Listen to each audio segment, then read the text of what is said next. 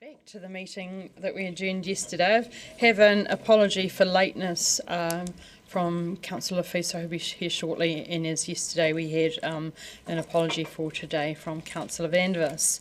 So we'll move on to, we are at paper 7, Three Waters, the draft operating and capital expenditure budgets, and I have Mr David Ward and Mr John McAndrew to speak to the report.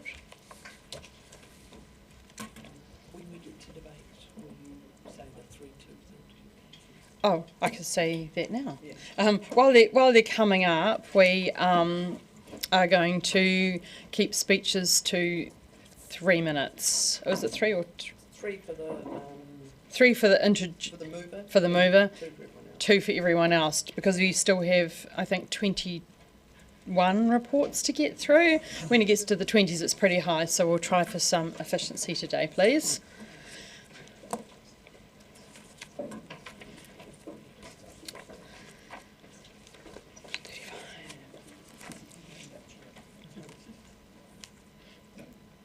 Councillor Chambers, you have a question? Yeah, thank you. Yeah, thanks for your work there. It took a lot of reading for a new councillor like myself. But I think the change that I'm detecting in this paper is very much strategic, isn't it? Which is really the sort of thing that the council should be concerning itself with, changes in strategy. That change in strategy is to change from new capital investment to spending money on new renewals. And so therefore that reduces the need to take on debt. So it's, this paper will reduce debt quite significantly, which is good. But I got myself confused about all this stuff about water supply and resilience. Because to me, resilience is like a state of mind, you know. So I wonder, can I maybe explain what sort of things do you spend on to make water supply more resilient? Thanks, Councillor Chambers, for your question. Before I answer that, maybe if I could go back a step, please, Mayor Sophie. What you see in front of you is really heralding the new era of how we operate under a ring-fenced construct, so the in-house delivery unit, the in-house business unit. And so that's reflective of our water service delivery plan. And to your point, Councillor Chambers, it's the balancing between new capital, looking at growth, what are the growth expectations, aspirations for the city, but also how do we keep pace with the ageing assets, and therefore what's the focus on renewals. That is then treated financially through the normal mechanisms that's treated with, and then that plays out in terms of the balance between revenue paying for the infrastructure or borrowing paying for the infrastructure. With respect to resilience, it's many and varied because it's security of the infrastructure, like redundancy. If a pump fails, do we have a backup pump? If power fails, do we have a generator, so that it can play out at that level? But also in terms of security of supply, do we have enough raw water? Where is that sourced from? How is it transmitted? How much do we store before it's treated? How much do we store after it's treated? So there's a number of aspects to resilience, and down to the level of if we have leaks in our systems, then that's not a resilient distribution method. So how do we attend to the leaks in the system? So security of supply and security of delivery are main features under resilience. Councillor Lund, then Deputy Mayor Lucas.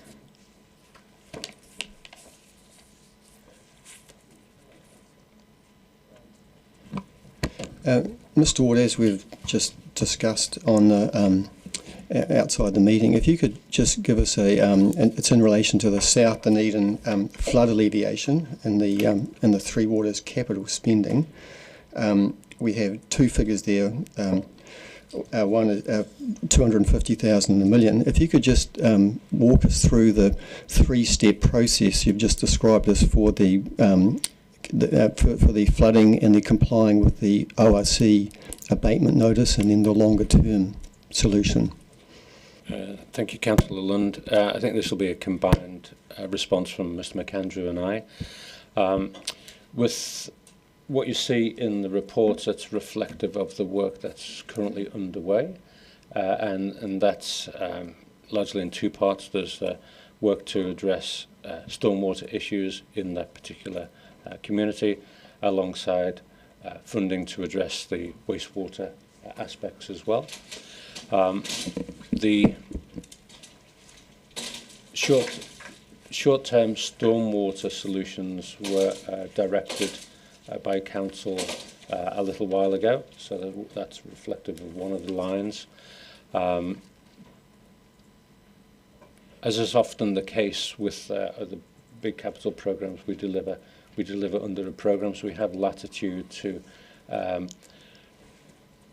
address issues as and when they arise, or in a prioritised, structured way across the entire city. So some of the elements that we're working on to address I'll call them near term, because there's near term, short term, medium term and long term, but there's a range of solutions that we're delivering.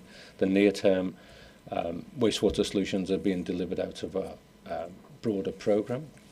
So the long term, we've got aspirations, we've got plans to redirect flows, significant flows from Kaikorai Valley through to Green Island. That sounds relatively straightforward, but finding an appropriate alignment to convey those flows to the plant, and then for them to be accommodated adequately at the plant and then discharged safely to the environment is where the complexity comes in. So there's quite a lot of planning, design, thought needs to be undertaken before we get into physical delivery. Thank you, and I'm aware there's some good work and some new knowledge that's arisen in the last couple of weeks about that. But my concern is that the ORC abatement notice says that all flooding into homes must cease by 30th of June 2027, and my understanding is that our near-term solutions that we're doing, which are worthwhile and good, are going to move the flood risk from around 1 and 2 years to around 1 and 5 years, which is not what the ORC will consider as ceasing. So can you comment on that, please? So your general point is correct in terms of the improved level of service. What I can say is we are working closely with the ORC in terms of their definition of the abatement notice and what is achievable in the time frame. Now's your chance, Mr. Ward. If you'd like me to ask for more money for you, I will. Money is always a good way to address a problem when it's available in time. We have a very broad programme across the entire city, and what Mr McAndrew and I look to do where it's practical is just to reprioritise, and this can often cause some consternation when you see that playing out across the financial year. But it gives us great ability to attend to things as and when they arise, such as turning our attention and focus to communities. And it's not just South Dunedin, to be fair. I mean, I hear of other communities that are also blighted by legacy issues with the performance of their assets, the infrastructure, I should say. So we can pivot, to coin a modern phrase, we can pivot the programme to look to address issues as and when they rise or ahead of time. So I think it's less so about money, it's more just around, have we got a solution that is appropriate and enduring? And this way, I think it's important to note that Council directed us to work on the South Dunedin Future programme. You'll be hearing more about that in the coming months. And it's the culmination of all the work that has been done to date in terms of consultation, science, the mathematics, the engineering aspects and the modelling. What is the holistic solution? And this is something we debated with Council maybe a year or so ago in terms of the unintended consequence of doing something early ahead of the Council-directed South Dunedin Future programme concluding. I understand that, but just, and I don't agree, but anyway, that's a topic for another day, but I would say, isn't it correct that at the moment we don't have a stormwater policy for South Dunedin because we are awaiting the outcome of the South Dunedin study that we're about to receive in April?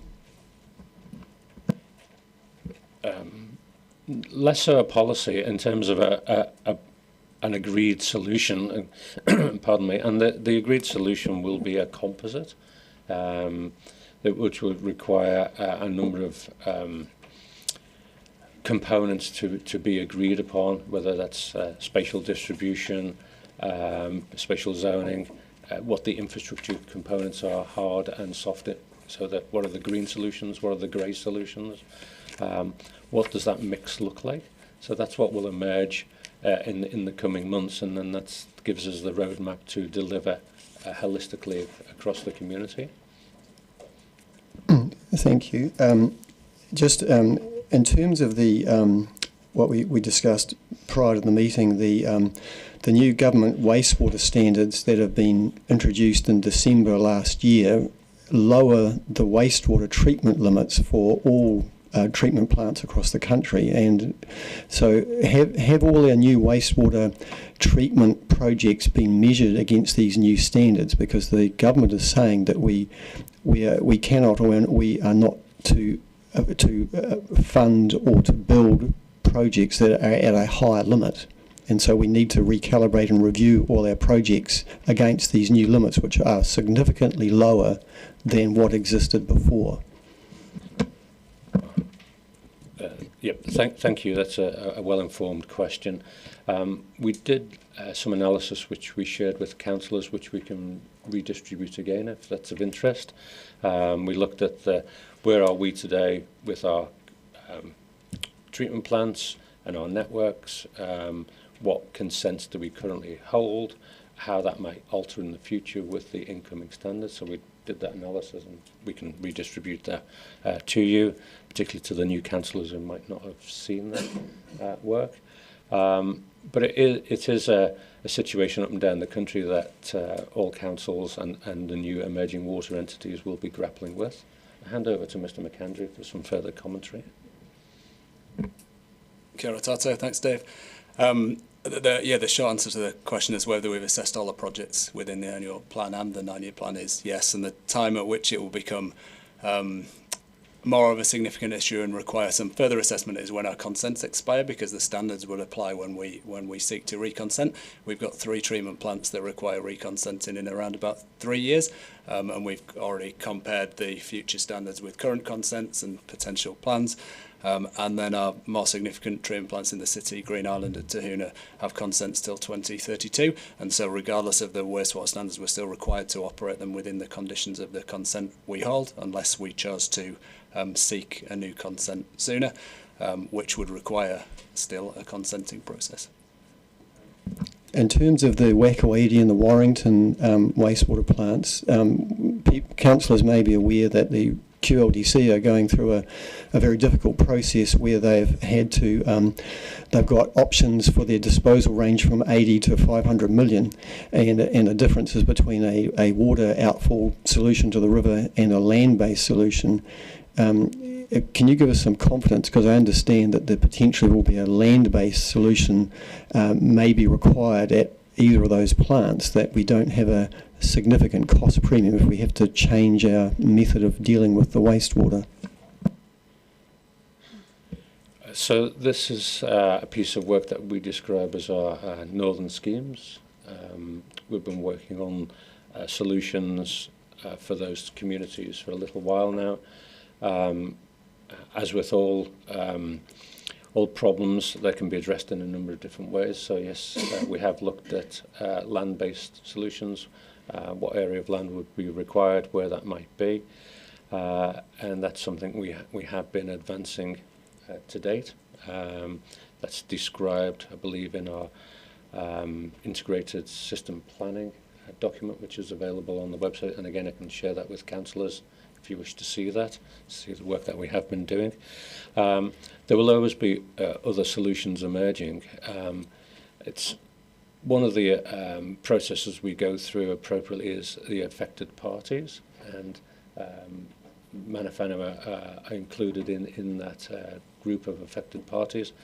So we have crafted solutions that we believe are affordable and deliverable and culturally appropriate. So there is all of those things in consideration. as Mr McAndrew says, there's a little while to go yet in terms of the replacement of those consents, but that's what we're actively working on at the moment. Share that work with you. But so they can, in summary, they'll fit within a broader cost envelope that we've already got planned for those plants. Correct. Right, I'm sorry, you've had 7 questions, not that I've been counting. Yeah, and Deputy Mayor Lucas and I've got one as well, and then do you want us to come back to you, Councillor Lund? Yep, cool, okay. Thank you. I'm just going to go back to your opening comments, Mr. Ward, and talking about the new environment that we're working under. And paragraph 15 on page 38, where you talk about the additional 250,000 provision for the implementation of the local water done well to respond to the new economic regulation reporting requirements. So that's effectively, because we're ring fencing everything in water, we need specific water staff who will be doing your financial reporting, and then with ComCom coming and, you know, being involved. Is that what that's addressing?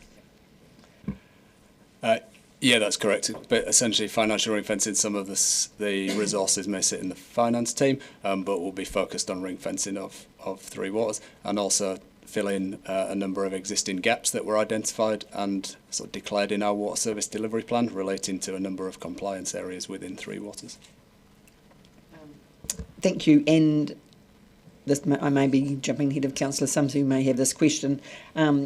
In terms of staffing requirements and resourcing and processing resource consents, do we have enough capacity for the consents that are coming through that we can deal with the Three Waters part of those consents in a timely manner? I think you might be referring to what we describe as our city growth team, who look at the stormwater management plans. So that's something we discussed at our developer Hui last week. So we're working through that. As you might expect of me, I'm looking at process improvements first and foremost. How can we work through the inputs we receive and address those in a timely manner? Sometimes that can be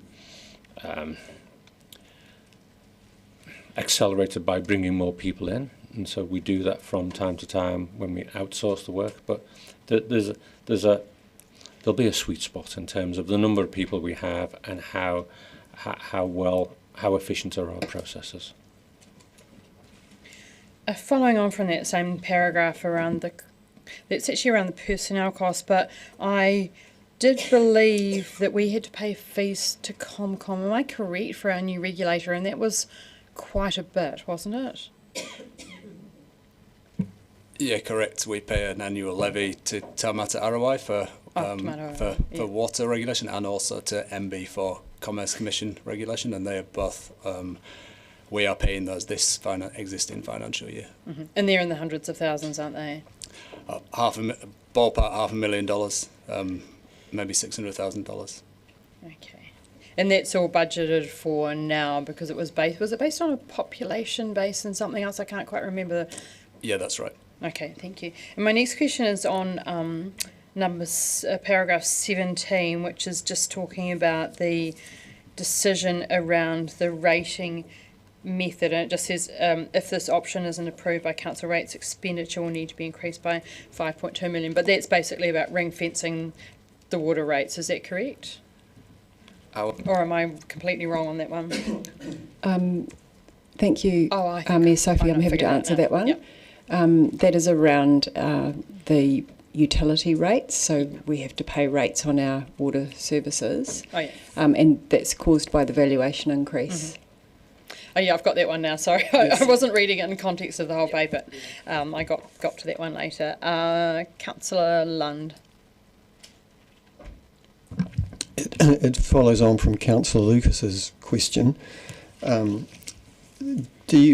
a strong proponent that we need to enhance our in-house capability in our technical teams and potentially add some staff resource.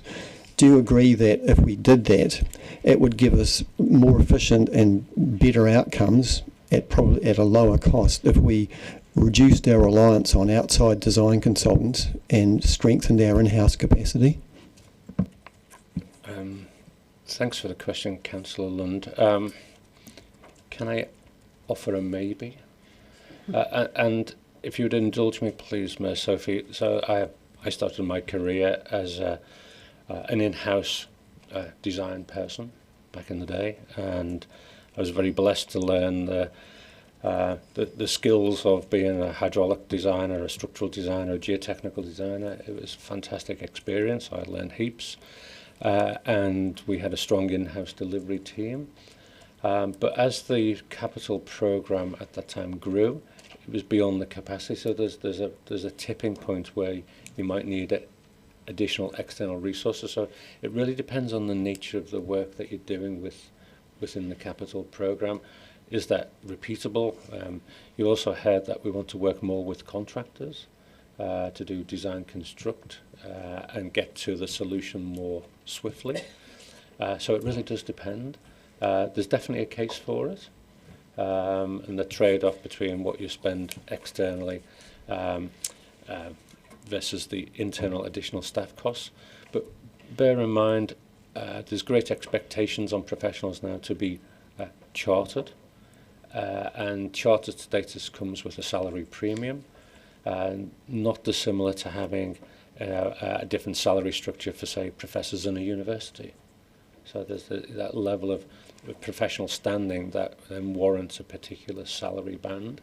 So it really does depend, but there's merit for exploring it, for sure. It is a complicated beast, and as you say, design build, as we discussed earlier in other meetings, is an appropriate solution, but certainly the management, the project management, is something, if we have our better institutional memory, or build that up, will be very helpful. Councillor Gary, then Councillor Ong. Oh, thank you, Your Worship. Tēnā kōrua, gentlemen. Just following up from Councillor Lund's question, is it not the case that the team we have, and you are unlikely to say this about your team yourself, perhaps, Mr. Ward, is highly regarded in a national sense? And the other part of that question is the big risk to us currently having staff poached as councils throughout the country go through this process of separating up your water? Thank you for your question. Southern humility prevents me from answering the first part. The dynamics across the country are interesting to watch and scary in equal measure, because as humans we often think the grass is greener elsewhere until we get to the paddock and find it's nowhere near as green as where we left from. So that is an issue. As the new organisations are stood up, they're becoming attractive to staff, of course. That's John and I do our absolute best to make this the best place to live and work. And so that my follow-up question would be, what can we do as governors to assist in that and support that? I think it's that blend of support and challenge. We absolutely need to be challenged and held to account by you, and that's right and proper. And then it's support in equal measure. So thank all of you for attending the induction field trips. Staff really enjoy meeting you, genuinely, getting to know you. Hopefully you benefit from seeing the facilities, seeing the work that we're doing. I talk about programs, I talk about renewal programs. I think getting out into the field and seeing the pipes being put into the streets is really helpful. So I would ask you to, as best as you possibly can, connect with the staff and understand the work they do, please. Thank you, Mr. Ward. And a highlight of my time as Deputy Mayor was the Mount Grand visit.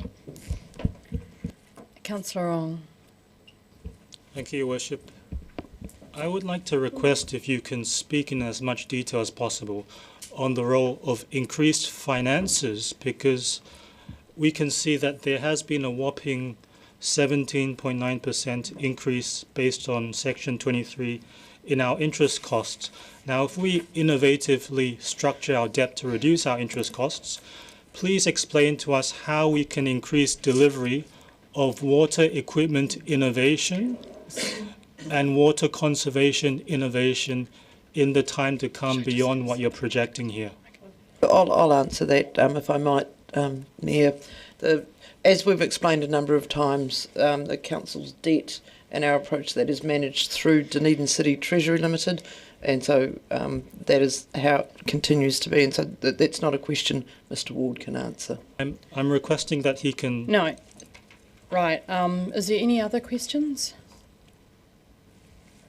Okay, therefore I thank you, gentlemen. Therefore, I will move that the Council adopts for the purposes of developing the annual plan 26-27, the draft 26-27 operating budget for the Three Waters groups as shown amended at attachments A and B, the draft fees and charges schedules for the Three Waters group as shown at attachment C, the draft 26-27 capital expenditure budget for the Three Waters groups. Oh, we need to get rid of the word amended.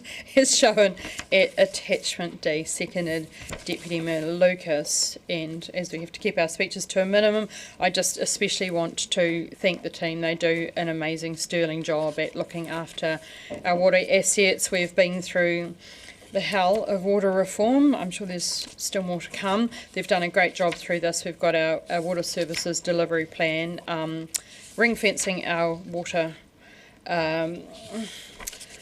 off water costs, and doing a great job there. Sorry, I'm just trying to find my notes because I went back to something else. And it was also interesting to pull out that cost of government regulation, which is around $500,000 to $600,000.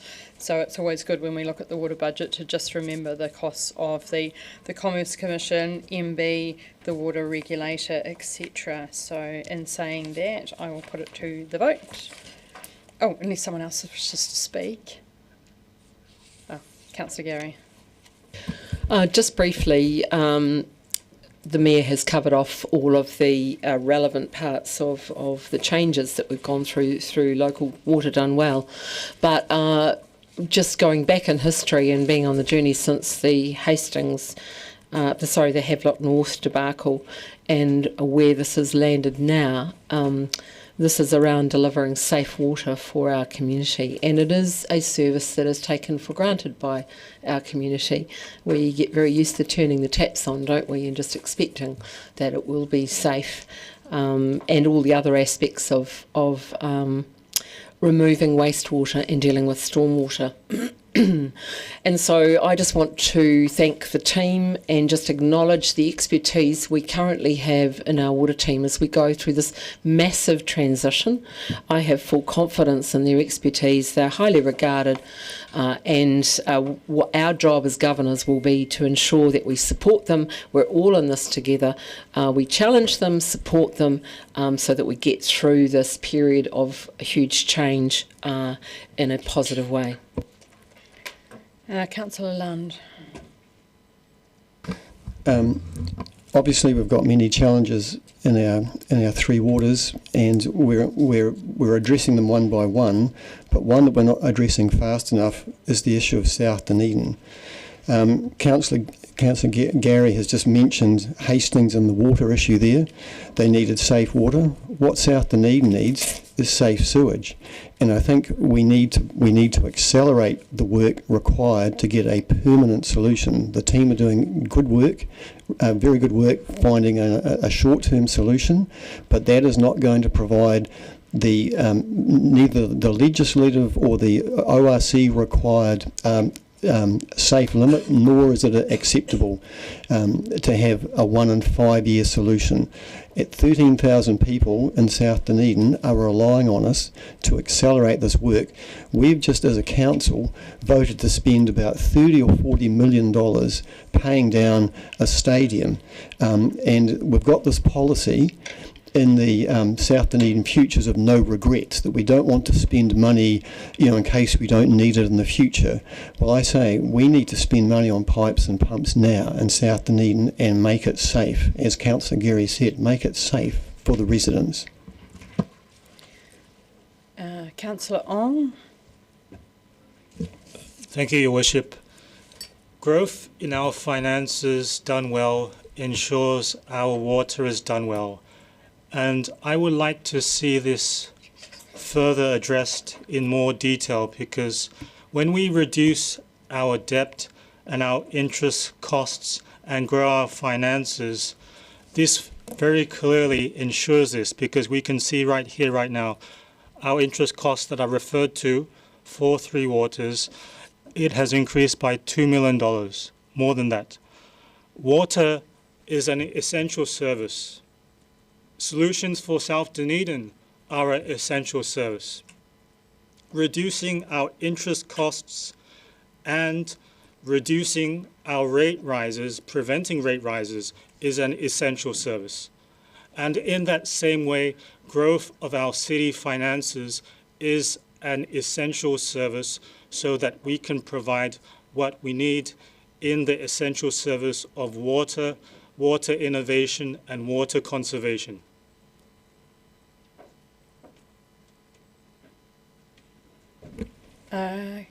Deputy Mayor Lucas, then Councillor Weatherall. Thank you.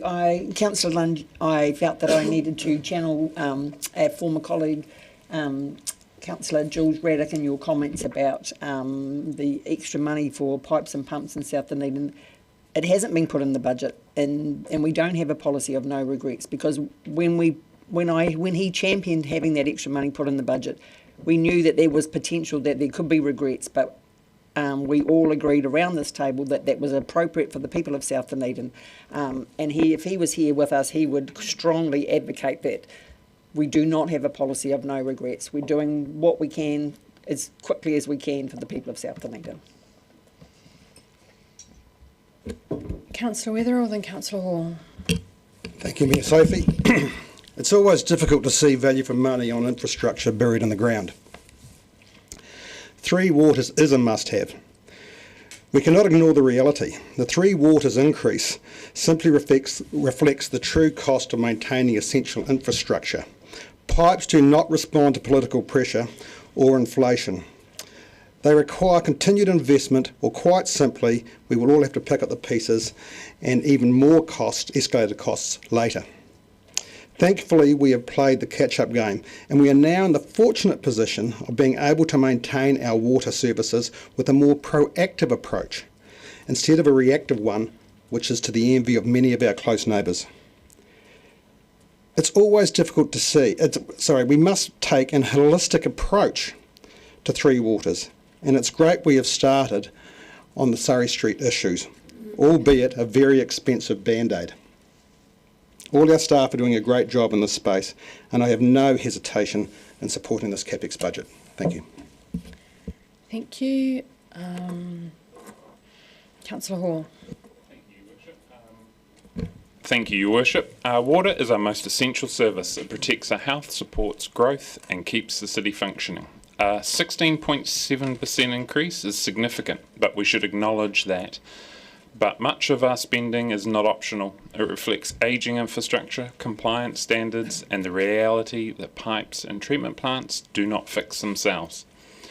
If we underfund renewals today, we simply turn planned work into emergency work. My focus is on steady investment that reduces long-term risk and avoids a bigger shock in the future. Thank you. Thank you. Anyone else? Oh, sorry. I had you on the list. Sorry. Just a continuation of yesterday. I will try and be better. I am sitting far away. Actually, I wasn't going to speak to this, but I just wanted to back up what the Deputy Mayor and Councillor Weatherall said just around South D. And I don't think there's nobody around this table who doesn't want a solution to what is an awful issue. I, for one, would not like sewage pouring out from outside my front door. But listen, the South D flood alleviation stuff, and I think we should remind ourselves of this, is in many ways a short-term solution. The greatest system-wide, I think, quoting Mr. Ward here, will need a wider integrated approach, and I've always been a great fan of that not making sure we don't do one thing that affects something else somewhere else in the city. I think we must be aware of that. And again, I think the words Mr. Ward used is, what is the holistic solution? I think you used the word as well, Councillor Weatherall.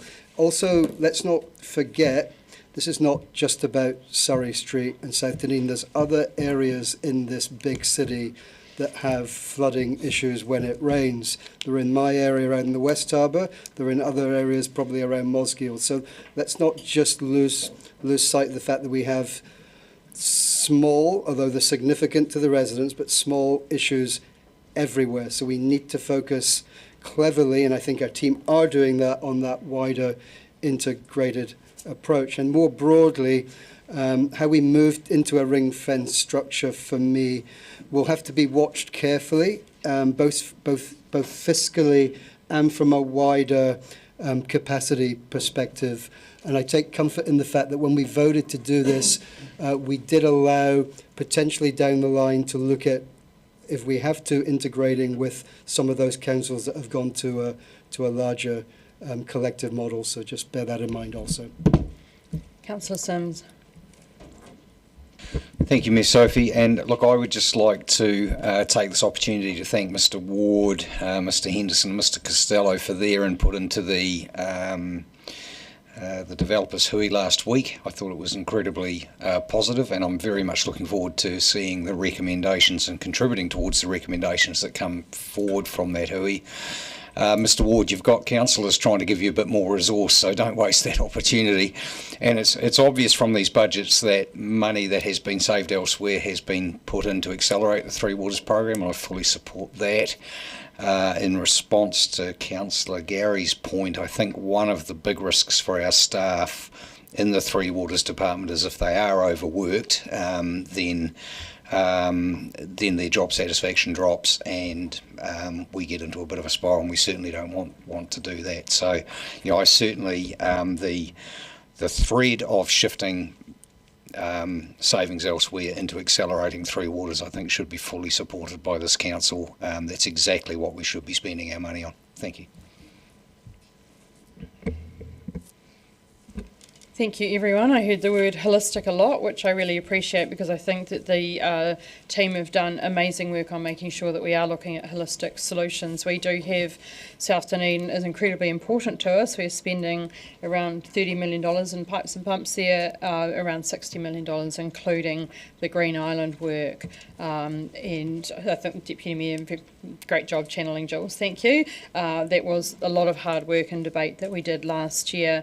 I also appreciate Councillor Weather talking about the true cost of maintaining the infrastructure, and when we're talking about having that holistic view and that ring fencing, that's really important too. And I appreciate everyone talking positively about the staff and what a great job they do, because I think it's really important for us as councillors to make sure that we support staff, and then that we are working hard to attract the best staff that we can, and making sure that in any public talk that we are making sure that we support staff, we support the work that they're doing, and their great holistic thinking and planning and our budgeting as well. So that said, I will now put the motion. All those in favour say aye.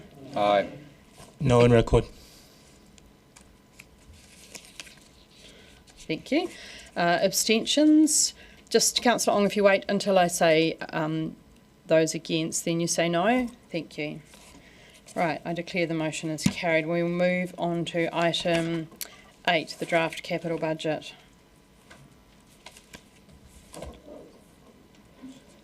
Now, who do I have coming speaking to this? Cast of thousands, Mayor, and I think we've got the I have CFO. Ms Graham, Ms Allen, Mr McLean and Mr Ward.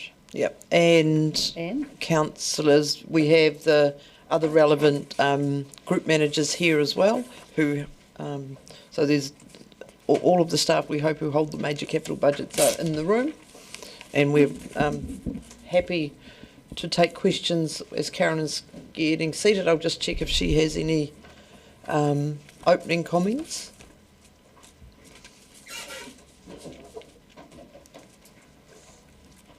Thank you, Mayor Sophie. The only comment I would have is that we will be looking to update the capital budget based on our March results. So, we expect that we will be updating it in May, and then re-looking at our interest and depreciation budgets that go with that.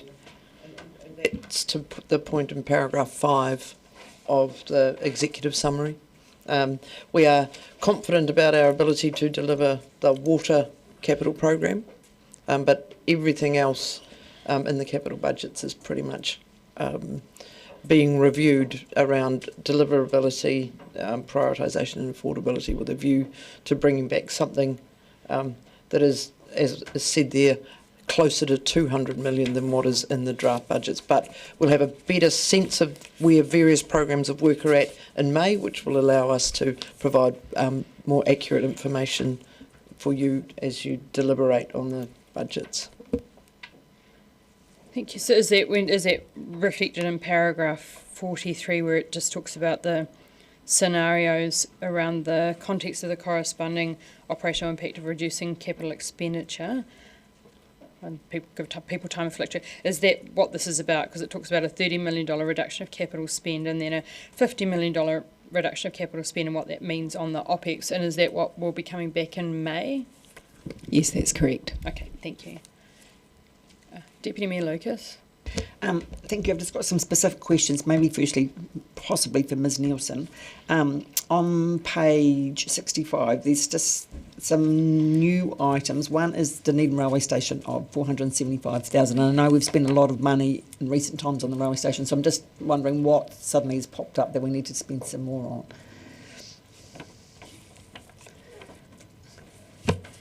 Thank you, Councillor. The money that we've invested in the past was on the exterior of the property. So the work coming up is on interior systems. So we've got a renewal of the building management system and a renewal of some heating and ventilation. Thank you. And I see that we've put some money in for toilets in Malo Park, and I know on the councillor's induction when we visited various places and we went to Malo Park and there was no money in the budget for an upgrade. So this is addressing that issue because we've got the major playground upgrade, is that? Yeah, that's right. That's replacing the Portacom toilets that we have there with new ones. It seemed, from our point of view, that if council was upgrading Marlow Park, not putting toilets in, didn't seem like a sensible approach. Yes, we're going to do it. That would be timely. And I know it's relatively, in the wider scheme of things, a minor amount. So the work on Forbury Park, is that? Yeah, what's that for? It's addressing some electrical issues we have there. Thank you. And just I've got one last question, if I may, and I think maybe this is for Mr Henderson. So we've got the second rummage store of 750,000. So is that for a purpose-built store in the inner city, and is there additional OPEX, and is that budgeted for? Or is that Scott's? Mr McLean, sorry. Thank you, Deputy Mayor. We've not added the operational costs. There's a note in, I believe, earlier in the report that outlines that. The capital remains in there, and so if council wished to proceed with it this year, the year that we're talking about here, we'd add that operational funding in. However, we felt it's probably best to be considered as part of the 10-year plan. Can I just follow on from that? Is it possible to remove that then from the capital budget? If it's not got the OPEX in it? Yes, and that'll be done when it comes back in May. Okay, cool, cool. Thank you. Because there was something also said about the community recycling centres. Was that the hubs? Because I wasn't quite sure about whether space was being leased for those. Maybe that's in the waste. Maybe I'll ask it then. Whether there was a capital cost for those and then a leasing cost. My understanding was a little unclear. Yeah, I might get Mr Henderson to answer that, because we have some of the smaller recycling hubs, like you see at the bus hub. And then there's the difference between that and the central city recovery store. So Mr Henderson will probably define the two. Yeah, thank you, Councillor. I must admit the naming does get a bit confusing. We've got the recycling drop-off hubs, which is like the Morrow Place and down at the bus hub, etc.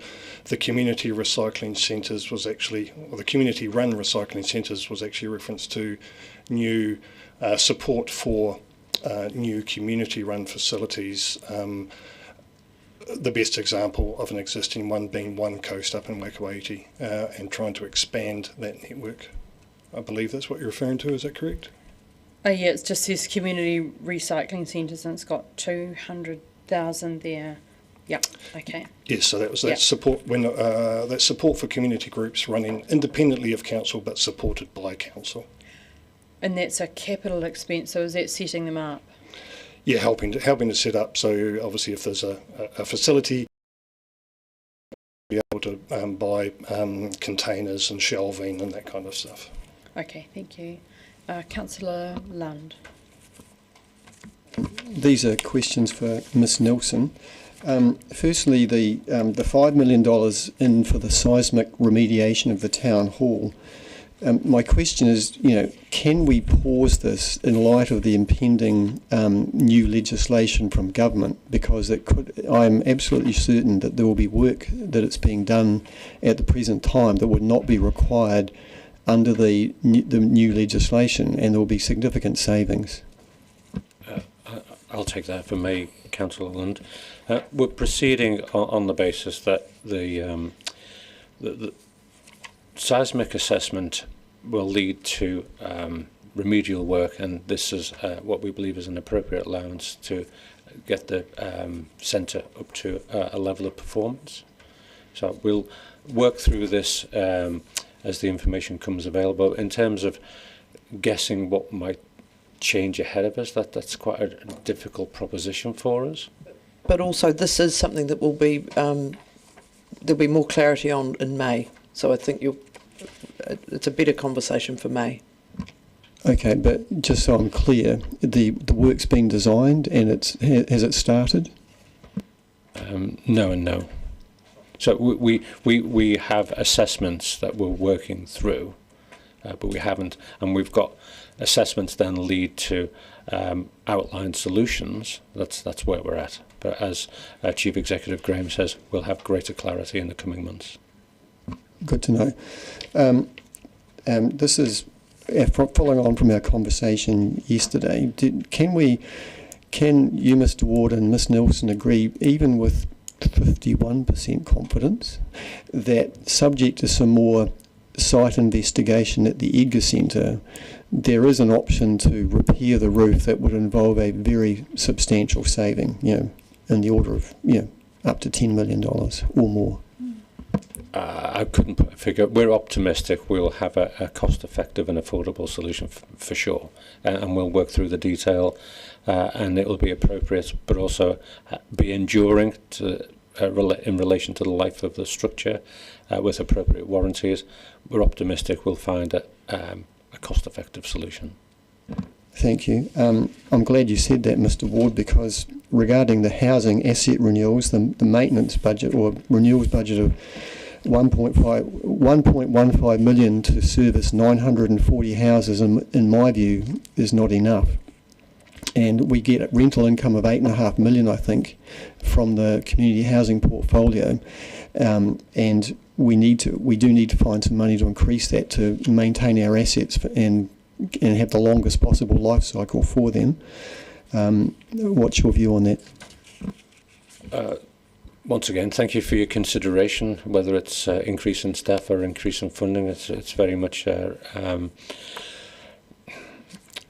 valued and respected from councillors. So you're looking at what needs to have well-functioning facilities for the residents, for the tenants, and obviously cost to the ratepayers. So very much value that. But as you expect of us, we trade that off in terms of what does that mean in terms of the rates that are required or the borrowing that's required. So we're balancing on your behalf across the whole portfolio. But thank you very much for the consideration. This is a roading question.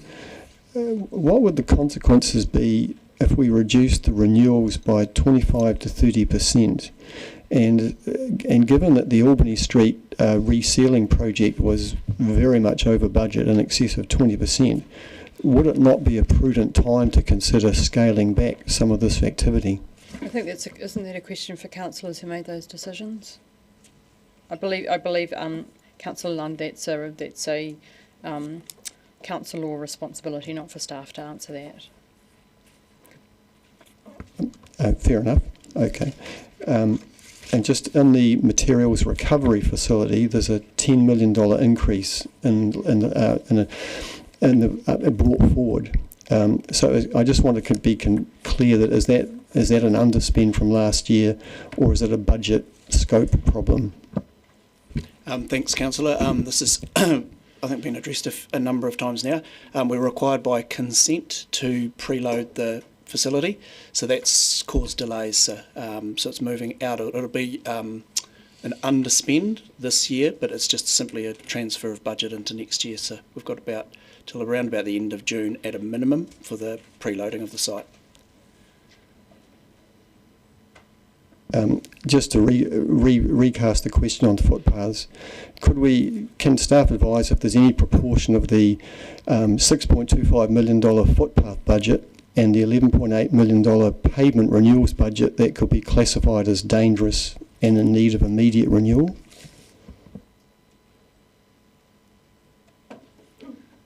With that, I'm just wondering if that was under the long-term plan when we did the, let me find it. I think that there was quite a lot of work done. Yeah. So, Councillor Nund, am I understanding your question right? Are we classifying any of the footpath renewals as being dangerous, or any of the pavement rehabs? So, if we were classifying them as being dangerous, that would be a hazard, and we'd be isolating them. What we do is we grade them from about 1 to 5, and then they get programmed into the renewals program. But if they were dangerous, that would be a hazard, and we would be addressing that. Thank you. Can you give me any indication? Well, is grade 1 the worst, or grade 5 the worst? And what would be the rough proportion of the lower end, of the scale? Is it in the infrastructure strategy that we put in the LTP? I think the infrastructure strategy was very well thought through, and I think perhaps reading the infrastructure strategy might help in answering those questions. Also, if I might, Mayor Sophie, the asset management plan that backs to back with the infrastructure strategy has those figures in it that breaks each asset class down by their condition rating. Thank you. Councillor Chambers. Yeah, thank you. Councillor Lund almost stole my question, but I'll carry on. It's an interesting contrast when you look at the changes in the budget between the year 9 plan and the new draft budget. In Three Waters is all about pivoting from new capital to renewals. But in the non-Three Waters budget, it's very much increasing capital spend, which is noticeably different. But the big ticket item is on page 56, waste minimisation, where it's $14 million different between the previous plan and the new plan. And I was going to ask a similar question to Councillor Lund about this this preloading, and $5 million is an awful lot of money, and I'm just wondering why it wasn't in there. It must have been known that it had to be done, so I wonder why it wasn't in the original budget for the year. Thank you, Councillor. No, so it wasn't known that it needed to be done. It was an Otago Regional Council consent requirement imposed upon us, and we received consent towards the end of last year. So the requirement to do that has just pushed everything out. Councillor Gary, then Councillor Mayhem. Thank you, Your Worship. I have a question of clarification. Given the reporting by the ODT, which has caused a lot of confusion because of its inaccuracy, and Mr McLean, this is for you. The cost of the boardwalk, total cost to DCC, please, given that it is NZTA subsidised. Yes, well, I can reassure you it's not 20 million as reported. It's 3.5 million, and the cost to DCC is 49% of that. So my calculation is that's 1.715 million, certainly not 20. So that's correct, yes? I think it was mentioned even yesterday. I won't doubt your numbers, but that sounds about correct. Councillor Mayhem, then Councillor Ong. Thank you, Your Worship. Under our creative and cultural vibrancy, I see 60,000 there for plant renewals at Toitu. Is that exploring the thermal, sewer, energy? No. I thought council said no to that. Yeah, I thought we said That's no correct. to It wasn't included in the 9-year plan. My apologies. And I wondered, under footpaths, does that include stairs and access ways? You know, like Dunedin's very steep, and we have a lot of stairs. And people have recently sent me mossy and overgrown photos, but I wonder if that comes under vegetation. If it's green, is it Parks and Rec? So footpaths, access ways, no. Footpaths are entirely footpaths because they're co-funded. Vegetation on footpaths is also the transport group's responsibility.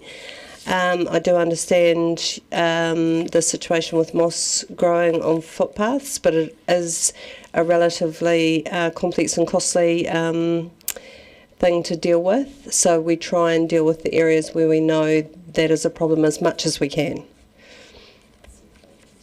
Yeah. That it? Thank you. I just have a question on paragraph 5, and I just brought up refining the draft capital budget and reprioritising some of the spend that would come back in May. So would those choices come back to council in May to make the choices about the priorities, or is it about actual capability of delivering the work? It'll be more about the capability of delivering, because in May we'll have a far better idea where this year's program is at, and that will help us work out where next year's program sits. Okay, thank you. That's a good answer. Councillors Ong, Treadwell, and then Lund, and Deputy Mayor Lucas. Thank you, Your Worship. Ms. Allen, I appreciate you highlighting the point that we will look at interest charges again in May. Will this allow us the potential for 2 months of discussions on innovative debt structures where we do not have interest payments until the very end of, say, a 10 or 20-year maturity, and thus prevent the 10.5% rate rise we're looking at potentially? The Chief Executive answers. Councillor Ong, I'm not sure how many times staff can answer this question, but it's not a question for the annual plan. You'll get opportunities, as we've said, when DCHL present around the Treasury management policy and various other policies to deal with this. But it's just a question we can't answer as part of this process. Councillor Treadwell.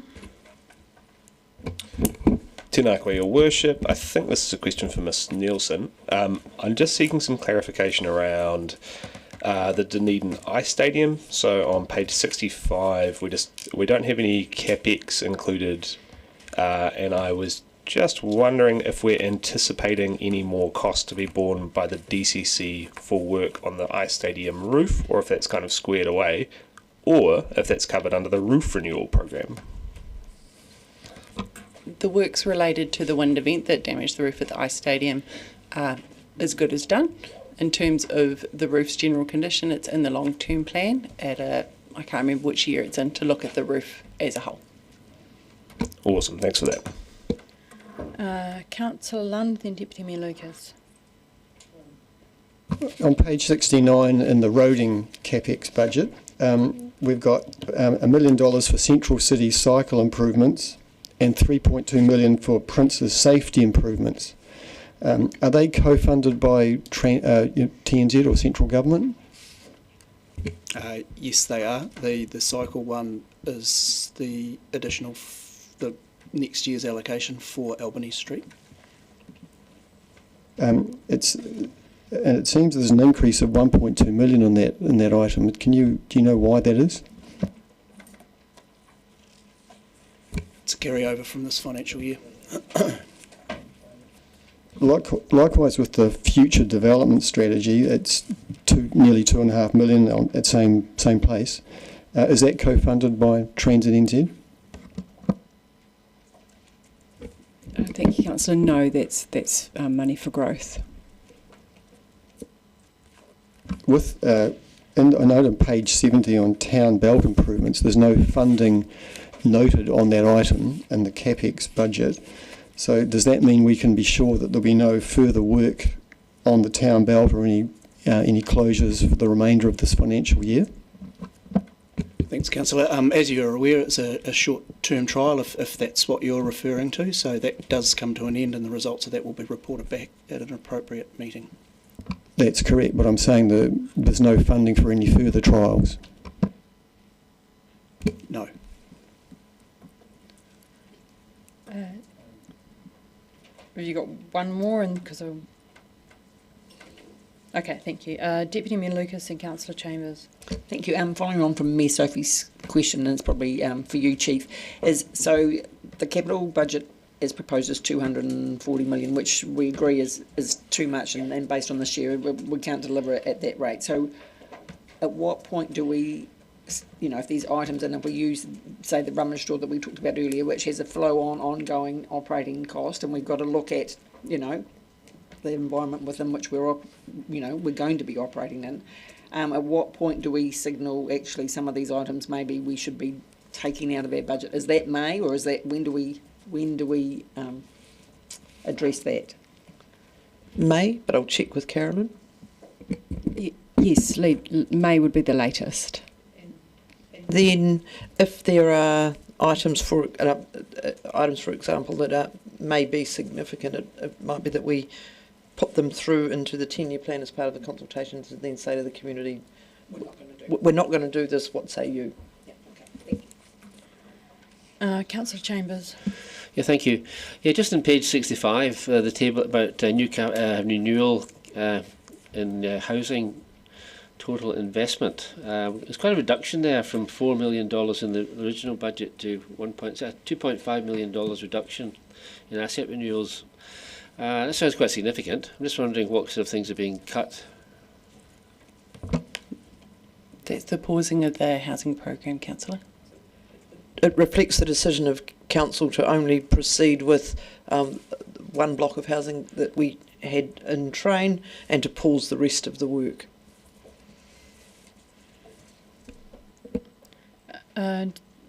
Councillor Mayhem.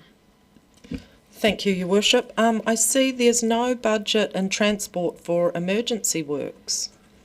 I wondered why that is. I don't think you're allowed to. Thanks, Councillor. We don't budget for emergency works as such. There was money spent on emergency works reactively, so that would have shown, but we don't proactively budget for it because sometimes it doesn't happen. I think under the LGO that you can't budget for emergency works because you've got to, yeah. Historically, we did used to have a line where we rated for emergency works, but we took it out. It is a conversation probably for the 10-year plan because emergencies do seem to be less emergency and more regular, so it might, but with the budget the size of ours, we generally can flex the program to accommodate the emergency works. It just means changing some of the other parts of the work program. Nice. Yep, go for it. And also, I see there's no budget for renewals and economic development.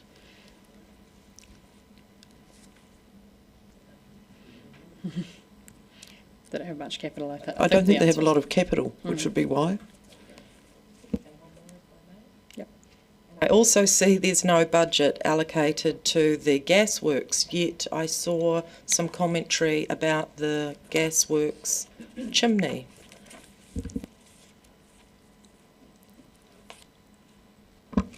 That's correct, Councillor. Is it that work needs to be scoped? Sorry, what was the question? About the chimney. Mm-hmm. Money already been allocated to that because there's nothing in the budget.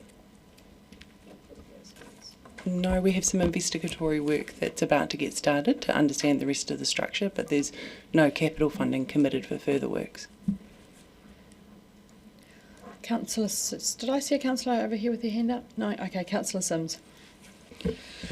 Thank you, Mayor Sophie. Marcel, and I guess this is probably directed at you and the rest of your team in some respects, but are we entering a period, or are we in a period where council would do well to avoid any unnecessary capital expense, being two reasons for that. One is that the interest cost of that may have to be faced in a rates cap environment, and secondly, the additional OPEX attached to that capital expense may also have to be faced in a rates cap environment. So would it be a fair position to say that going into this financial year, even though we're not in that environment yet, that the council would do very well to avoid any unnecessary capital expenditure?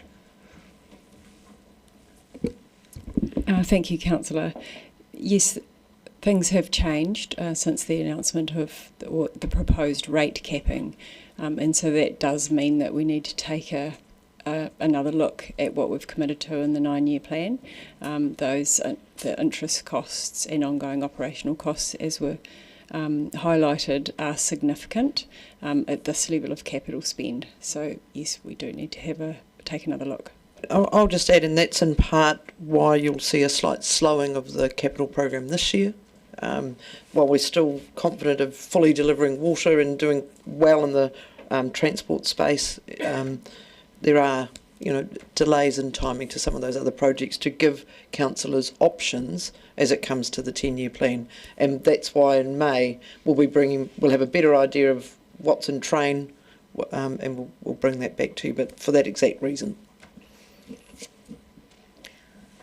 Councillor Hall and Councillor Ong. Thank you. There's been some great questions. Can you confirm what percentage of this capital budget is renewals versus new projects? Just out of curiosity, did I miss that in there somewhere? Is there a percentage number? There's a renewal total for non-waters capital expenditure program of 70 million, I believe. Oh no, wait, draft budget.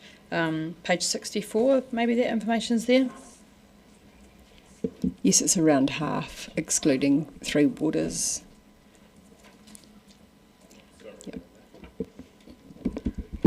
And how confident are we that we'll deliver the full program?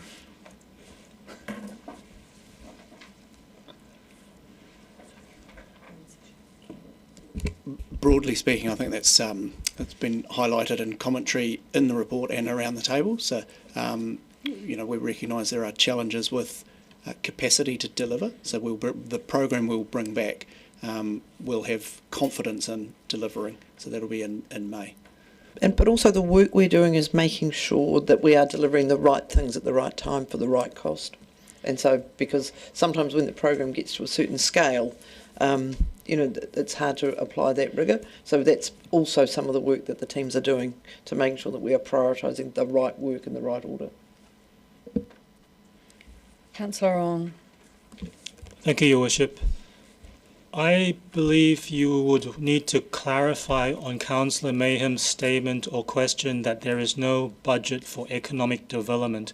Economic development is under our enterprise Dunedin, and in the last financial year there was more than 6 million in costs assigned to it. How much going forward in this coming year will be assigned to economic development via enterprise Dunedin, please?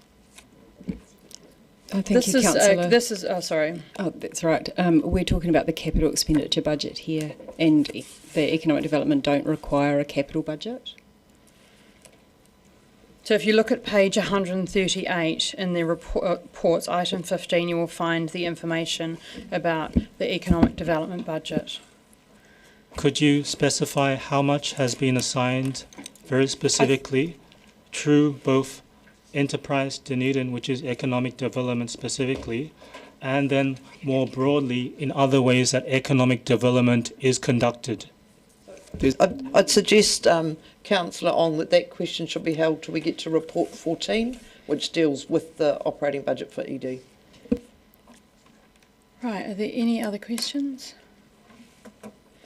Therefore, I will move that the Council approves the proposed capital expenditure budget for inclusion in the draft annual plan 2026-27, seconded by Deputy Mayor Lucas. In moving this, I want to thank the staff a lot because this has been a huge amount of work. We're talking about a $240 million budget. This will come back in May with the rescope budget to make sure that we are actually able to deliver on the capital budget. And we also need to be very aware of the flow-on costs. Deputy Mayor Lucas asked questions about that also, and Councillor Sims, around the impact on operational costs. We absolutely need to be looking at that, especially when we're looking at a rates capping coming up, and it's all part of planning for the future. We do need to look after what we've had, so that was a good question around the renewals, about 50% of our budget, and then also new projects and planning for growth as well. So I think this is a continuation of our long-term plan that we did last year. Now we've got the rates cap spectre on this. We certainly through Local Government New Zealand, we met with Minister Watts and Minister Bishop last week, and we certainly talked about what rates cap would do to capital projects like ours and the things that we wouldn't be able to do, and the fact that cities would go backwards if there's a rates cap and we're unable to deliver on our capital projects. The CEO's talked about delivering the right things at the right time. I can't read my writing there, and at the right cost, perhaps that's it. We've had a lot of questions here about housing, roads, the Edgar Centre, the footpaths, waste management, emergency work, and also some of the pipes and pumps work. And I think that just shows the breadth of the capital expenditure that we have got going on here.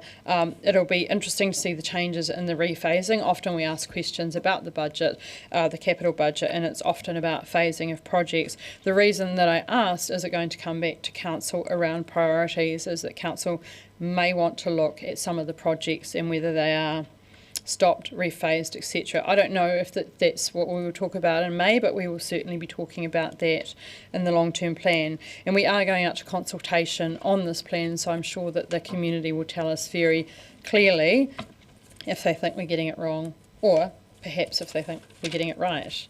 Would anyone else like to speak? Councillor Weatherall? Thank you, Mayor Sophie. While 240 million is a significant number, the reality is that most of this spending is not discretionary. Maintaining ageing infrastructure and essential services, ensuring our city functions reliably and safely, does not come cheap.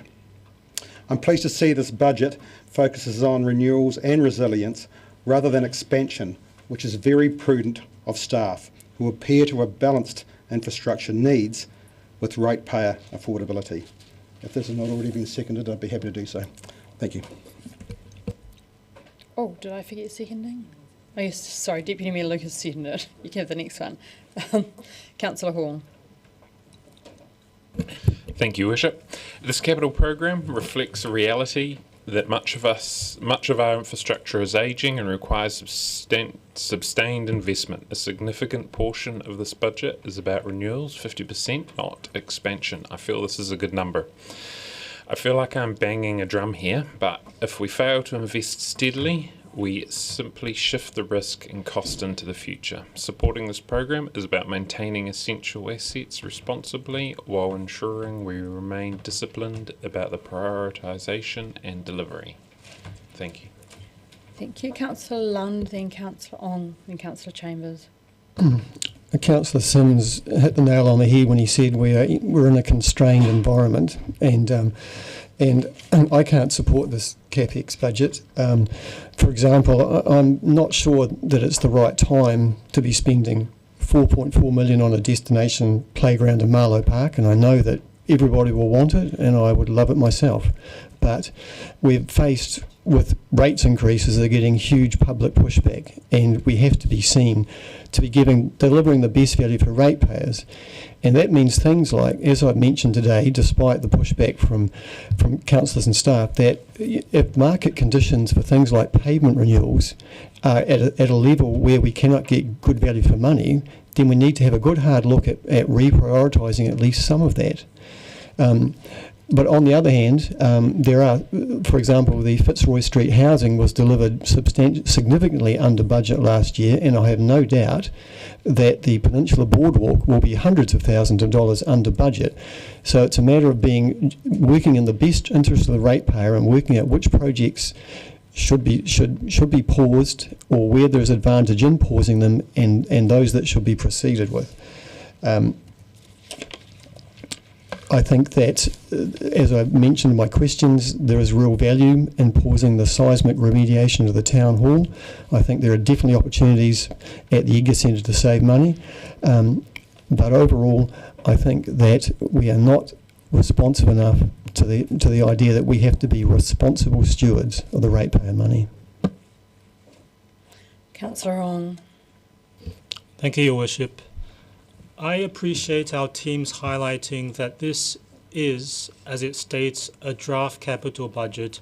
It will be going for public consultation, and at the same time, a lot of the key drivers to this budget, including the interest charges and the way our debt is structured, will hopefully be reviewed in May as we go forward and see how much we can spend on capital expenditure and how we use what is our capital.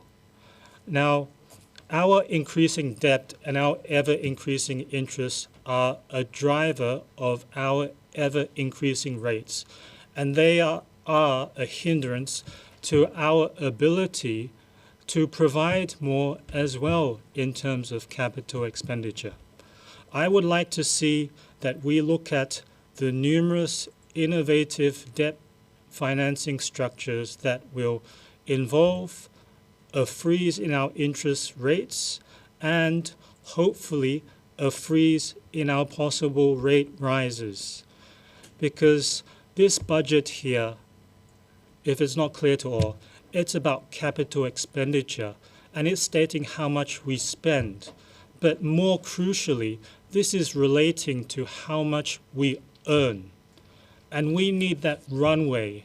We need that freeze and time to be able to be earning more from every dollar that we spend and all the multi-billion dollars in business assets that we own in our city under our council. Councillor Chambers.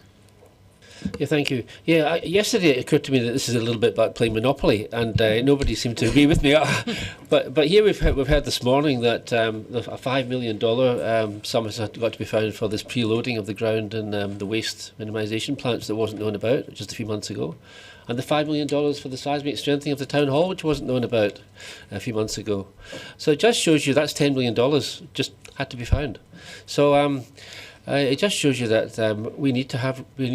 All we can do is gather rates or borrow money, and I think I'm going to support this proposal this morning. Thank you, Councillor Gary. Thank you, Your Worship. I just have one particular comment I want to make, which relates to your vision for the city, which I believe many of us share, Your Worship, around it being a livable city and the city that attracts people from all over. And this CapEx budget is around investment in our city, so I think it's a different lens through which we should look. And it hasn't been picked out of thin air. I think that's a point that is perhaps lost when you arrive here and you haven't been part of that longer process. And this is year 2 of the long-term plan, has been through a rigorous process of financial rigour, fiscal rigour, and it has been through a process of consulting with the community multiple times over in some cases. So these projects are well thought out and considered. The council has asked staff to get into design and put the program together in a very detailed way. And I just remind colleagues that we hire our staff for their expertise. So I'm not an expert in these matters, and our staff are. And so, yes, we need to have a look at each of them, and we'll get that update in May. So I'm very happy to support this. It has been through all of the processes over a very long time. Some of these projects have been around for quite some time, and we need to be finishing what we've started and investing in our city. Thank you. Councillor Walker. Thank you. Yeah, just very briefly, thanks to staff, of course, for work that I always mention. I don't envy them doing. It's stellar work. And also for the forthcoming work that will feed into the final decision in May. Listen, what's of benefit to the city in terms of capital spend is always a very subjective thing, as I'll say many times over and over again.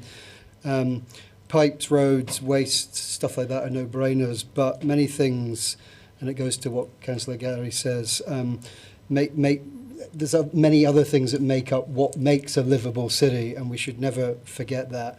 And as an example, going back, I guess, to what Councillor Lund said, there's nothing like an upgraded pavement to walk to Marlow Park that is still stuck in the 70s. So we fail to upgrade and invest at our peril, actually. And without investing in a city that people ultimately want to live, work and play in, if we don't continue that investment, we will absolutely wither on the vine. I support this. Anyone else? Thank you, everyone. I thank you, Councillor Weather, for talking about renewals and resilience, because that's the key reason that we are here, to provide those services to our community and make sure that we invest wisely. And I think that was a thread running through what all of councillors said, is the need to invest wisely. Councillor Lund, you talked about being seen to deliver the best value around reprioritising, and I noted that the community will tell us which projects to pause and proceed, because yes, we are here as representatives of the community, but we went out and we consulted on a long-term plan, and we need to go back and consult with our community about what they value in the city as well. And Councillor Gary, you certainly hit on it when you talked about my vision for a livable city, the best place to live in New Zealand, because there is that balance between investing, and I'm not going to insult people by going the boring stuff, the water and the waste and the roads and all of that. We have to do that, but we also have to invest in the livability to attract people that want to live and work and study here as well. So we just need to find that balance, and I think Councillor Walker, I think you summed it up well, and fail to invest at our peril. So that's said, I will put the motion. All those in favour say aye. Aye. Those against? No on record. Abstentions? That is carried.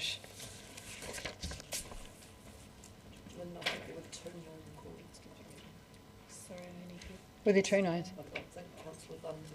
Just checking, Councillor Lund, were you no recorded? Yep, thank you. I'm just trying to decide whether we can get through roading and footpaths before morning tea. No, okay. I'm going to move that we adjourn for 10 minutes, seconded by Councillor Walker. All those in favour say aye. Aye. Against? That is carried.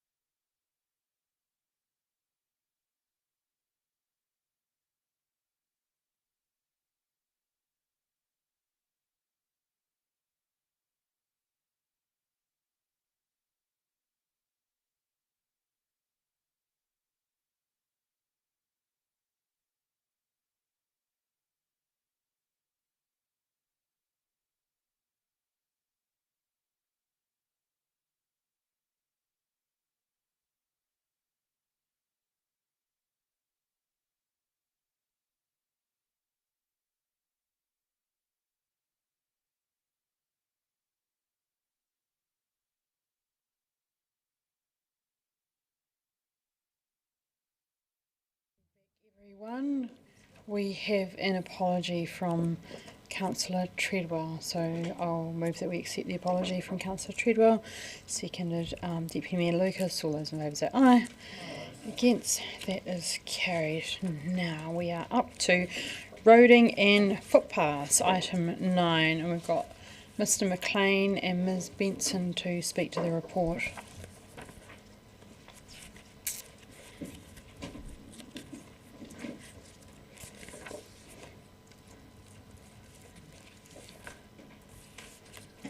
Welcome. Do you have any opening comments? Just happy to take questions. Councillor Lund. Oh, you do have, yeah, I was just looking at you. Yep. Thank you. You do have a question? Yep, awesome, thank you. Mr McLean, can you, just on page 79 of the OPEX costs, can you just clarify for me the consultants, are they included in the CapEx budgets or in the staff and suppliers OPEX line item? So consultant cost, if they can be attributable to the capital project, will be included in the capital project. Where they can't be attributed to the capital project because you don't know what you're building yet, then they're likely to be OPEX, if that helps. Yep. Do we have a sense as to, not an exact figure for what that might be in this budget figure for this year for the consultants that not allocated to CapEx?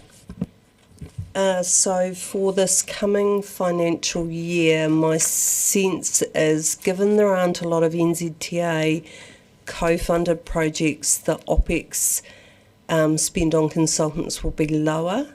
So I think it would, if I were to split it on a 100% scale, it would be more like about 20-25% on the OPEX scale. Generally, when you're doing NZTA projects, the portion of your OPEX consulting cost up front is higher because of the rules around getting co-funding. You have to do business cases and things like that. So, yeah.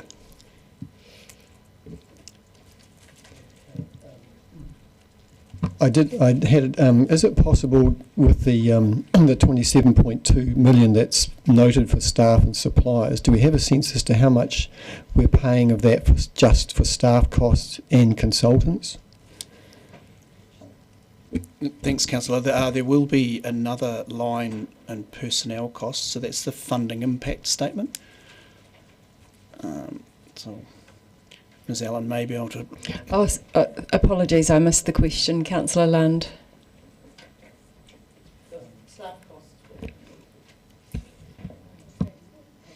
Yes, they're on page 78. The 4.989. No, thank you for that.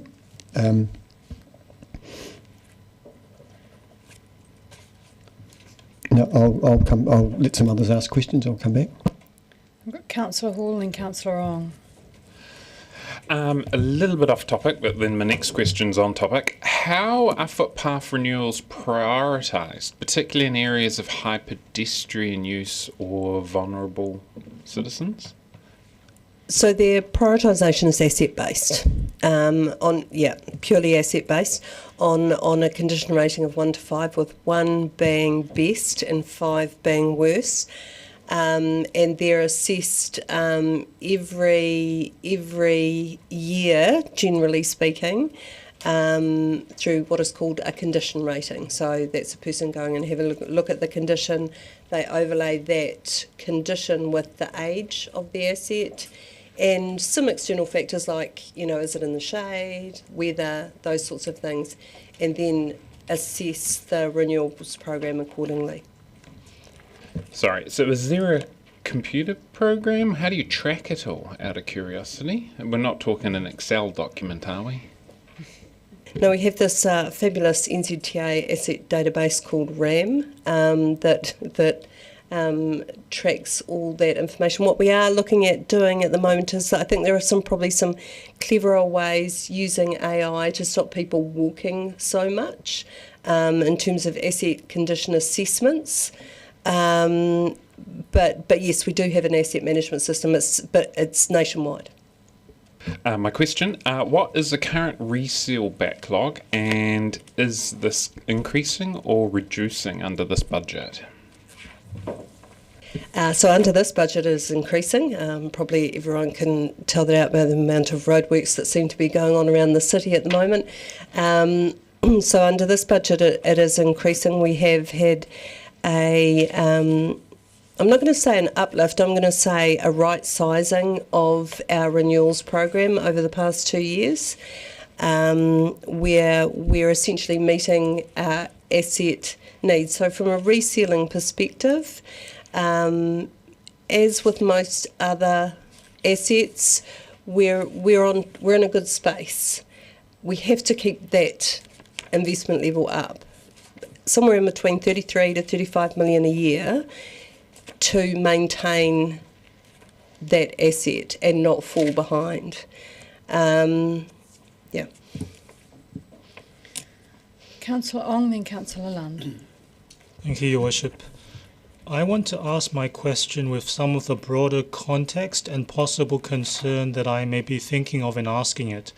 Now, when we look at increased budgets that are intended to encourage compliance, in some other examples being in parking enforcement, I want to ask on this point statement, section 17, the penalty fee for unapproved corridor access has increased from $736 to $1,500.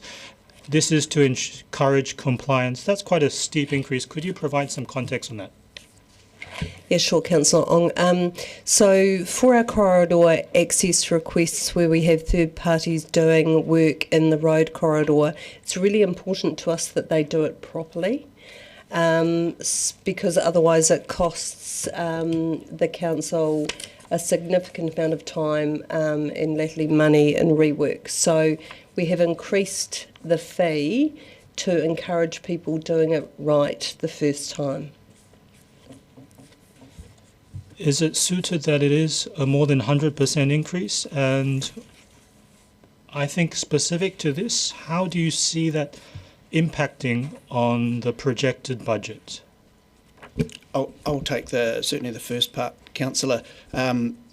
It's, as it says there, it's to encourage compliance. So we want people to apply through the corridor access request. So, if you wanted to dig up the road outside your house or the footpath, we would want you to do that in using an approved contract, approved methodology, and do it right. So we'd expect you to apply through the corridor access request.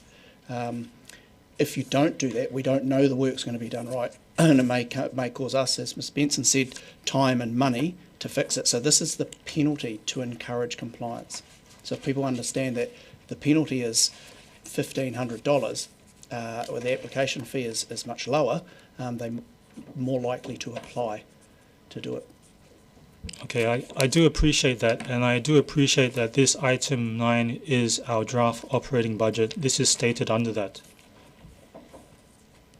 So I would imagine this relates as a key part of the budget. Councillor Lund. Is that correct? Oh, you're right, fine. I have a question. Sorry, I was just trying to look stuff up.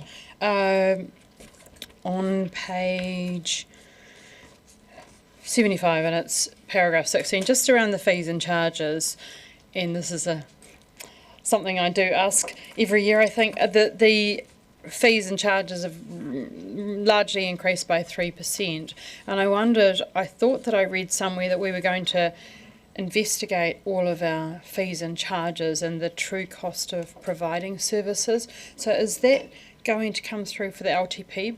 And because I'm asking this because when we come into our possible rates kit, we are going to have to look really, really hard at fees and charges. Oh, someone got their hand up for that. Yes, thank you, Ms Sophie. Sorry, I'm happy Lindsay. to take that one. Yes, we will be doing that work as part of the 10-year plan process, looking at our fees and charges, but as well we'll be looking at the costs that go into making up those services. Thank you. Thank you. Deputy Mayor Lucas and Councillor Gary, then Councillor Sims.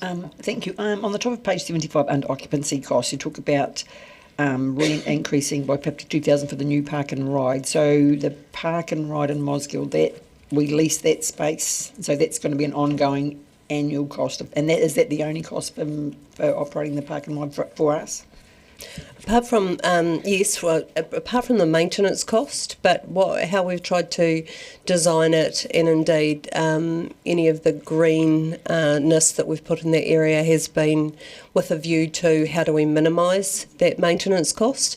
But yes, and we are working, I do believe, with NZTA of ways of offsetting that lease cost a little bit by funding as well.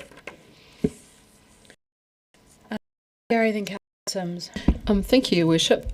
Page 74, item 6, I was curious around the comment, reduced demand and availability for resident parking permits. Could you just expand on that, Ms Benson?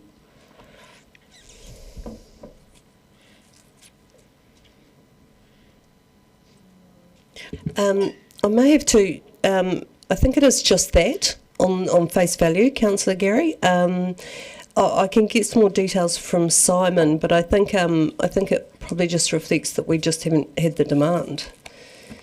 Okay, that would be helpful. It relates to something else that's come to my attention. And page 75, item 15, there's a comment about travel demand management and road safety promotion activity and programs will be reduced. When did we make the decision about that? I'm just wanting to be reminded of that. Did we make a decision to reduce it? Yeah. So what we've really done there is tried to match local share with available funding from NZTA. The GPS, when it came out, did not say road safety activities stop, but it did decrease them somewhat. And so what we've done is just tried to match the local share a bit closer. Regrettable, but understand why now. That's really helpful. And finally, my final question is around potholes. I remember when this current government came into power, they had the pothole hotline, which they've since got rid of. I just wonder what difference that's made to us, because I imagine there's quite a lot of resource being used because you had particular parameters on you, didn't you? And has that reduced our cost in any way? Just for clarity, you're talking about the road cone hotline, Councillor? I beg your pardon, it was the road cone hotline, but then I've conflated the two. There was a pothole focus, wasn't there? Yeah, so when the government policy statement on land transport came out, they had what is known in NZTA language as an activity class called pothole prevention. I think that was the right term for what that really was, because what that actually referred to was a bunch of really good renewal activity like reseals and rehabs that prevent a whole lot of other things apart from just potholes. So there's no big amount of fund that just says go and fix a whole lot of potholes. It's more about care for the assets so the potholes don't eventuate. On the road cone hotline,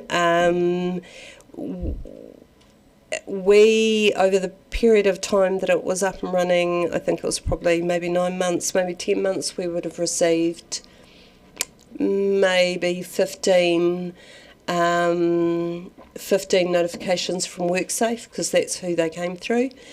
And I would have to say about 70% of those couldn't be attended to based on the information that had been provided. So, yeah. Thank you for that explanation. Councillor Sims.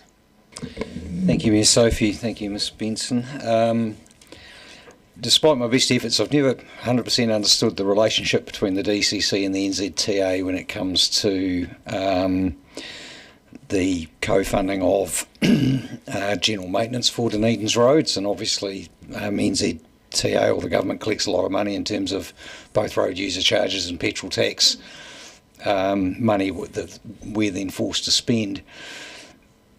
But in specific, I'm really worried by the increasing load on Dunedin city roads being caused by the very rapid improvement of the agricultural economy of the south, and that's disproportional to the growth in the Dunedin population. And I guess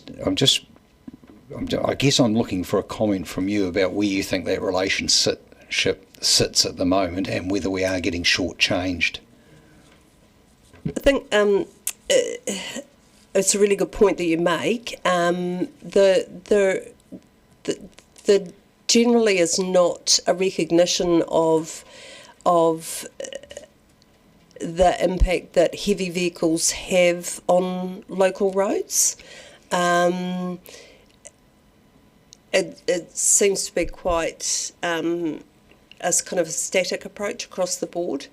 Do I think from a co-funding perspective that we're doing well in our renewals? Yes, I do. We did particularly well from the last asset management plan round. We have a good asset management plan that clearly stipulates what the asset needs.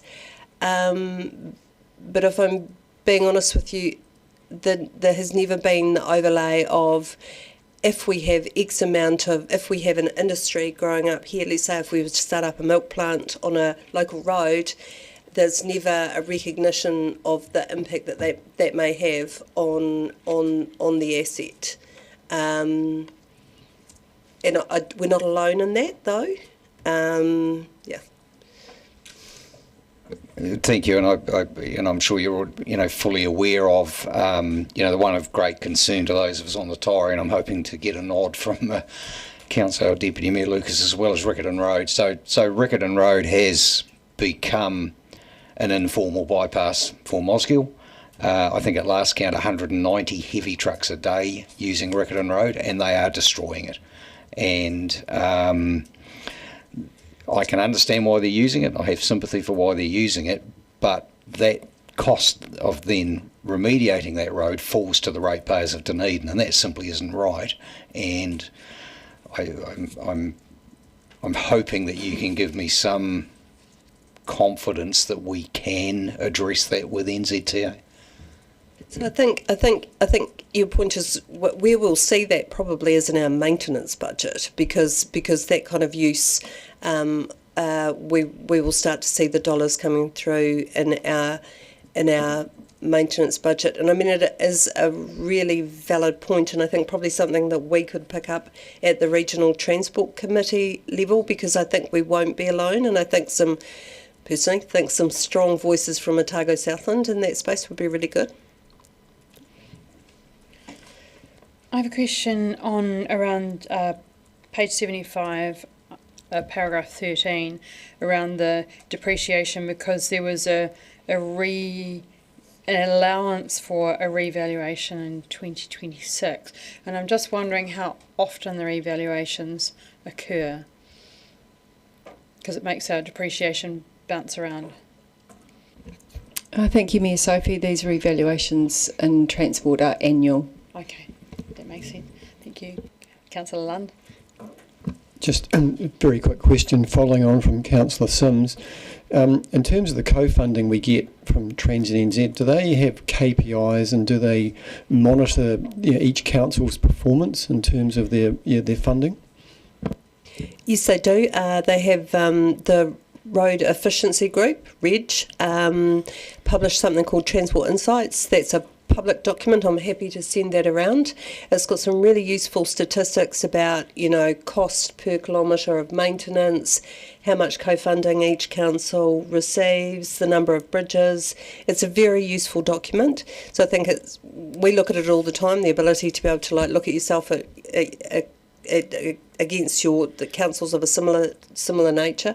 So I'm more than happy to share that, and interest in that would make me very happy. So we'd love the executive summary about how we're going. How are we going?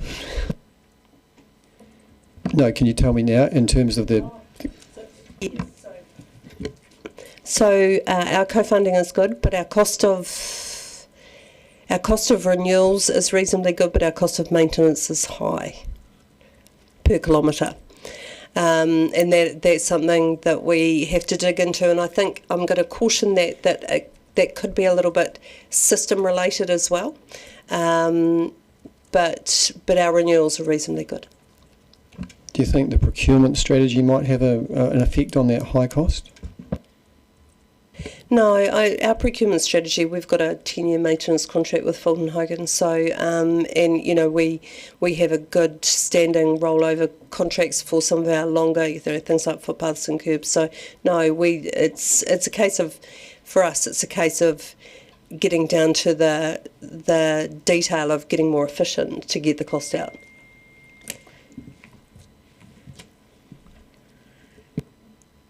Are there any more questions? Councillor Owen. Thank you, Your Worship. We can see here that there are increased costs and decreased capital subsidies, and at the same time there's also a decrease in the external revenue. Now, I want to ask, how do you see the drivers of external revenue going forward so that it can increase?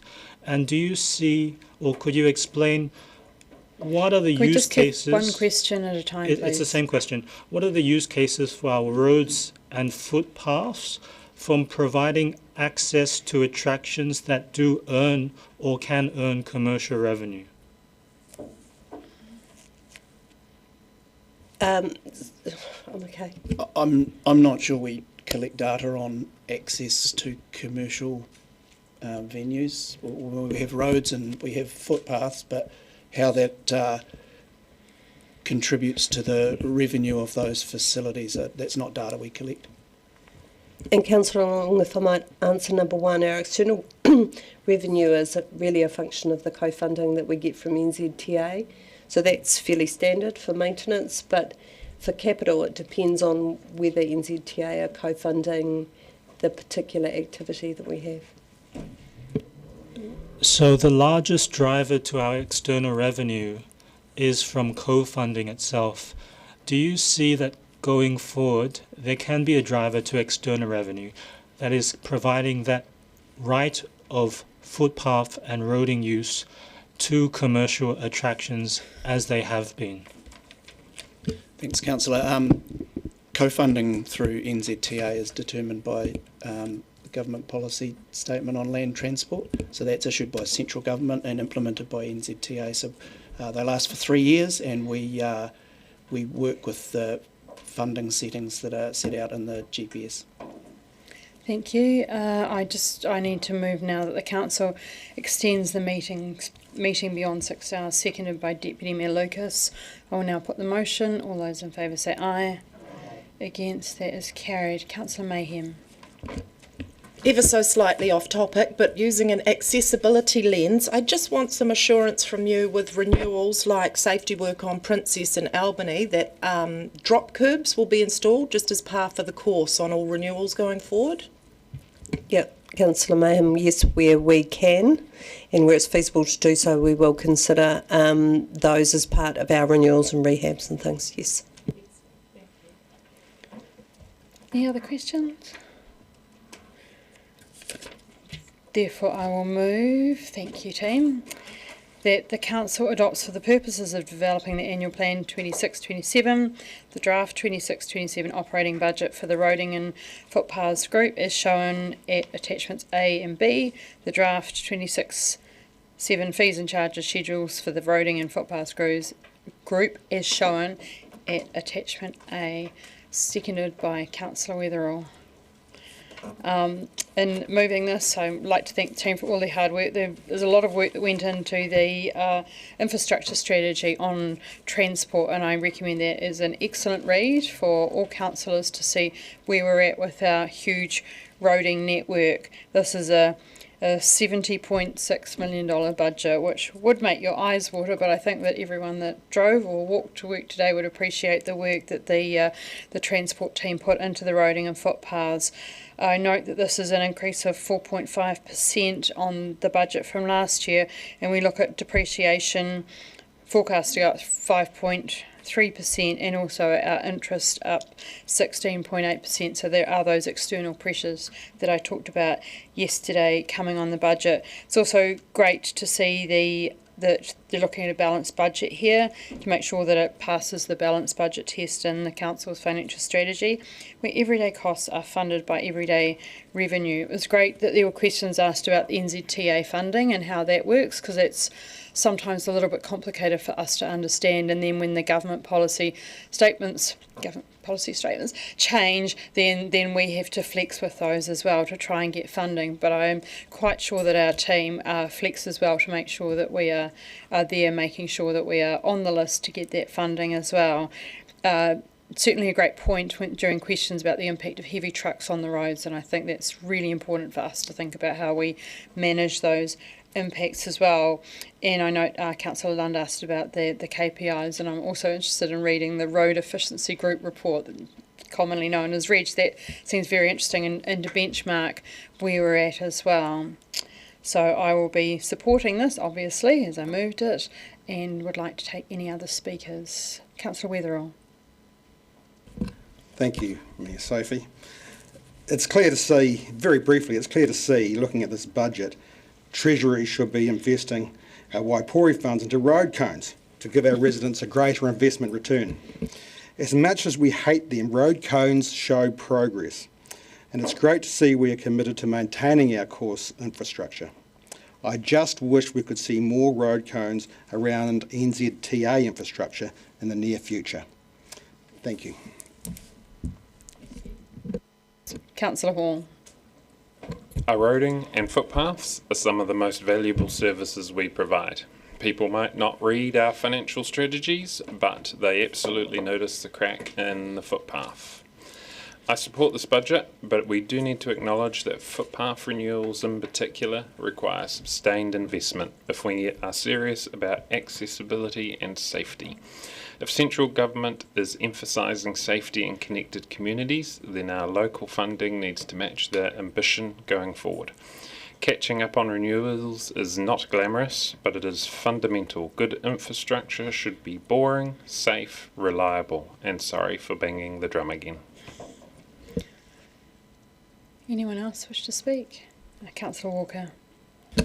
Yeah, just again very briefly, just in response to Councillor Sims's question to Ms Benson, just rest assured that Riccarton Road will be front and centre of discussions at the Regional Transport Committee, and also just remember my door is always open if you want to speak to me about that moving forward. Councillor Gary.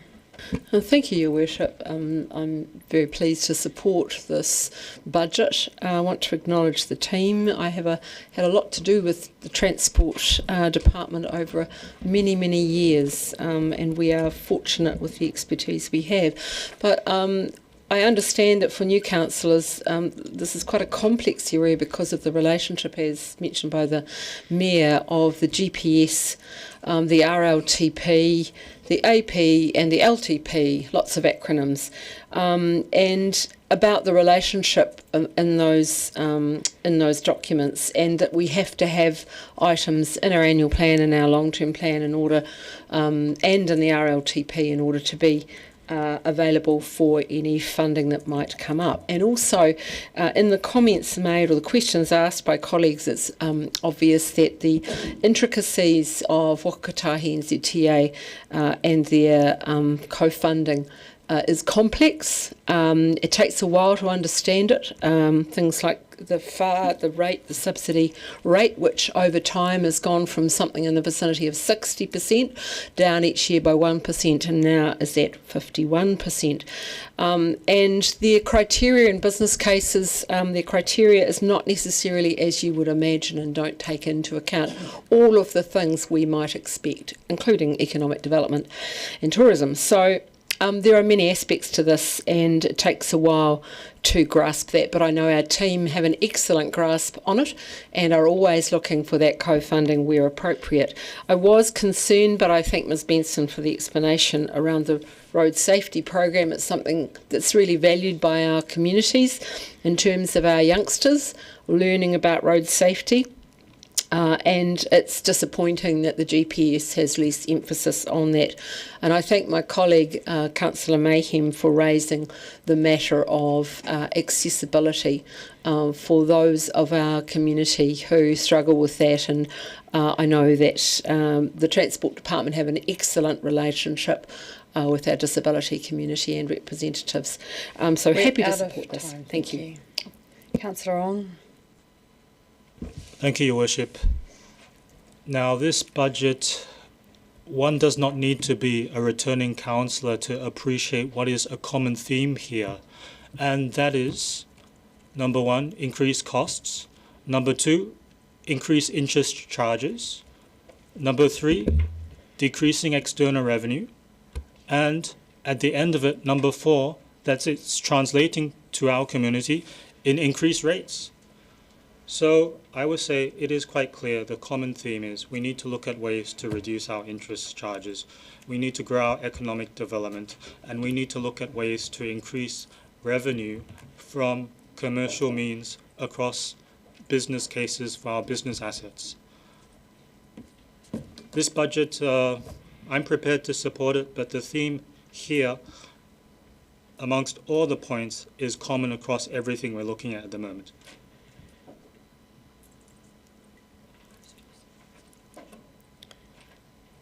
There's no one else, so use my right of reply. Councillor Weatheru, quite right about road cones. There's quite a few blocking my way into town at the moment, and rather than get annoyed at them, I do see it as a sign of progress and try to remember where they are so I avoid them next time. But whenever anyone talks about road cones, I think we should be very grateful that we're actually doing some good work on our roads to make them easier to get around. And yes, I do wish there were more on State Highway 1 because I did meet with NZTA and talk to them a little bit about focusing on our city as well. Councillor Hall, you certainly talked about seeing the crack in the footpaths, and I get a lot of emails about footpaths, which I just hand on to the roading team because it's operational detail, but certainly that is the stuff that people notice if there's potholes, if there's cracks in their roads, and it's great to hear the staff talk about how they're rated with the RAM program with the 1 to 5 assessment, so that makes me feel good that it's all being looked at. Councillor Walker, Riccarton Road, thank you for bringing that up and that we are focused on that as well. Councillor Gary, thank you for talking about all the complex acronyms and relationships because it took me a long time to understand as well and understand the importance of putting things in the long-term plan, sometimes just waiting for the policies to change so that we're able to fund things, because if we don't have things in our long-term plan then they will never get funded. So that's sometimes why we have placeholders in there, and also good to talk about the FAR rates and the criteria, and maybe we need to have an acronym session because sometimes we do tend to speak in acronyms, but they are all important and complex and intertwined. Right, I will put the motion. All those in favour say aye. Aye. Anyone against? Abstentions? That is carried. We'll move on to waste minimisation, item 10, and welcome Mr McLean back to the table and Mr Henderson.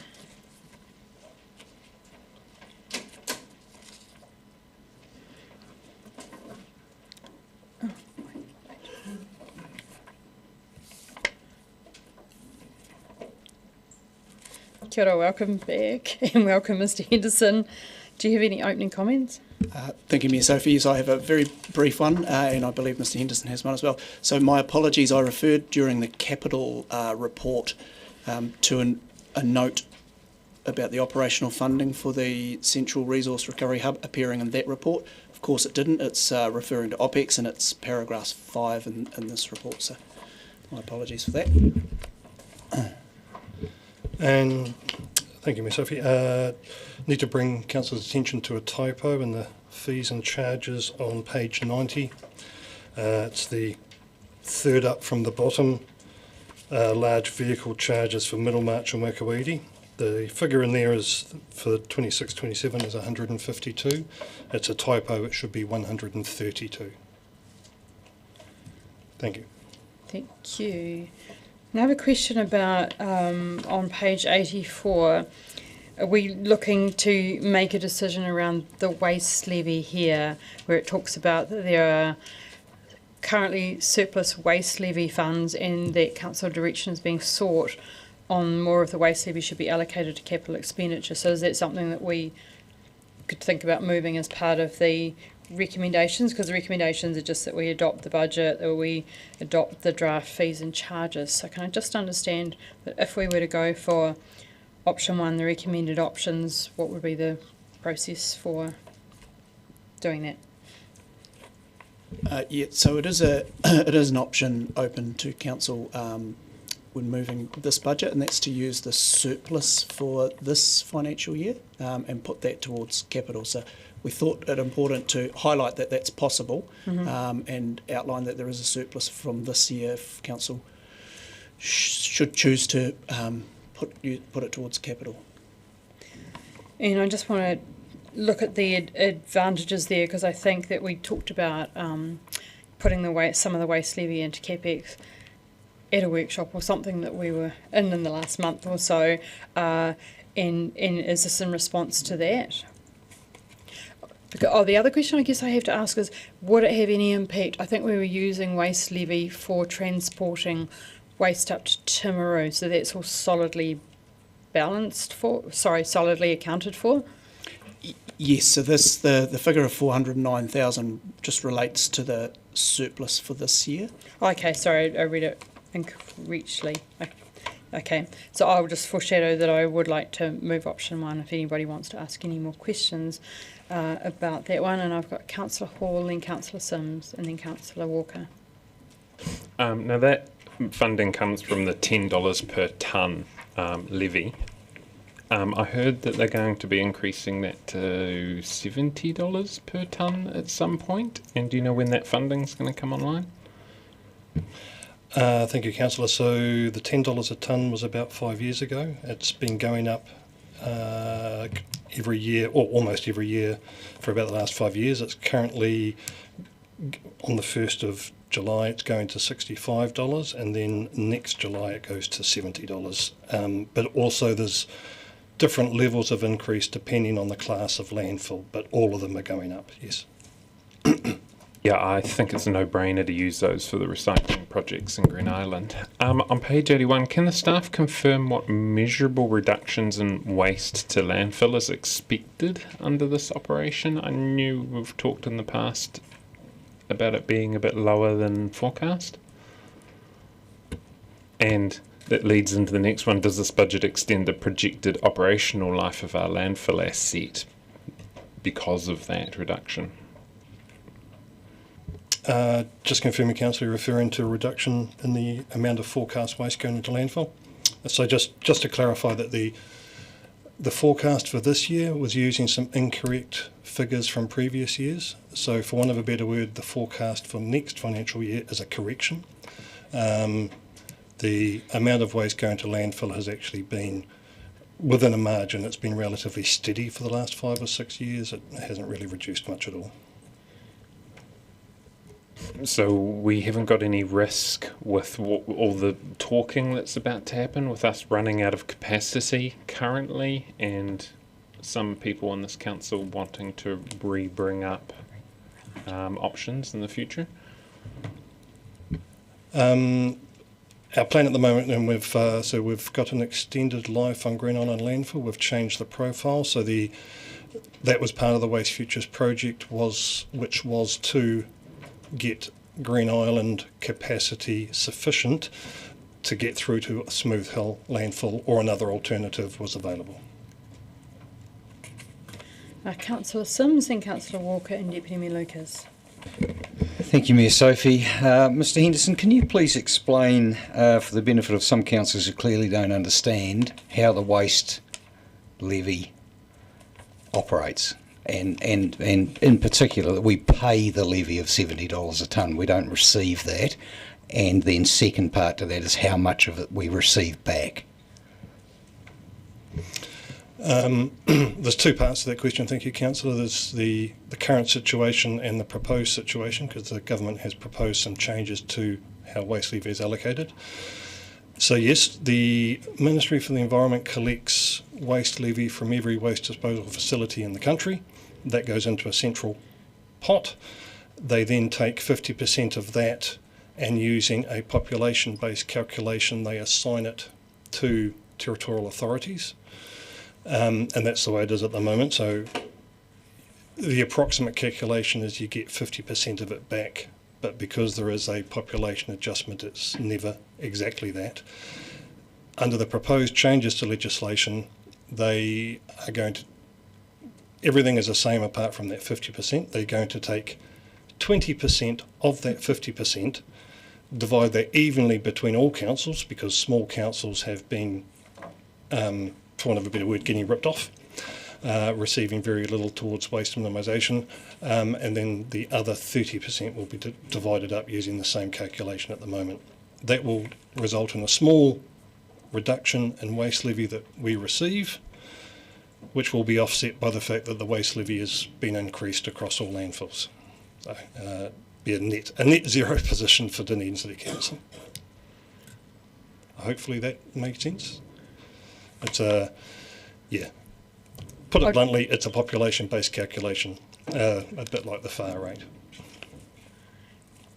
And I'll just follow up on that about how the council decides to allocate the waste levy. So some of it goes towards education. So there's various categories that it's allocated to. Because is it, off the top of my head, is it 1.7, 1.8 million, or it changes?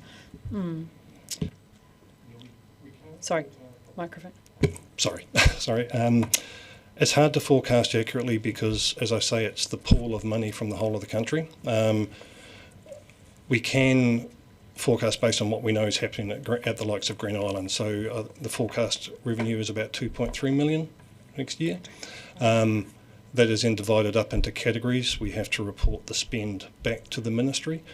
And yes, there's staff costs, operating costs, education activities, support for existing waste reduction, waste minimisation, etc. Yes. Thank you. Councillor Walker, then Deputy Mayor Lucas. Yeah, thank you, Mayor Sophie. Two questions, one to Mr Henderson, probably one for yourself. So just to clarify here in terms of getting back to what we were talking about, the option 1 and 2, if option 1 was to be voted on, that obviously has consequences for the fund, the waste minimisation fund for community projects and other sort of goals, etc., doesn't it? The surplus from this year, no, not so much.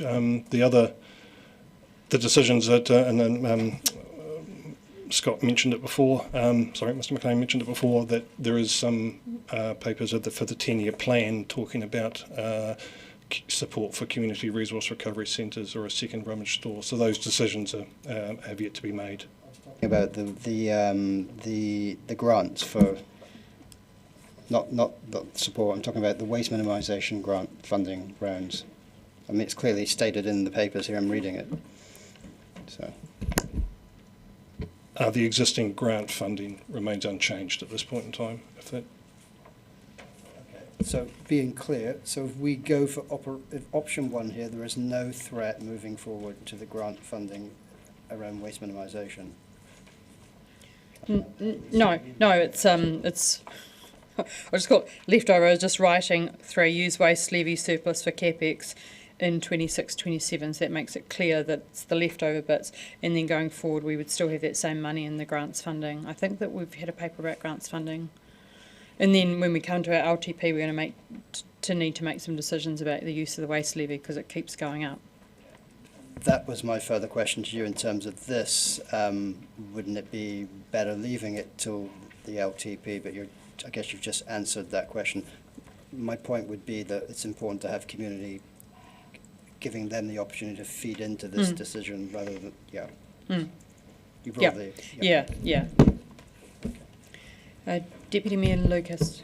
Thank you. I just want to circle back to my earlier question about the resource recovery park that we had in the CapEx, and then your comment, Mr McLean, about paragraph number 5 on page 81. I'm concerned if we're looking at spending $750,000 in CapEx for Central Resource Recovery Park, that the rental, I'm hoping that's not per annum, is $400,000. And then there's obviously more OPEX on top of that if that's just the rental. I'm just concerned that we're looking to embark on a project that has significant OPEX costs. Thanks, Deputy Mayor. You're confirming that would be $400,000 per annum. The reason it still sits in the capital budget is essentially there's a lot of work goes on to get these ready to head out on the agenda, and the capital budgets were locked down when we were refining the operating budget. So that's why we were able to take it out of the operating budget, but it still sat in that capital, knowing that we'd bring the capital budget back in May with that, if that were Council's wish, with that item removed out of the capital budget, so that OPEX, we could move that without causing the good folk that put our agendas together any grief. But we've got time to pull that out of the capital budget. But there must be more OPEX than just the rental. There must be staff, that's in the OPEX budget. No, unfortunately, without the supporting information. So the since second rummage store, the idea, there would be a separate process to actually using procurement process to find an operator for that facility, not council run. So it would actually be a hopefully a cost negative to council for someone like Habitat for Humanity or someone like that to actually run that rummage store on council's behalf. But it wouldn't be cost neutral if it was going to be, if we were paying $400,000 rent. They would just be running that. We would still be paying that. I'm just concerned that we bring CapEx projects and we don't inform or even budget for the full OPEX, and that we get, that's my term, caught out by how much things cost. And if we had all the, an indication up front how much something was, it would help us to make decisions, especially in the environment in which we're finding ourselves in.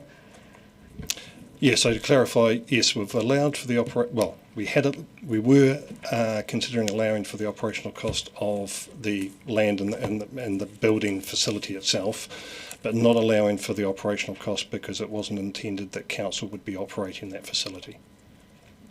So that ongoing lease cost, but no operational allowance.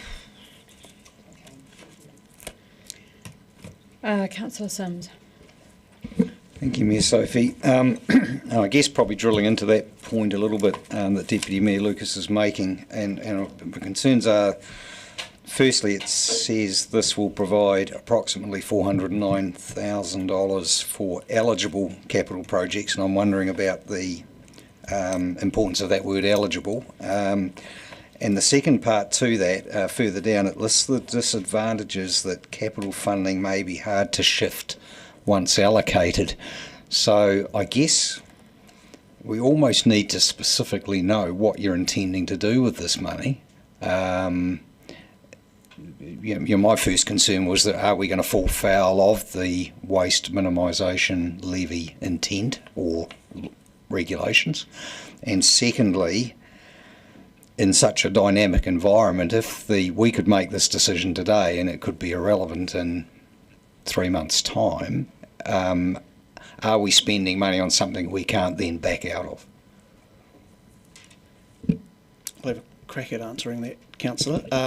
So the eligibility part of your question, our waste minimisation management plan identifies what we can spend waste levy on.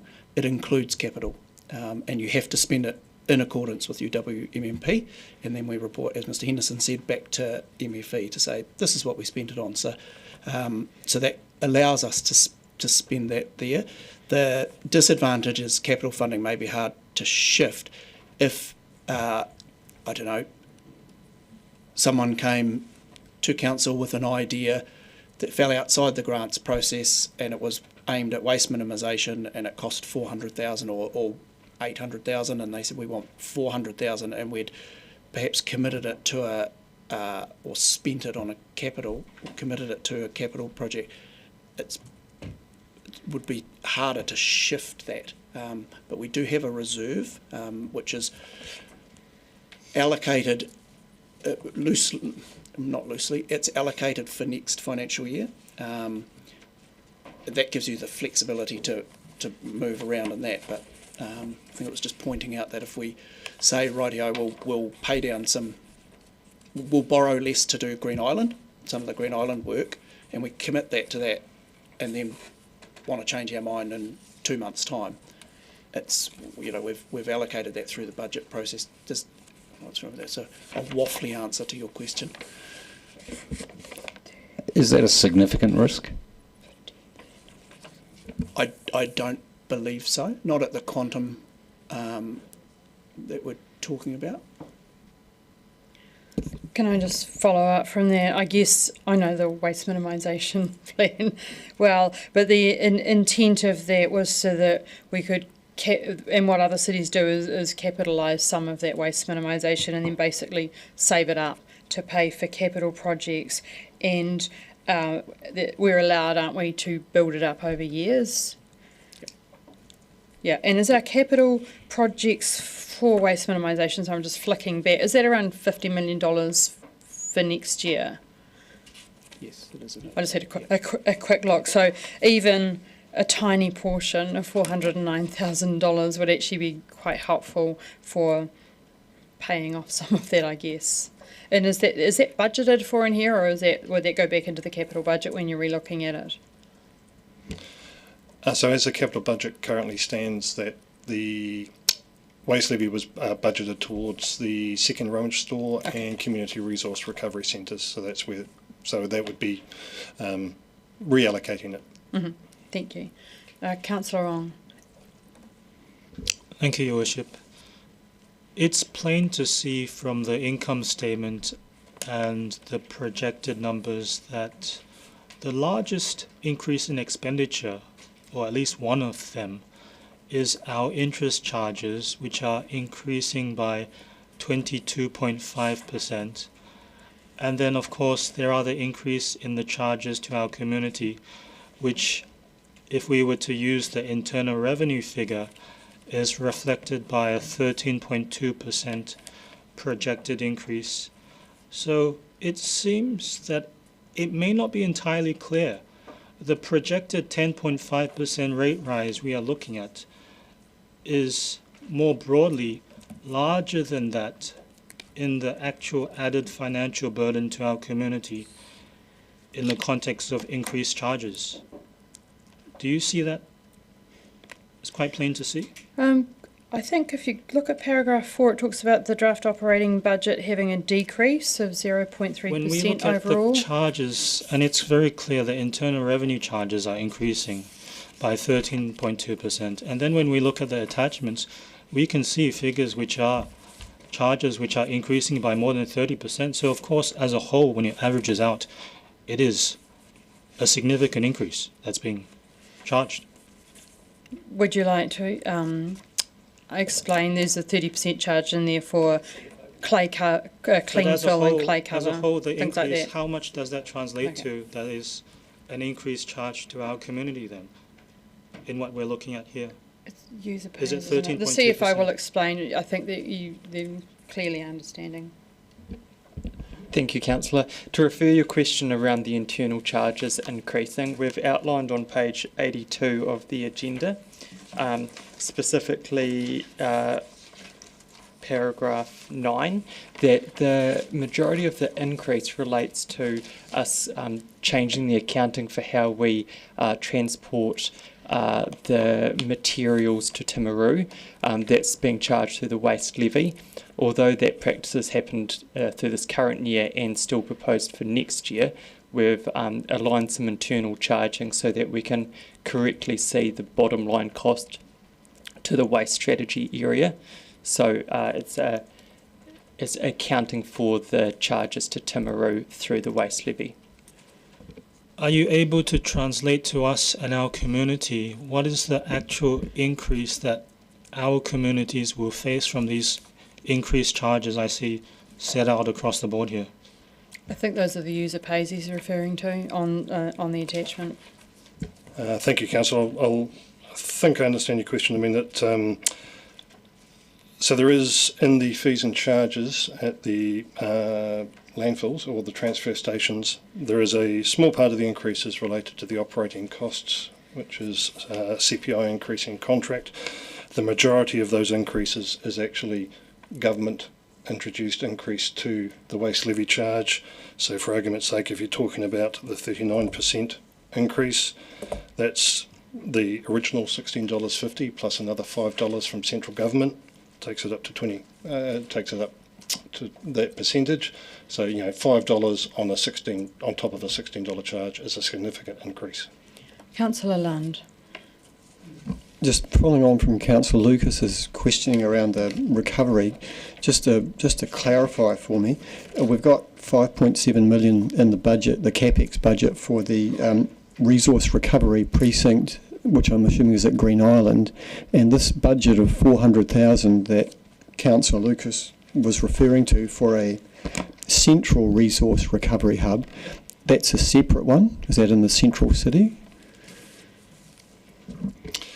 Yes, originally this paper's gone to previous council, the previous triennium I should say, which actually was looking at developing a second run store which was centrally located and a hub and spoke model for some community run resource recovery centres as well. That was in the previous triennium and before other proposed changes by central government.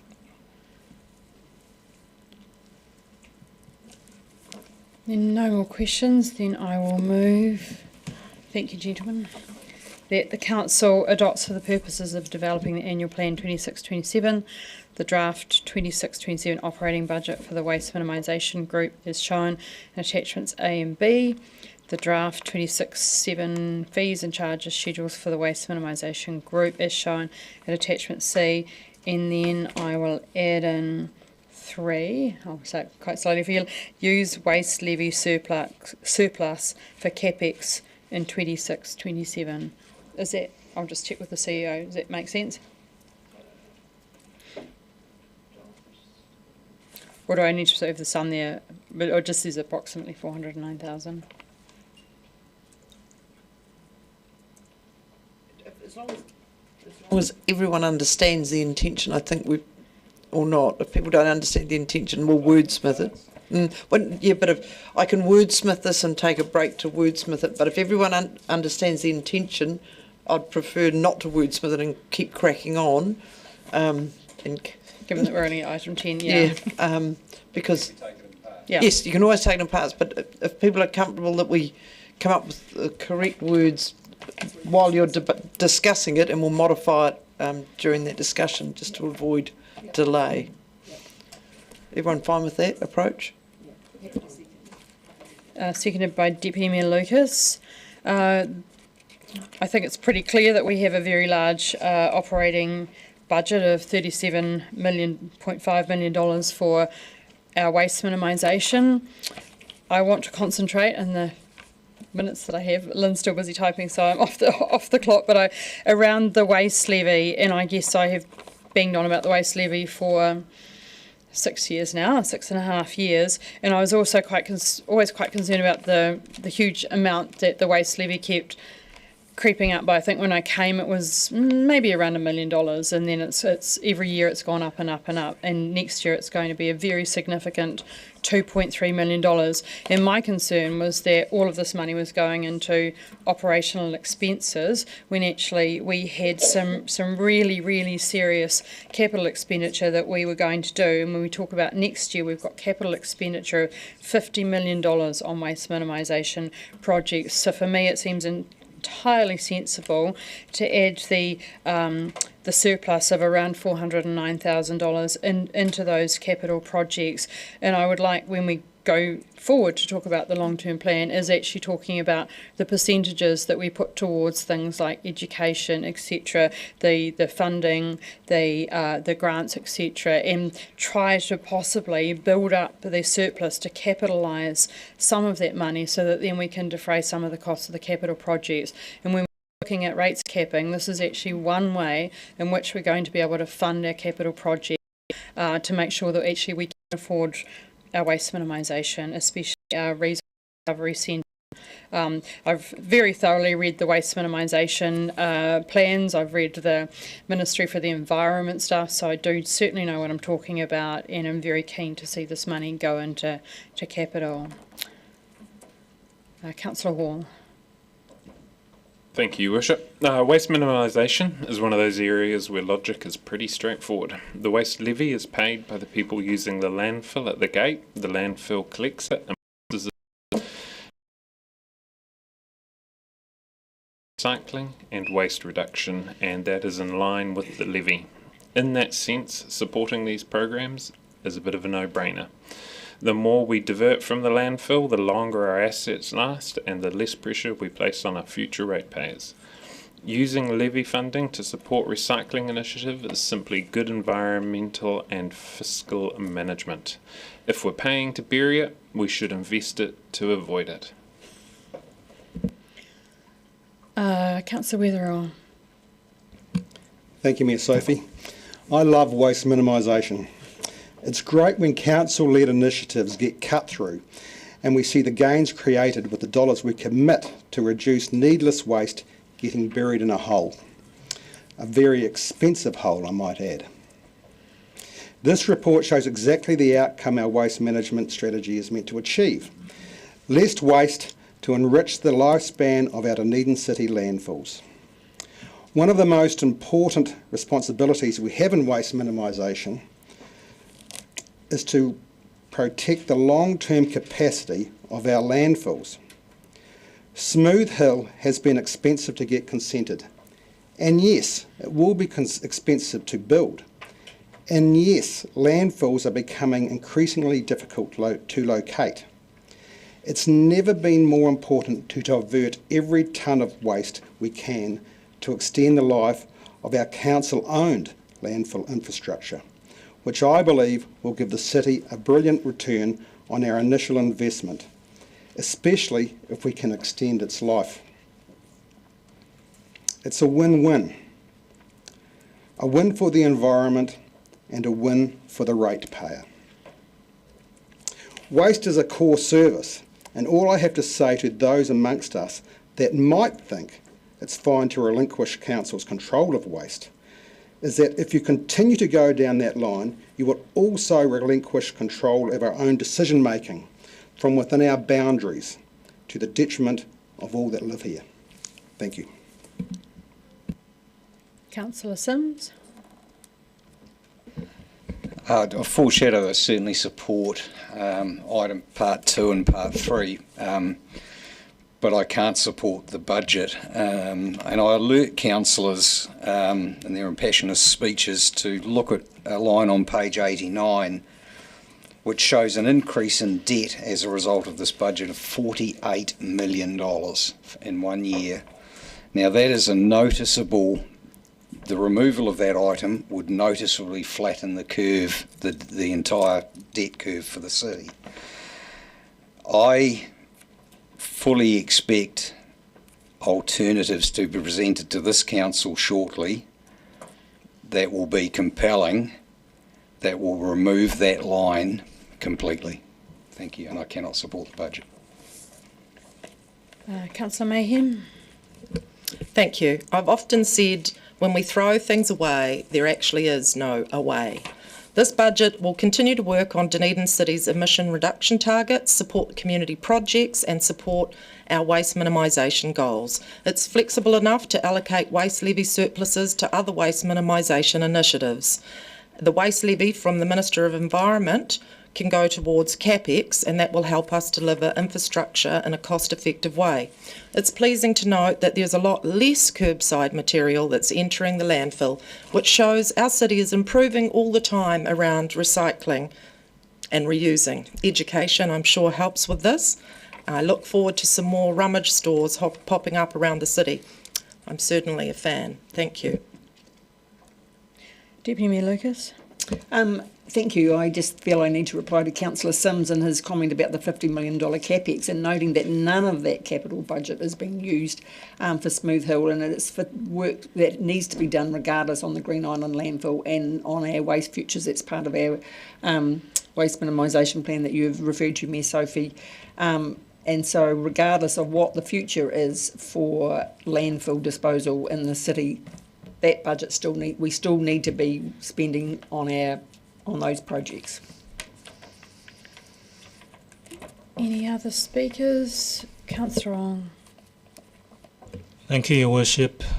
I do not see this budget as being a win for our community, and I don't want to sound like a broken record, but I do see that interest costs are rising, charges and fees to our community are rising, and the effective overall financial burden on our community may be rising more than that projected 10.5% rate increase. So I will say the same thing. We need to innovatively look at ways to reduce our interest via our debt structuring. We need to look at the multiple ways as well to be earning extra dollars across our multi-billion dollars of business assets under our council. And then we need to be looking at innovative ways more broadly for our economic development growth of our city. And that will enable us to provide more innovatively for our waste minimisation going forward. I will not support this budget. Right. Sorry, Councillor Lund. I don't support this budget for the reason that Councillor Sims has outlined, that very shortly there will be a compelling alternative that's environmentally friendly and superior in every way to the Smooth Hill. And in response to Councillor Lucas's response that this CapEx is not related to Smooth Hill, there are definitely elements of that CapEx that will not be required or will be affected if Smooth Hill doesn't proceed. So I will not support this. Thank you, councillors, and it's great to see such a passion for waste minimisation, and as someone who does look at everyone's rubbish bins and rubbish, and I think someone saw me today removing something from the rubbish bin and putting it in the recycling bin. It's great to see the passion for that, and it is, as Councillor Weatherall said, expensive holes that we build. Councillor Hall talked about invest it to avoid it, and that's really important as well, as we do need to control those waste streams as well. And when we actually look at the capital budget, on the line for Smooth Hill Landfill, there isn't anything in the capital budget. It's on page 71. The $44 million that we're looking at around waste futures is around the rummage store, the bulk waste system. The biggest amount of money is going to the material recovery facility, the resource recovery park precinct, and the organics facility as well. So that's for this budget. Other options will be for the long-term plan. That said, would you want the motion in parts? Division, please. In parts by division.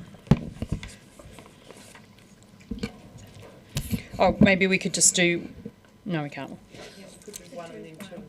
Yeah, should we do 2 and 3 together? Okay, yeah, let's do option 1. Councillor Chambers. Aye. Councillor Gary. Aye. Councillor Hall. Aye. Councillor Lefiso. Aye. Councillor Lucas. Aye. Councillor Lund. No. Councillor Mayhem. Aye. Councillor Ong. No. Councillor Sims. No. Councillor Walker. Aye. Councillor Weatherall. Aye. Mayor Sophie. Aye. Carried 9-3. Right, and 2 and 3. Yep.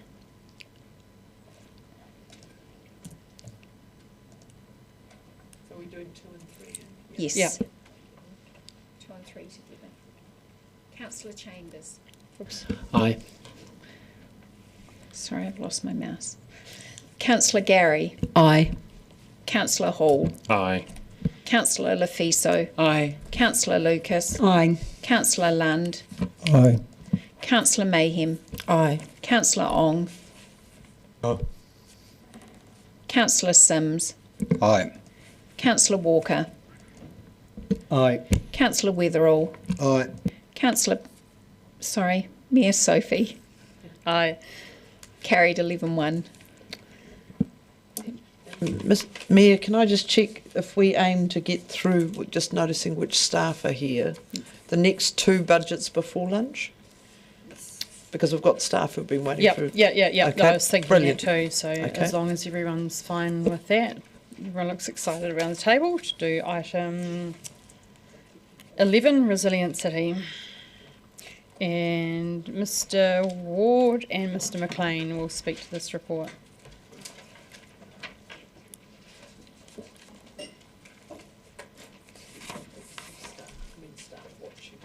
Oh yeah. Oh yeah. I was like, break for lunch, not break for lunch.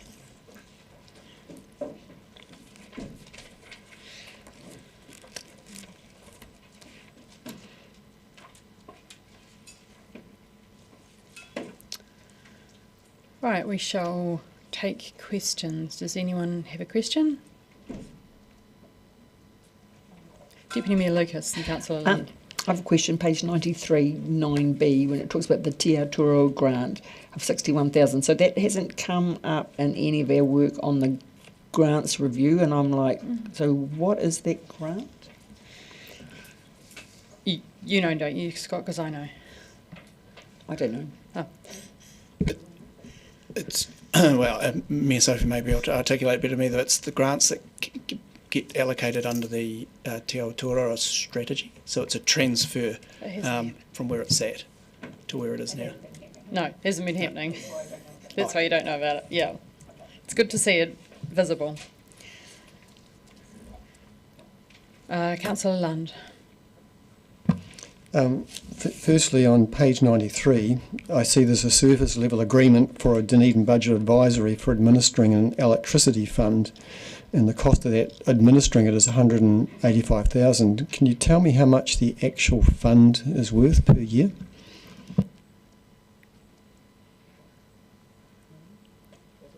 Ms Moran might be able to take that one.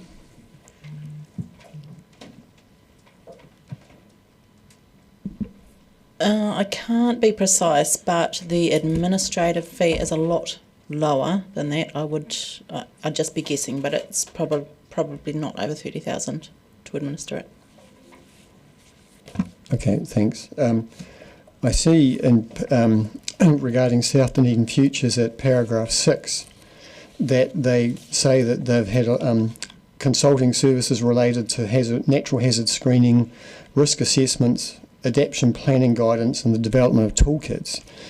That would seem to be a very significant proportion of the actual work that South Dunedin Futures does. Can someone give me some guidance on that?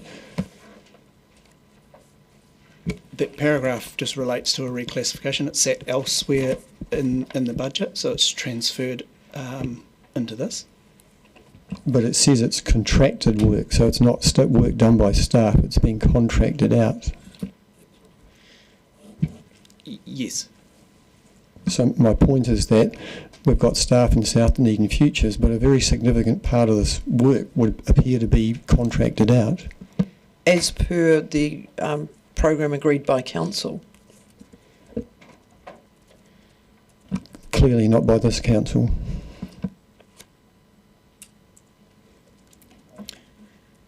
At page 97, there's a very large increase in the city growth on the, I think it's the funding impact statement.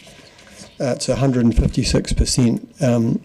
Can that be explained? Is that, for example, is the homeless outreach service included in that city growth activity, or is it in the partnerships activity? Actually, Councillor, city growth is what has previously been discussed in terms of working with developers, assessing the stormwater management plans and so on. So that hopefully gives some comfort that that activity is properly funded also. Yes, it does. It's good. So that relates to the developer who, and potentially there's some resource there for increased resource around consents. Could I? Oh, sorry, Tuan. Sorry, could I just jump in there? You'll notice the line above, there's been a transfer of some of the costs from the city, what was previously in the city development activity, is now sitting in the city growth area. Yep, so not an increase in cost, but a transfer. Thanks. And so just to clarify around that, the homeless outreach service, that's included in here somewhere? Or where is it included? Not as I understand, is it, Nicola? It's currently an unbudgeted item. Oh. We'll find some budget for that then. I think that's a question for Councillor Oars. Councillor Ong. Thank you, Your Worship. My question is on one of the most important issues, and that is our South Dunedin future, and also broadly the matters that have been highlighted here of zero carbon, climate resilience. And I will ask, how do you see the role of, and in this case, the role of Crown support in impact investments and environmental focused private investment? And also when I say Crown support, I mean directly research from our University of Otago in driving in practice private investments and solutions, because we do have a fair amount of consultancy costs as well. And it's great if we have research that's coming together with our Crown from our University of Otago that assists us as well. Thanks, Councillor. I'll take that, and we have Mr. Rowe if he has any further detail to add, sitting just over there. So in terms of Crown funding, we're in regular dialogue with Crown, the Crown, and explore all funding opportunities. In terms of zero carbon and South Dunedin future and the climate adaptation work, we work really, really closely with the University of Otago. They are a key member of the Zero Carbon Alliance. So we leverage a lot of the research that goes on at the university. Can you provide some more specifics on the resources and collaboration with the University of Otago at the moment, and also perhaps some of the new resources going forward in terms of researchers from Otago University that will be assisting right now? Happy to circulate some of that information to you. Councillor Mayhem. I had to look up this word, amortisation, on page 97 next to depreciation and amortisation. So is that for non-tangible things, or is that the action of writing off initial costs? Thank you, Councillor. Amortisation is another word for depreciation, but for intangible assets. So that's just reflecting the cost of the intangible item over the life of that item. So essentially it means the exact same thing as depreciation. Councillor Gary. Mr. McLean, can you just clarify for me, government support, government involvement comes through a number of ways, does it not? Emergency fund, which we have had in our finance reports around climate events, so it comes through that. For our community, it's through what used to be called the Earthquake and War Damage Levy, with EQC, now Natural Hazards Levy, through all of our insurance, and our advocacy to the Insurance Council around areas like South Dunedin. So those are the ways, are they not, that we interact with government in terms of funding? Yeah, that's right, Councillor. I think you'll find teams from right across the DCC actively looking for partnerships and co-funding for all that sort of thing. And is it true that, is it the case that in fact sometimes government agencies don't align with how we perceive things or our experience on the ground? So for example, our emergency work that we need to do, there isn't necessarily matching funding for that. But we do receive funding, and we did from the October 24 rain event.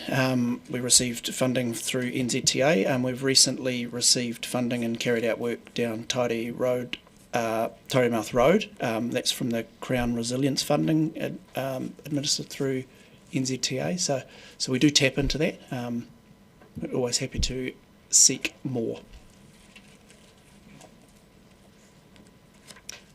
I have a question just around civil defence.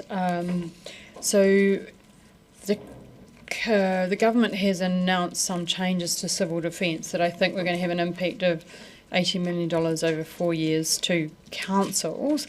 Is that accounted for in here, or is that yet to land? It's yet to land. Okay. And if it does land, and there's been a lot of pushback from the sector about that, it will be a 10-year plan matter.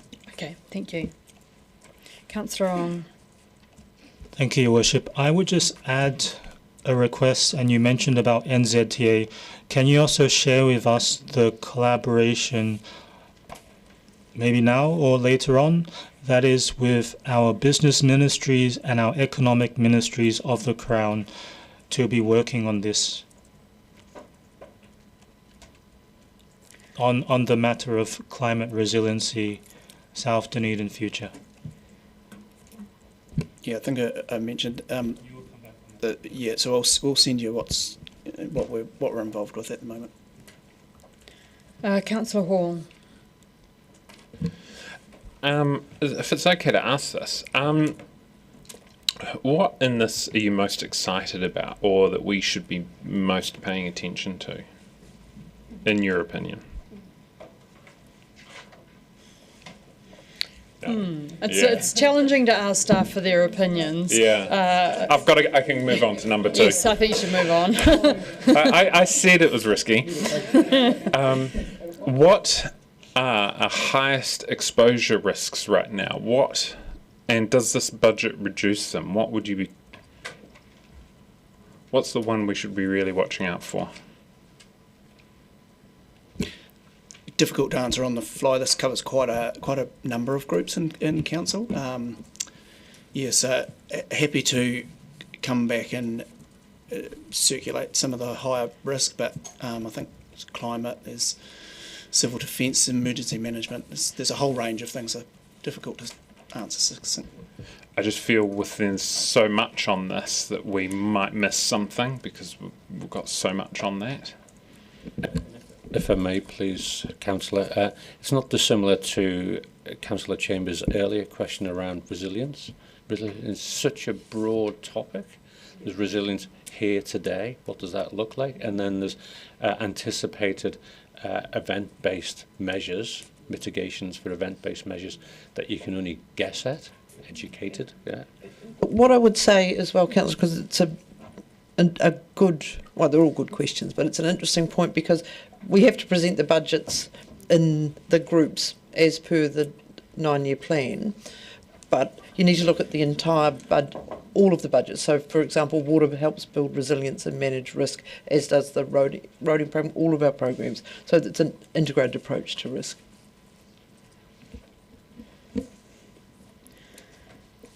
Right, thank you, gentlemen. I will move, seconded by Councillor Gary, that the Council adopts for the purposes of developing the annual plan 26-27, the draft 26-27 operating budget for the Resilient City Group as shown at attachments A and B.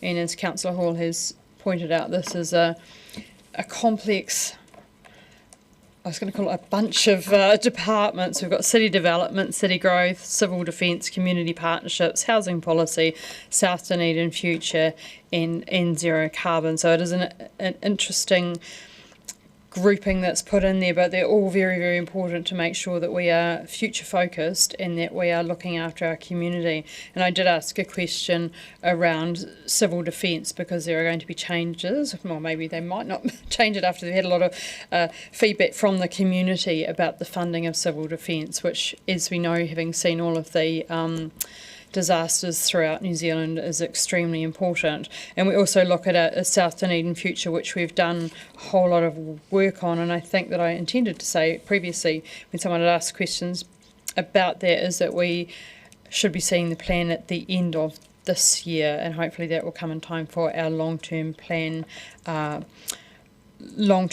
talks as well.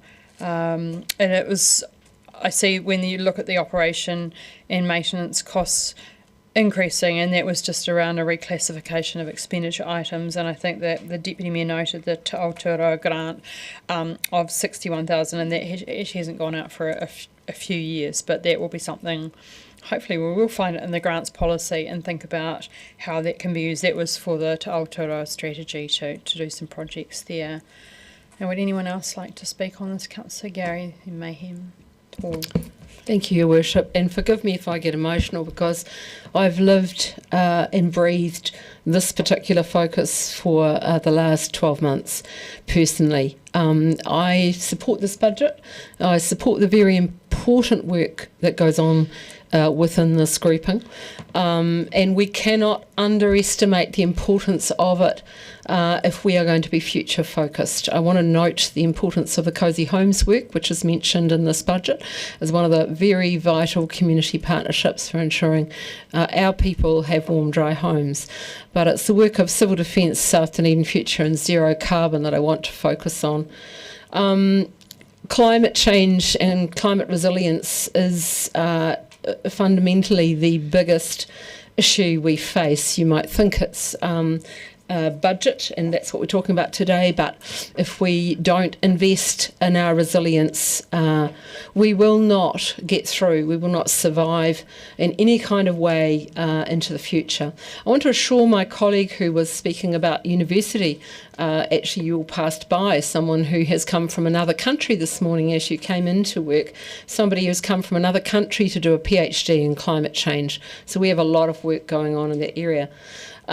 But we need to remember the context of this, and it's excellent to see the reclassification from the South Dunedin Futures, which is really important work, the citywide climate resilience. An integrated approach is so important. Our people throughout all of the departments do work that is so vital in this area, and some of them are sitting in this room, and I cannot speak highly enough of their work. I cannot speak highly enough of the importance of it. If you have been through a natural hazard situation and dealt with government departments and how stressful that is for our residents, it is incredibly hard. And if there's anything I've learned from my last 12 months experience, it's that we need to be future focused and we need to plan a future proof, and we all have a responsibility in that. Councillors Mayhem, Hall, Weatherall and on. Councillor Mayhem. Thank you. This is something I'm very passionate about. We need to be a resilient city. It's critical for adapting to the future, ensuring safety of our residents and continuing the vital services in light of climate change, pandemics and economic crises. We're looking at future-proofing, environmental and economic stability, risk mitigation and social equity for our city. This is important to minimise the impact of disasters, the long-term expense of emergency response and damage repair, especially for all of our coastal, low-lying communities. Enhancing wellbeing for a stronger, engaged community, reducing inequalities for our vulnerable population, hence the housing policy being included in this. We want Ōtepoti to thrive in the face of future uncertainty.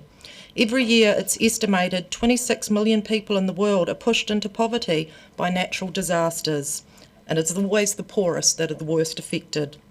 The Resilient City Group activities will contribute to multiple strategies: future development, economic development, our environmental strategy, our social wellbeing strategy, and especially The focus is on our South Dunedin Futures program and our citywide resilience. I'd like to say a big thank you, ka mihi nui, to the staff for all of their mahi on this. Thank you. Councillor Hall. Thank you, Worship. To echo the Mayor, there is so much in this budget that I worry that we are not doing it justice. But resilience is about reducing risk before it becomes a crisis. The investment outlined here may not always be visible, but they protect our infrastructure, our communities, and our balance sheets. Every dollar spent on preparedness and adaptation helps avoid a much larger recovery costs later. Supporting this budget is about being proactive rather than reactive, and I fully support this. Thank you. Councillor Weatherall. Thank you, Mayor Sophie. If we're ever going to be genuine about reducing rates increases, this is the area that savings can be made.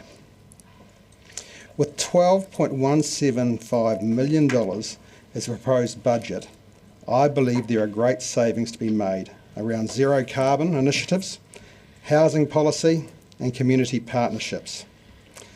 It's great Dunedin is New Zealand's most livable city, yet I think more residents would be happier if Dunedin had the title of New Zealand's most affordable city. There was nothing bad in this budget. I just feel if something has to give, the nice to haves in this budget could be trimmed to help reduce the percentage of rates increases we are facing. Therefore, I will not be supporting this. Thank you. Councillor Ong. Thank you, Your Worship. There are some very crucial themes here and a broader message from what we've been discussing, and that is foremost, South Dunedin future is critical for our city and community. And then the climate solutions and the zero carbon objectives that we are looking at, it will be driven in part by the global and what is a global $1 trillion industry known as impact investing. It will be driven by the cooperation that we have across our council, our economic agencies, our Crown, and our Crown being our oldest leading university right at our doorstep. And it will be driven by an economic first free markets approach that we benefit from countrywide of our Crown, because that is going to facilitate the public-private business partnership that we need to address the solutions right here, right now. And I would say it's very good. It's a tremendous thing that our oldest leading university is drawing talent and expertise and investment from across our country and across the world. And we need to be drawing more of that by working together with our leading oldest university. I want to say thank you to that researcher who has come to our oldest leading university from South Korea to contribute in the same way all the talent that we can have coming to our university can contribute and does contribute to our great city. Councillor Chamber, Lund, Walker. Councillor Chambers. Yeah, thank you. Yeah, this is a very small part of our overall expenditure in the year, so it's and yet it's such important areas: city development, growth, civil defence, essential parts of council function. I got a bit nervous when I saw that city development had been reduced, but I understand it's a transfer to growth. So the overall, it's very little altered from this year two of the 9-year plan. So I'll be happy to support this today. Councillor Lund. This is a business as usual budget. I said at the outset yesterday, I don't support business as usual budgets. We have to do better. We have to be seen to be doing better because the public and the ratepayers are demanding it. And yes, there are many worthy things in this budget allocation in Resilient City, but I'm not convinced that South Dunedin futures are as efficient as it could be. I believe that zero carbon is now fully embedded in council projects and processes, and that we need to take a very hard look at that and whether that department is needed at all. And there are a number of other efficiencies, I'm sure, that can be had and that must be had, because first and foremost, 10.5% is not acceptable. Councillor Walker. Yeah, thank you. I often say I'll be brief, and I'll be brief this time in 10 words. Resilience is not a nice to have, it's core infrastructure. Councillor Sims. I'll be brief as well. I won't be supporting this budget, and I completely agree with Councillor Weatherall. I think if we uplifted a large part of this budget and gave it to Mr Ward, we would end up with a much greater resilience for the city, and that's why I can't support it. Thank you, councillors. Councillor Gary talked about being future focused and making sure that we manage the impacts of climate change and resilience, and if we don't invest in resilience we won't get through. Now this budget, as I stated before, is around city development, city growth, civil defence, community partnerships, housing policy, South Dunedin future and zero carbon, and I think about the key importance of all of those things to making a resilient city. Councillor Mayhem talked about the importance of resilience and future-proofing as well, and this is what this budget is doing now. It's investing in, and now it's investing in the future as well.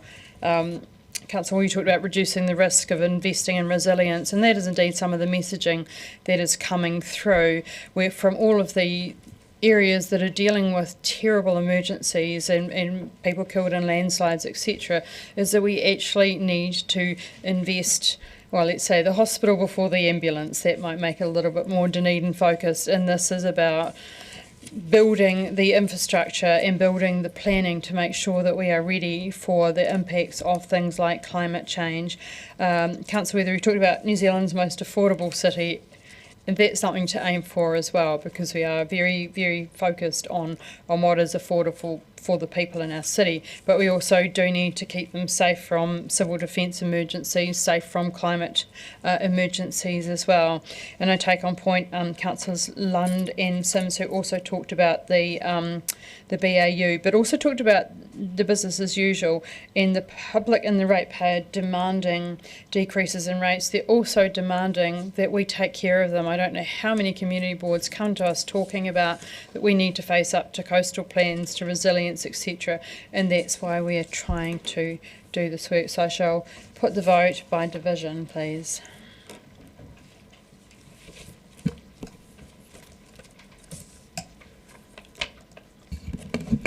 Councillor Chambers.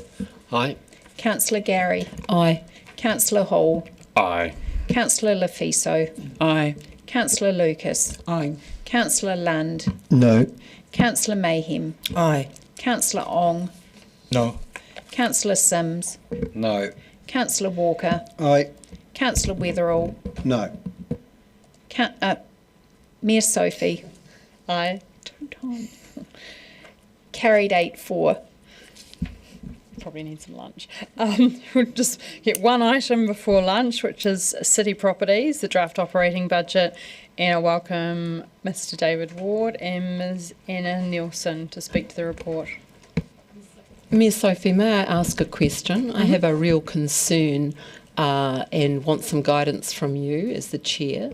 There have been comments made in the last few minutes around commenting on staff, which I think is incredibly inappropriate, around, you know, what should go and what should stay in departments and so forth. I consider that to be really inappropriate. Could you give some guidance from the chair, please?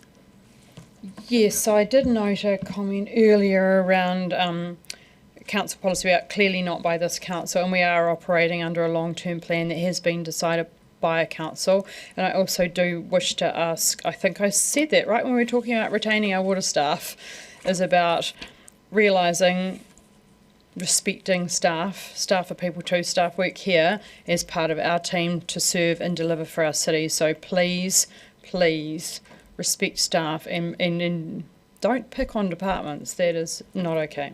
I would, if I could, Mayor, just like to say that, and there are a couple of the comments there. We're happy to be held to account and have, you know, the budget's critiqued, but when comments like a couple that were made during that debate are said, the impact that has on staff should not be underestimated. Now, if you want to have, and this isn't an opportunity for councillors to comment back, Councillor Lund, I see you poised, but I would urge caution. What general managers are now going back to the respective departments in the Resilient City group just to shore them up, because staff watch these things, and when comments are made that their work could be done better by a different department, for example, that has a real impact on the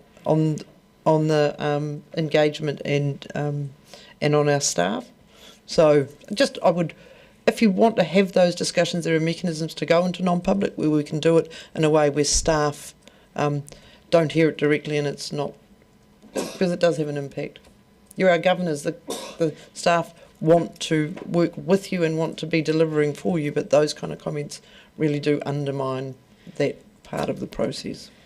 And council policy has decided that those are departments that are useful to council.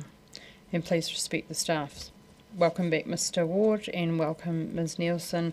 Do you have any opening comments to ask that, or will we just move into questions? If I may, please, Ms. Sophie, just to note that city properties, as you will see in item 1 in the report, a list of activities provided for us, numerous and broad, and this draft budget that you see in front of you is reflective of and building on the long-term plan aspirations. So I'm also mindful of some of the commentary and the sentiment in the discussion around have we got it right? Is it too little? Is it too much? Where should that distribution fall? Are we spending enough on the investment properties or the community properties and the community housing, or spending too much on the holding properties? So this is a balanced draft budget as best as we are able to can with what we have available, but we're mindful of the emerging sentiment and the emerging debate around what that distribution is. But as you instruct us through the long-term plan process, this matches with as best we can the year 2 budget of the long-term plan.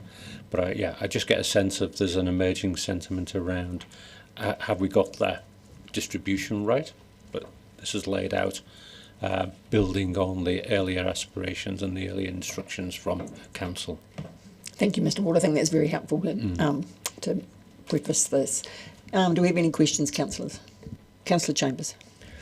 Yeah, so just a very simple point. Obviously, we have community housing and they're facing a rent increase of 8%. And you think, oh my goodness, that on top of rates as well of 60. But of course, people who in community houses don't pay rates. Is that just to verify that? Yeah. Microphone. Oh, is it blinking? That must be getting ready for lunch as well. Sorry, should I just repeat that? No, community housing tenants don't pay rates. Councillor Lund and Councillor Mayhem. Ms. Nielsen, I see that in paragraph 7, the revenue from the community housing is predicated on an 8% increase. Can you tell us if a higher figure would require us to consult with before we made those rental increases? Depending on the level of increase, we do need to be mindful of the significance and engagement policy, and if you wish to increase at a larger amount, we might need to seek advice on that. Thank you.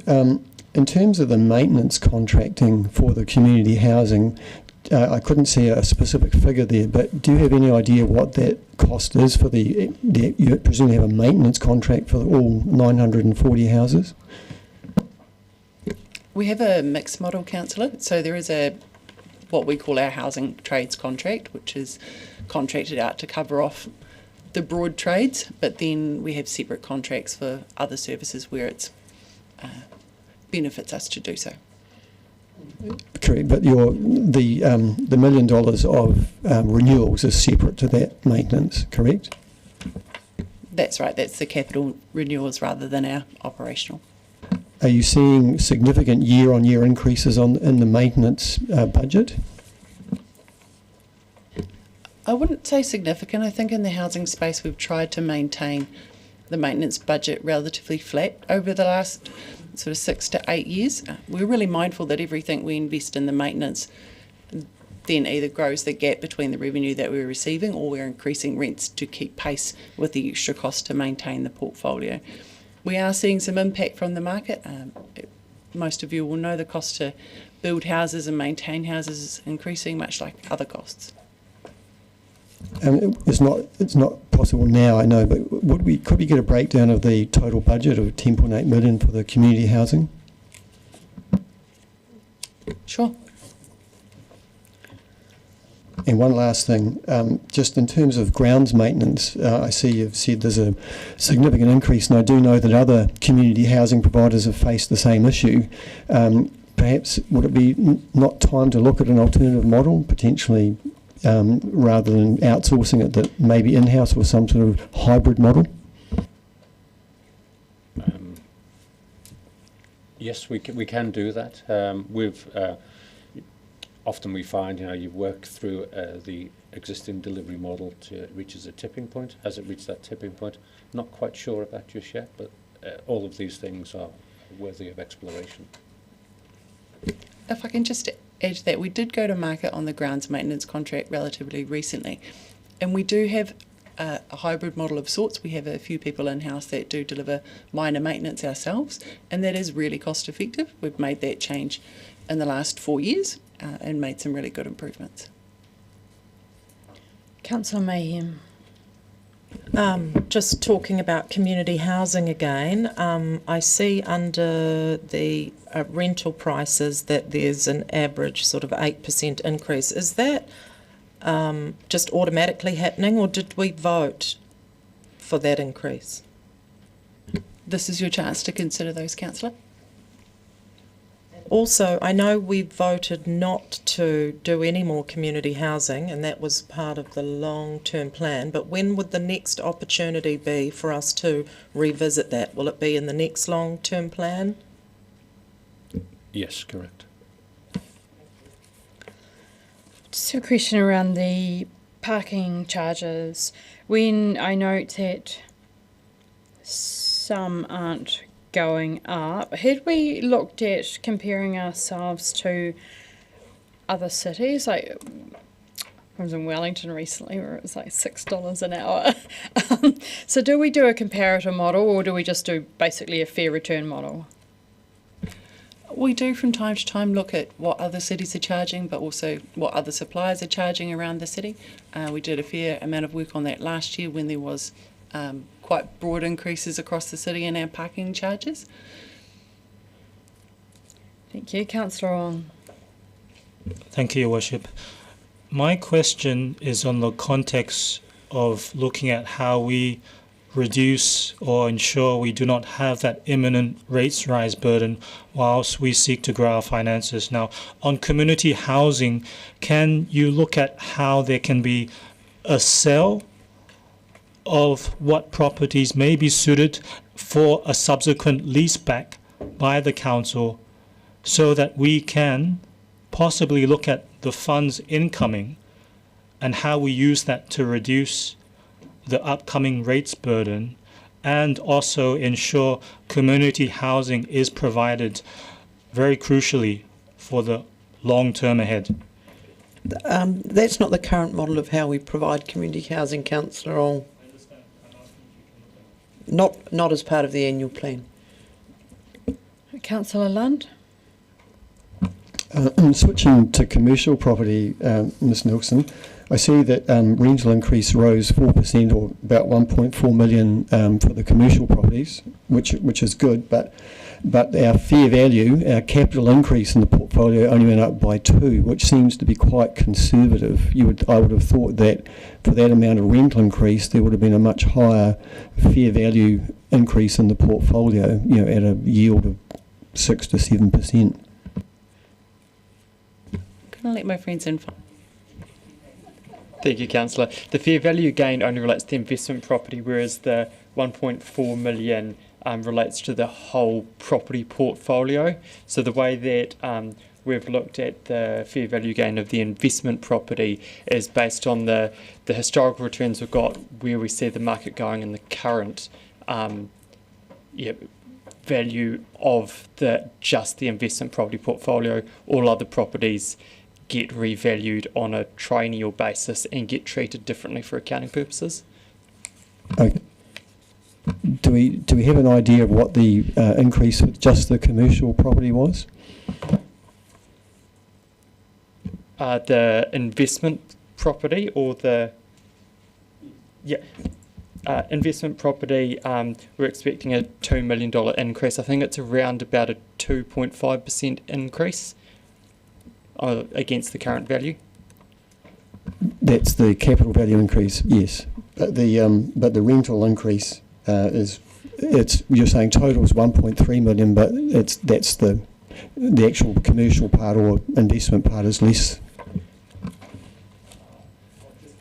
I'll just have to look into the rental value of the investment part. Thank you. You can get back to me on that. Councillor Sims. Thank you, Ms Sophie. Thank you for coming.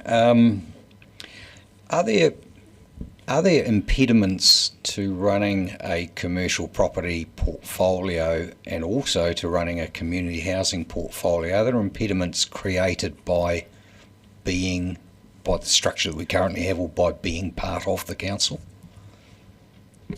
I think I can talk to some of the benefits. Firstly, is that we're utilising our buying power across all the portfolios, and that is useful in housing and useful in the investment space. We are challenged to have a diversity of portfolios with everything from parking meters to investment properties, and we generally have specialists in each of those areas, but we're benefiting from combined services, combined buying power, combined maintenance. So I guess that's how I tend to look at it first and foremost. Councillor Ong.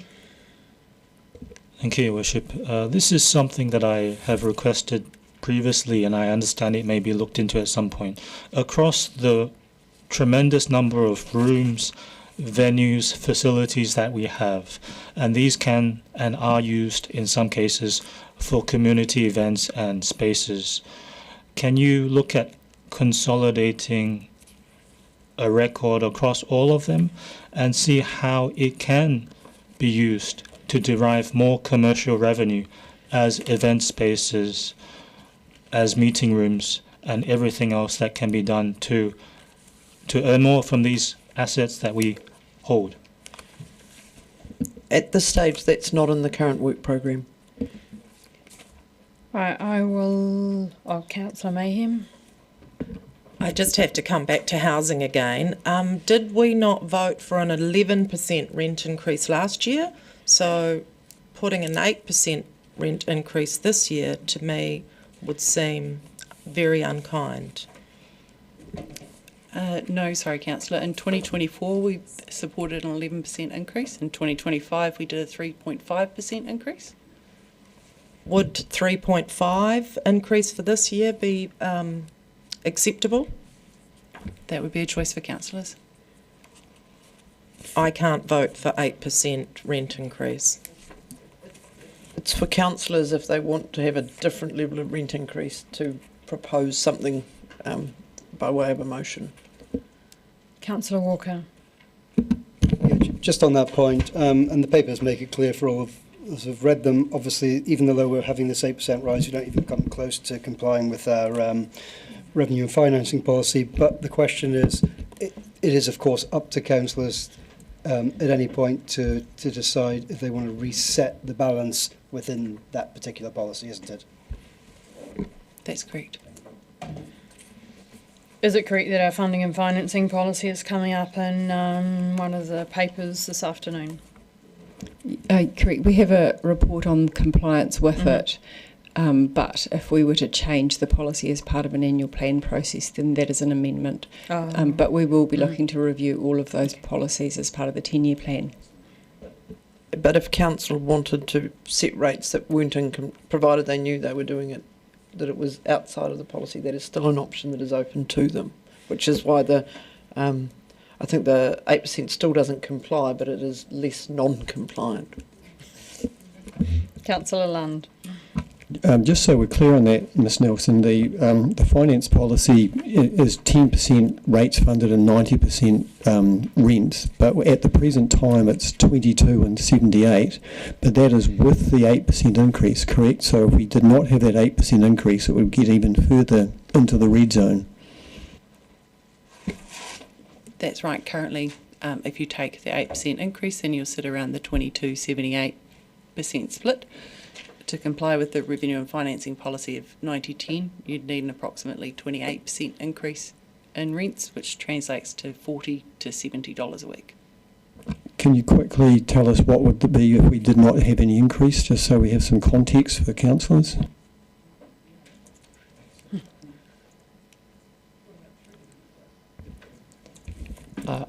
I can probably assist with that one. It would be 26.5% instead of 22. Right, I will thank you, team. I will move that the council adopts for the purposes of developing the annual plan 26-27, the draft 26-27 operating budget for the City Properties Group as shown at attachments A and B, the draft 26-27 fees and charges schedules for the City Properties Groups as shown at attachment A, seconded by Deputy Mayor Lucas. And a procedural question? Well, I just wondered about changing that to 3.5% increase on the housing. I wondered if there was an appetite around the table to keep that increase in line with last year's increase rather than 8%. Is that moving a procedural motion? That would be an amendment if you wanted to put that. I'm just wanting a gauge from my colleagues around that.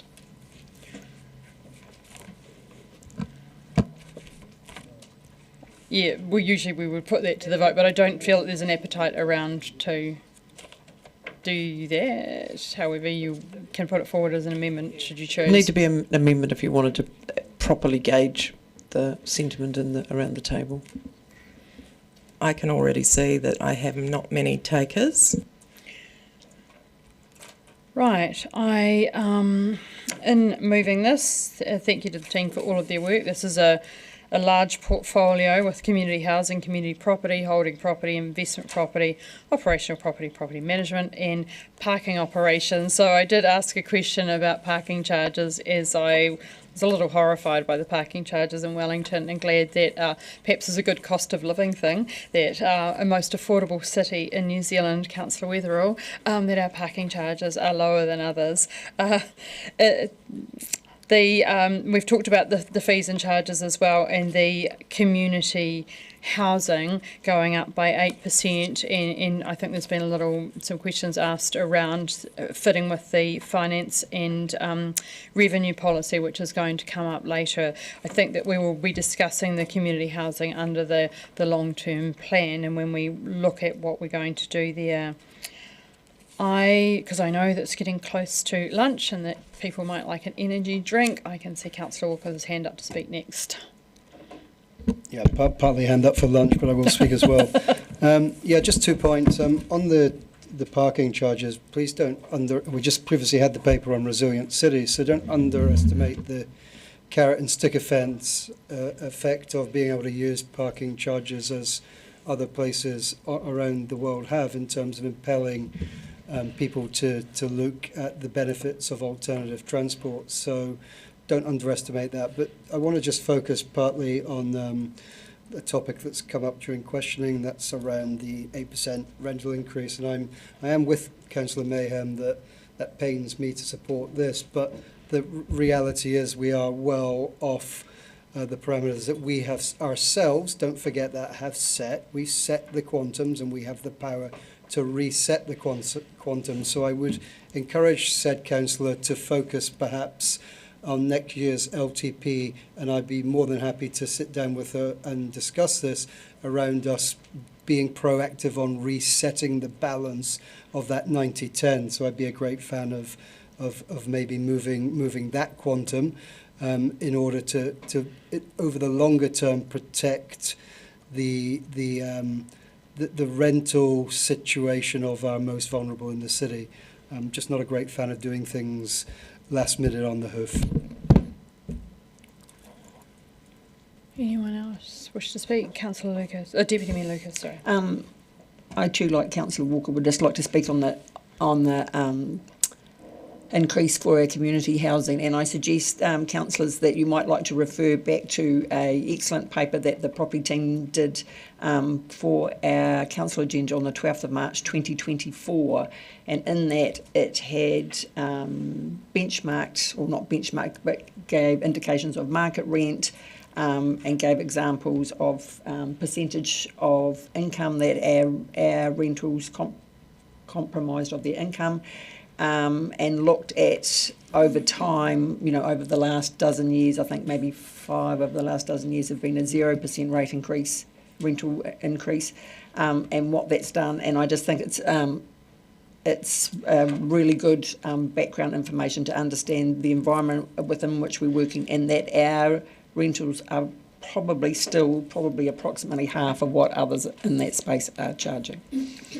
Councillor Weatherall, then Councillor Chambers. Thank you, Ms. Sophie. Property is one of the most diverse areas of council, yet I still struggle how parking is represented outside of our parking buildings. I have great admiration for our staff, led fantastically by Ms. Nielsen in this space. Rising maintenance and operating costs are definitely impacting on this budget, and it's a credit to the team that the increase has been minimised to 4.4%. Considering the income to offset costs is not always keeping pace with the increasing costs of maintenance. I look forward to impending reporting on the viability of our city's property portfolio. Hopefully we will work towards removing the deadwood that is draining the good performing assets our city holds going forward. Thank you. Can't read my writing. Councillor Chambers. Thank you. This is a very important part of our expenditure on the council. What, $52 million planned for next year, but it's pleasing to see we're able to spend some more money, additional money, on community housing and community property, albeit that's our ratepayer subsidising those areas for those who don't pay rates. But I think it's very similar to what was in the second year of the long-term plan. I think it represents a good common sense budget. Councillor Hall. Thank you, Worship. This is a sensible, pragmatic update that keeps our property portfolio safe, compliant and fit for purpose, including our community housing. I understand what Councillor Mayhem is saying, but this budget reflects real cost pressures, particularly compliance work for building warrant fitnesses and higher occupation costs like rates, energy and insurance. I also support the approach of keeping most fees lower with the targeted parking adjustments to better match actual occupancy and costs. On balance, this is a responsible budget that protects key asset services, and I'm happy to support it. Thank you. Councillor Mayhem. I would support this, but I cannot support an 8% increase on our social housing. I will look at changing that quantum to 90-10 when we review the long-term plan, but in a cost of living crisis, I think we have an obligation as service providers to look after our most vulnerable people in the city, and I will not continually punish the poor. I'm sorry. Councillor Gary. Thank you, Your Worship. And for the most part, I could support this budget. However, on the basis of the community housing rental rise, I can't. Yes, there are budget considerations. Yes, we do not meet our financial strategy, but as we know, we're going to be looking at that later. We have this conversation every year, it seems, and every long-term plan around where community social housing fits in with our responsibilities. And I find it quite extraordinary in an era of homelessness and where we've talked a lot about the vulnerability of people in our community around housing security, that we would look to put up the rentals by 8%. So there is a human factor in this as well as the figures, and on that basis I cannot support this budget. Councillor Lund and Councillor Fiso. I think the city property team have done an excellent job. I support this budget. I'm providing some context around the 8% rise. Some rough maths would say that the average rent for these community housing facilities is around $170 and that would be for a one-bedroom unit. A market price for a similar unit would be at least double and possibly even triple. So make no mistake, we are providing good quality accommodation, well maintained, at a level far, far below the market. And we have to remember that we are providing shelter to 940 people, couples, families, but there are many, many more who are facing housing stress, who are not eligible for or not able to access council housing and are paying market rate, and that market rate will include our rate increases and everything else that's increasing. So yes, we want to look after our vulnerable, but we also want to look after our vulnerable ratepayers. Councillor Fiso. Tēnā koe, Your Worship. As I've said many times around this table, our decisions always reflect our values and our, our own lived experience. So, yes, Councillor Lucas talked about the excellent paper that was produced for discussion as setting the annual plan budget for that year in 24. And yes, it was an excellent paper, but because it laid out, different percentages, talked about and we knew that we were going in the face of the policy. However, at our discussions prior to that one, in that building over there, on the other side of the octagon, the debate was really not about dollars and cents. This nonsense, in my opinion, about breaking even ignores the fact that we took the decisions that we did, well, the majority did, because housing is a public and social good, and that was reflected in the consultation when the voting public said yes, invest in building more public housing that we will own, administer. And, arguments against supporting a minimal, inflation-based rate rental is always talked about equity for the people who own homes but can't afford rates. And instead of lobbying central government to increase the rates relief or rates rebate or whatever you call it, you like Councillor Mayhem says, some councillors choose to punish the poor. I mean, it is those people who are doing it hard and still own property. Yes, they're doing it hard, but just because we have tenants in our properties, that we don't need to punish them. We need to actually increase our services to people who own property and can't afford the rates.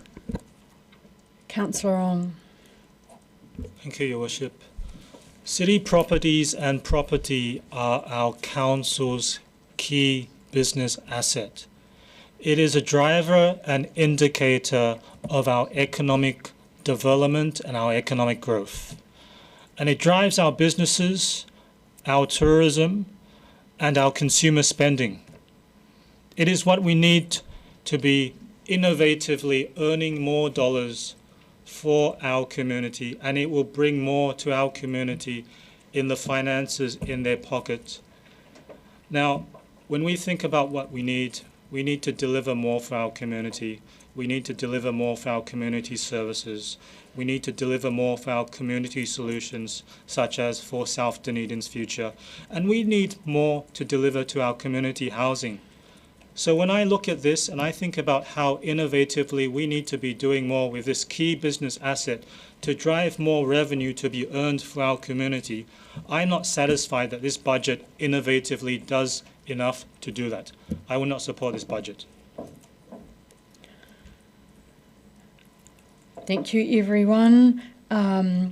I think that the feedback that I've got written down here, I've got common sense, sensible, rising costs, equity, public and social good, the community housing, and this is all very complex. I think that particularly we've been focusing on community housing. But first of all, I just want to say to Councillor Walker, yes, carrot and stick with the parking charges, and that is something that we also need to think about when we are setting those, but also to Councillor Weatherall around who is a retail in the central city, parking is a delicate thing to balance as well.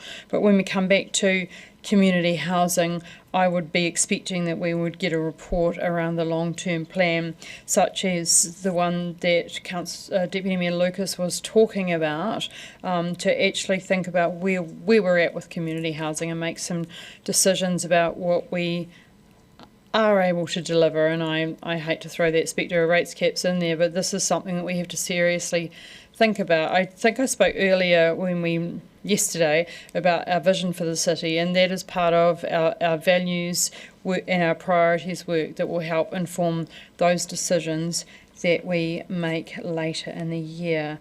So I wonder whether we should just take this in two parts, because I think that people were objecting to two, which was the fees and charges? Mandy, I'm just going to ask you the fees and charges. So would you accept the budget but not the fees and charges? Okay, so let's take it in two parts, I guess. Let's do it by division. Councillor Chambers. This is Aye. for part one, sorry. Councillor Gary. Aye. Councillor Hall. Aye. Councillor Lefiso. Aye. Councillor Lucas. Aye. Councillor Lund. Aye. Councillor Mayhem. Aye. Councillor Ong. No. Councillor Sims. Councillor Walker. Aye. Councillor Weatherall. Aye. Mayor Sophie. Aye. Carried 11-1. And now to the fees and charges schedule.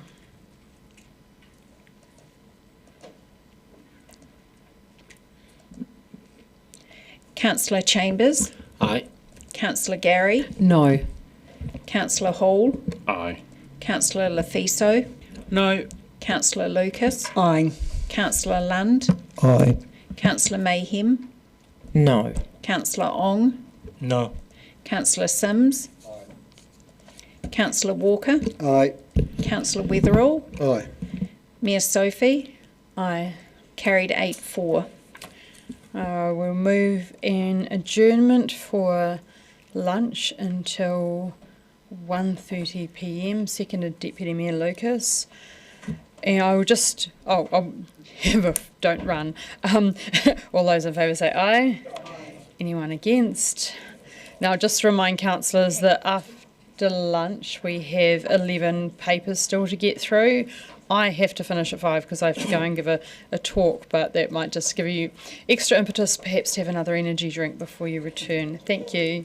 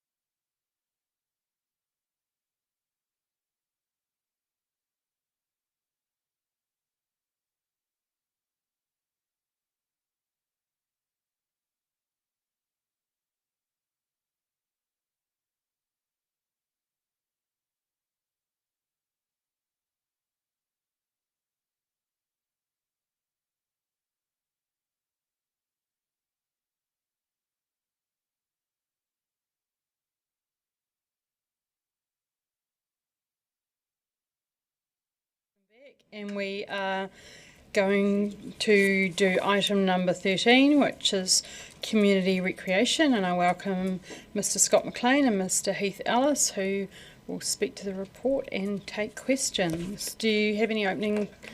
Are there any questions?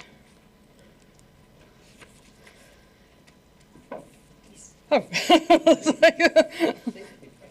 Sorry, I'm breaking my own rule, my own self-imposed rule. Page 110, paragraph 8.c, where we're talking about the additional new asset maintenance, and it kind of comes back to my earlier question on a different subject. So this is where we have constructed new work, George Street, the shared pathway, but we haven't budgeted for the OPEX to maintain that. Is that what and so we're saying that that's what's costing us $250,000 to maintain those particular assets?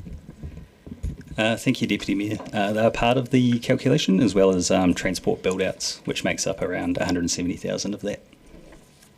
But I think it's from my earlier point is that going forward, especially when we're coming to the LTP, it will be really helpful if we could see the project in the round, that we know what we're getting into. Look, it's a point well made, and I know that the finance team have clocked that, and we'll be making sure that we capture the OPEX costs. Thank you. Now, I've just got this is a really random question. If we go to fees and charges on page 118, am I reading this right, that we're removing all of the 12 months, when 6 and 3 months, annual all-pool access charges? So like if I'm in a squad and I go every day, I'm just trying to work out what exactly this means and what the repercussions is of this. Thank you, Deputy Mayor. That is the premium membership edition, so that's the one where people will pay for the gym and swim access, but also all the group fitness classes on top. So the uptake, I think, over the last 3 years we've sold 4, but there's still the ability to buy the 12-month. Perfect. I was just concerned the way that I'd read it. And my other comment, and this is just because I'm hearing you advertising on the radio at the moment for the student swim, and it's, can we just round off these fees? Because it is, for a swim for whatever it is, 72 cents. It just sounds so, I'm just like, can we just round them? It just makes us seem so petty. Sorry. I have heard the advertising though. Yeah, round them up, of course. I guess the thing is, if they're just as they are, because everything's paid electronically, it's not like there's coins. I know. But You hear what I'm saying? Yeah, I do hear what you're saying. I will check with the CFO, but if we ask afterwards, because she just arrived, so I don't want to ask her now. But we'll get back. Cool. I guess just quickly following on from that is around that there is 2% increases for some things when we have generally across the board. Some departments just do all 3%, and I just wonder, I guess that's one for Ms. Allen, is on the fees and charges. Will this be part of that review when we're looking at fees and charges? Yes, thank you, Mayor Sophie. We'll look at these as part of the revenue and financing policy review. And you heard Deputy Mayor Lucas talk about rounding up. Yes. Okay, thank you. Yeah, but I get it. If I may, Mayor Sophie, I think because this ties in with both of those comments, there are a few fees here that have been rounded. For example, $1.90 to $2. So that represents it's a 10-cent thing, and it's 5.3%. So sometimes the percentages showing are quite high, but it's 10 cents minimal, because we've rounded it to a sensible number. Yeah, awesome, thank you. I've got councillors Walker, then Hall. Thank you. If only I knew rounding would trigger the Deputy Mayor to the extent it did. Sorry, I should wait till you're taking your drink there. 2 questions. Also on 8C, just the Porchammer St Leonard's maintenance. Is that to do with the shared path and the conversations perhaps that you and I have had, Mr Ellis, over the year? Thank you, Council. Yes, it is. Right. And in terms of the occupancy costs and in terms of the occupancy costs and the energy costs, am I right in assuming that a large proportion of that is related to the heating of our pools? Is that a significant factor there? Thank you, Councillor. Yes. Happy to move when we get to Thank you. Councillor Hall. My 2 cents is at least 1 decimal place. Are we seeing an increase on demand for the parks and recreation facilities as the city grows? Is there a clear uptick?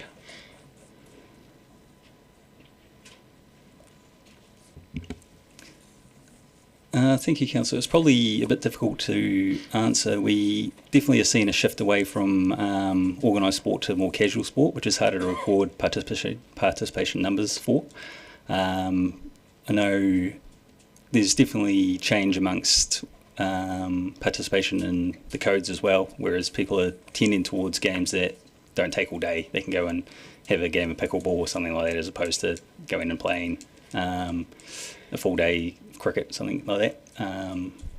But the actual, we don't have anything that monitors the casual use of the sports facilities, like the sports grounds and stuff. Question number 2. Do we have a clear renewal program for the playgrounds, the park infrastructure, not including the big 4 that are about to happen? Thank you, Councillor. Yes, we do condition assessments on all the equipment, and they get given a grade, and then we base our renewal plan off the equipment that's of the highest need. I have a question about a charge on page 125. There's a Octagon booking contractor fee for the lowering and raising of the bollards and the Octagon. Is that the true cost of getting a contractor out to raise and lower the bollards? Do we pass that full cost on or not? It's $32, going up to $33.40. I just don't understand how it works. I don't have that detail, but I understand it is the full cost because it's the security contractor to go out that takes the charges for an hour, I think it is. Okay, that's great, thank you. Are there any other questions? Councillor Mayhem. I was just wanting an update on the funding application for the unmarked graves in our cemeteries. Do you know where that's at? Thank you, Councillor. Yes, we're currently submitting to the fund the latest round of applications to register our interest was by the end of last month, and we've done that, and we're now awaiting their decision. Right, would you like to speak to that? Does someone second it? Seconded Deputy Mayor Lucas. Would you like to speak to it? Yep, I'm going to swallow my water. Firstly, just obviously thanks to staff for the work on this. And also just I felt like saying this earlier, but just a reminder to councillors as well that these are draft budgets, and as we go through this for the rest of the day, just be aware that the public will have the opportunity, that's the whole point of this process, to look through these and come back to us during our deliberations to give us feedback. Just want to go back to, again, the staff, and thanks for the patience around some of the maintenance on the shared path, which we're obviously all very proud of, from town through to Port Chalmers, and some of that maintenance dropped off. But I accept that part of that problem was related to the fact that if you those are memories that was funded and built by the Waka Kotahi Transport Agency, and that handover process was, I don't know where Mr. Ellis has gone, but was particularly problematic, and I think that's where some of the misunderstanding stroke miscommunication came from, but I don't think it was so much on us. And just a reminder as well, if you look at these papers, it's we often hear that there's a lot of cost pressure around rises in insurance and electricity, and it always perplexes me that as councillors we get it in the neck for rate rises, but nobody seems to be hitting up their electricity suppliers in the same way, or venting as angrily towards them as they do to us. But this is a good reminder, if you look at the numbers here, how much pressure those two things have put on this organisation, particularly when we have expensive things like heating huge vats of water to keep people happily swimming their lengths. So, yeah, happy to support this. Anyone else? Okay, therefore I will put the motion. All those in favour say aye. Against? Abstentions? That is carried. I'll move on to item 14. creative and cultural vibrancy. Councillor Gary, would you like to move this when it comes to the time? Thank you.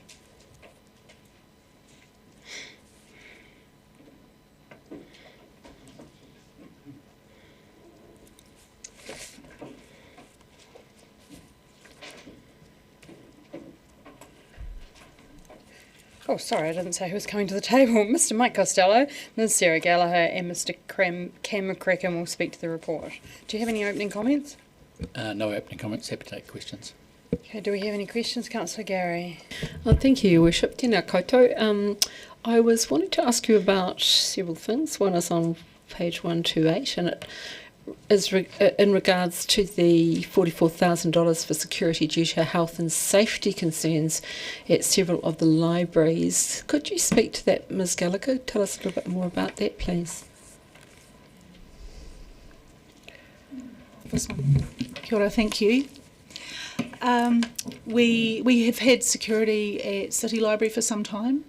Sorry, I can't tell you exactly how many years. So when we opened South Dunedin Library, we opened that with a security guard. And then a number of incidents, persistent incidents last year at Mosgiel from September, I think it was, wasn't it? From September, we brought an armour guard there and have been in close contact with the police as well. The situation has been improving, but for safety reasons for the community and for our staff, we're continuing with security. So what you're saying is you've seen the difference between having a security guard and not having a security guard, and the rise in issues. Yeah, that's good to know. I would add there too that the police actually played a part in that, the change at Mosgiel as well. We did get them to engage, and I think the combination of the two actually assisted. Yeah. Helpful to know. I also had a question about Ulverston, and I wondered, Mr. McCracken, if you'd like to speak to the impact of cruise ship visitors being fewer, but the general admission going up in the visitor volumes and so forth. How's it doing? Yes, I think this is a question about external revenue. Yeah, we're forecasting for a slightly different visitor profile. As you've alluded to, the wholesale market is kind of shrinking slightly and is being replaced by the retail market, which are FIT visitors who pay more because there's no one clipping the ticket. And in tandem with that sort of increase in revenue, our merchandising and the gift shop sales are sort of steadily rising. So it's 30,000 that we're sort of anticipating to add to the income. So I'm taking from that it hasn't been a problem for our visitors, the increase in the admission charges in general terms. Not that I'm aware of. Final question is paragraph 18 on page 129. The introduction to Utapushi experience at Toitu. What's the timing of that and the introduction of the fee?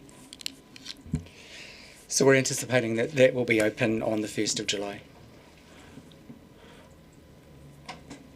Deputy Mayor Lucas.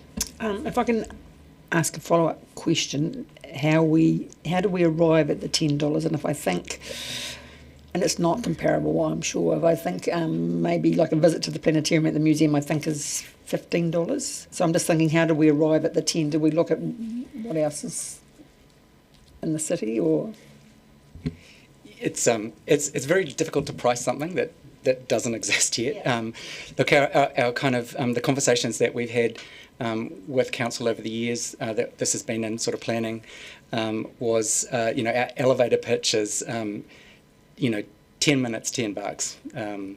So and we've been kind of working on that basis. That feels right at this point in time, but.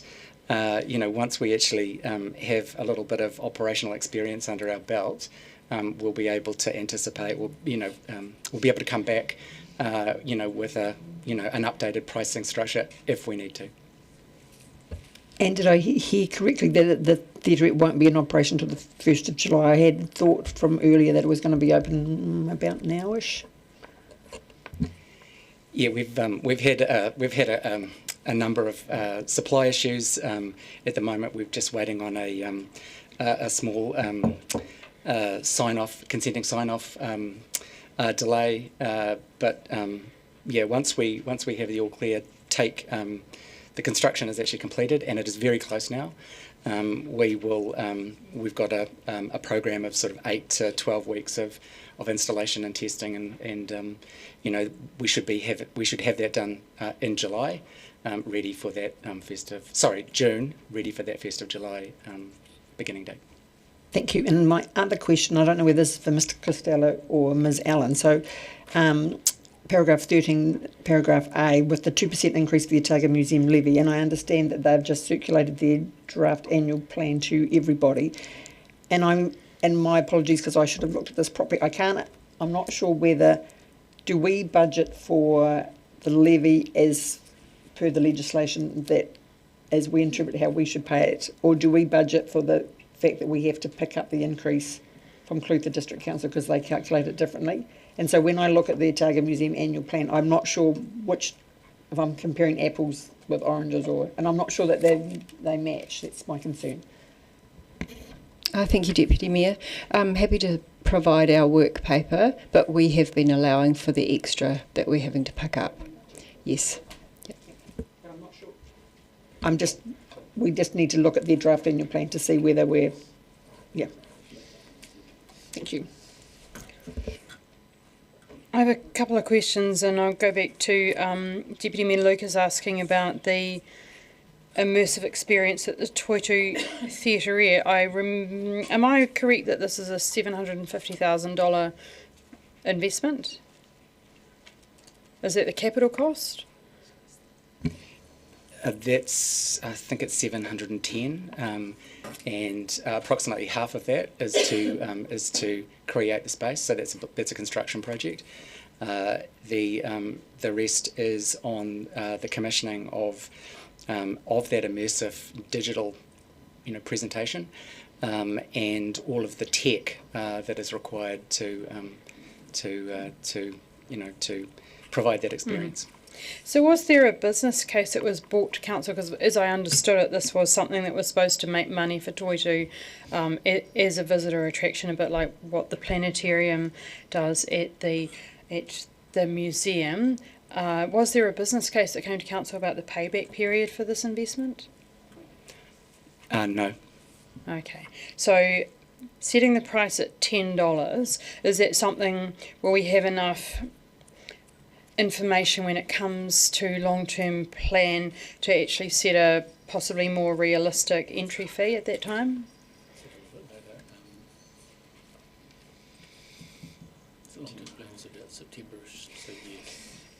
Potentially, we'll have some data that we can, that we can share and bring back to the table. And my other question is just around the Ulverston. I see the increase is 1.9% in the cost to come in. However, the Ulverston's costing us $1.1 million to run, and back when it was gifted to the city, it wasn't supposed to cost anything. Then it cost us, we gave a $40,000 grant. So I'm quite concerned about the operational costs here. What is the actual income, and is it meeting the revenue and financing policy? I know that the revenue and financing policy is something like 45%, is it rates income, I think, and 55 external or earned income. I'm not quite sure where we've landed with this budget in terms of those percentages. Oh, there you go. I'll give you It's roughly 50-50 at the moment. It's roughly 50-50 at the moment, so we haven't gone back to those pre-COVID income levels. A lot of the the proposition of Ulverston has traditionally been about, has focused on external, an external visitor from outside Dunedin. COVID forced us to pivot to a mix of domestic and local visitation, and that's been quite a successful transition. But it hasn't quite got us back to to the levels that we were enjoying before before everything changed in 2020. Mm-hmm. So I think international visitors are back to, I think it was over 86%. Is that not being reflected in the visitors coming through Ulverston? Do you measure the nationalities? Yes, we do. I don't have that data on me, and nor do I have the mix of the sales that are conducted through the inbound tourism operators. A lot of our income is through the tour operators from the cruise ship and the bus market, and those are negotiated. I'm just going to point to my concern around the price, because my assumption is that you're giving 20 to 30% commission to those operators, and I just wonder if you've benchmarked what other attractions are charging so that it fits within the market, I guess. There's challenges around the city about how much we make out of cruise, so I just want to understand that. Yeah, look, I don't have that exact information for you, but what I can tell you is that we do benchmark, when we're setting the fees and charges for Ulverston and Lanyuan. We're trying to make comparisons with other experiences. I don't know what the commission price or the percentages. I don't have that. Thank you. I've got Councillor Mayhem. Hi.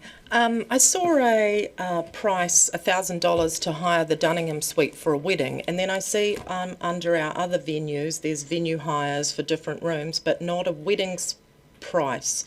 I wondered if anyone had been married at the Chinese Gardens or Toitu, or if there was an opportunity there to put in another line under Ulverston for I guess you could hire the garden and get married there, but do we market ourselves as a wedding venue? With those different places? Yes, we do. Sorry, my printout is so small. I'm not going to be able to read it. What I can tell you is that certainly at Toitu and at the DPAG, we would prefer, rather than to set prices, to be able to negotiate with the market. So we have a really strong wedding offer, certainly at the gallery and at Toitu. The garden is more difficult because of the restrictions and numbers in the certain places, but we do weddings there as well. And like I said, we have a competitive strategy to charge for the venue hire, as well as the hire of a lot of the equipment that we will provide as well. Excellent. Might I have one more question? Relating to the Chinese New Year celebrations, I see we got a lot of wonderful TV coverage on the China TV. Do we have any idea of the reach of how many people may have viewed that? We don't know specifically, but CCTV is pretty much the main channel in China, so anybody that's got eyes in China would be watching that. Yeah. Councillor Gary, then Councillor Ong. Thank you, Your Worship. I just want to ask a question of clarification around Ulverston. So, Mr McCracken, you talked about some of the things in general terms that have been done to try and attract visitors back, and a different mix of visitors. Can you just talk about that innovation to get the revenue up and to increase the sales in the gift shop? What are some of the things that have been done, just as examples? And how? Part of that business pivot was around conferencing, bespoke hospitality opportunities, which traditionally the House wasn't looking at. So that's a revenue source that has sort of grown from very little, almost nothing, to quite substantial. We've done a few years ago a little project to optimise the the entrance and make more of a retail opportunity in that space, bringing that front and centre, and we noticed a spike in income after that was done. So the focus in the gift shop is now, is it not, on authentic Ulverston-related products that can't be bought anywhere else? That's the difference, isn't it, in that regard? Yeah, I think that the retail operations and all of the cultural facilities are quite bespoke, and they work to complement each other. So what's offered at Ulverston is a higher end product, something that maybe has a heritage kind of theme, a higher end theme, and through experience, we know our market and we know what they're buying. So, can I just check with you around that, because that's quite a transition, isn't it, from a place that was highly limited in access to transitioning to the community being able to access it and pay for different kinds of experiences. That's a big transition for a heritage place like Ulverston, is it not? Yes, I think there's a nice mix of accessibility for locals and a really a commercial attitude to maximising revenue. I might, if you'll indulge me, Your Worship, I'm not sure who's going to answer the questions around City of Lit. Who's the person who can take my questions? So just checking with you around value for money in terms of City of Literature, because it might not be visible to us here necessarily, but certainly, well, I think it is, but nationally and globally, a huge presence. So do you have any comments about that, Mr. Costello? So difficult to comment on value for money. I know I was looking through the program of works that Nikki's got in front of her and has delivered for the last few years as well. And she's got it documented out quite nicely in terms of all the things that her and her team contribute to in the city in terms of promoting all things literary as well as what's going on there.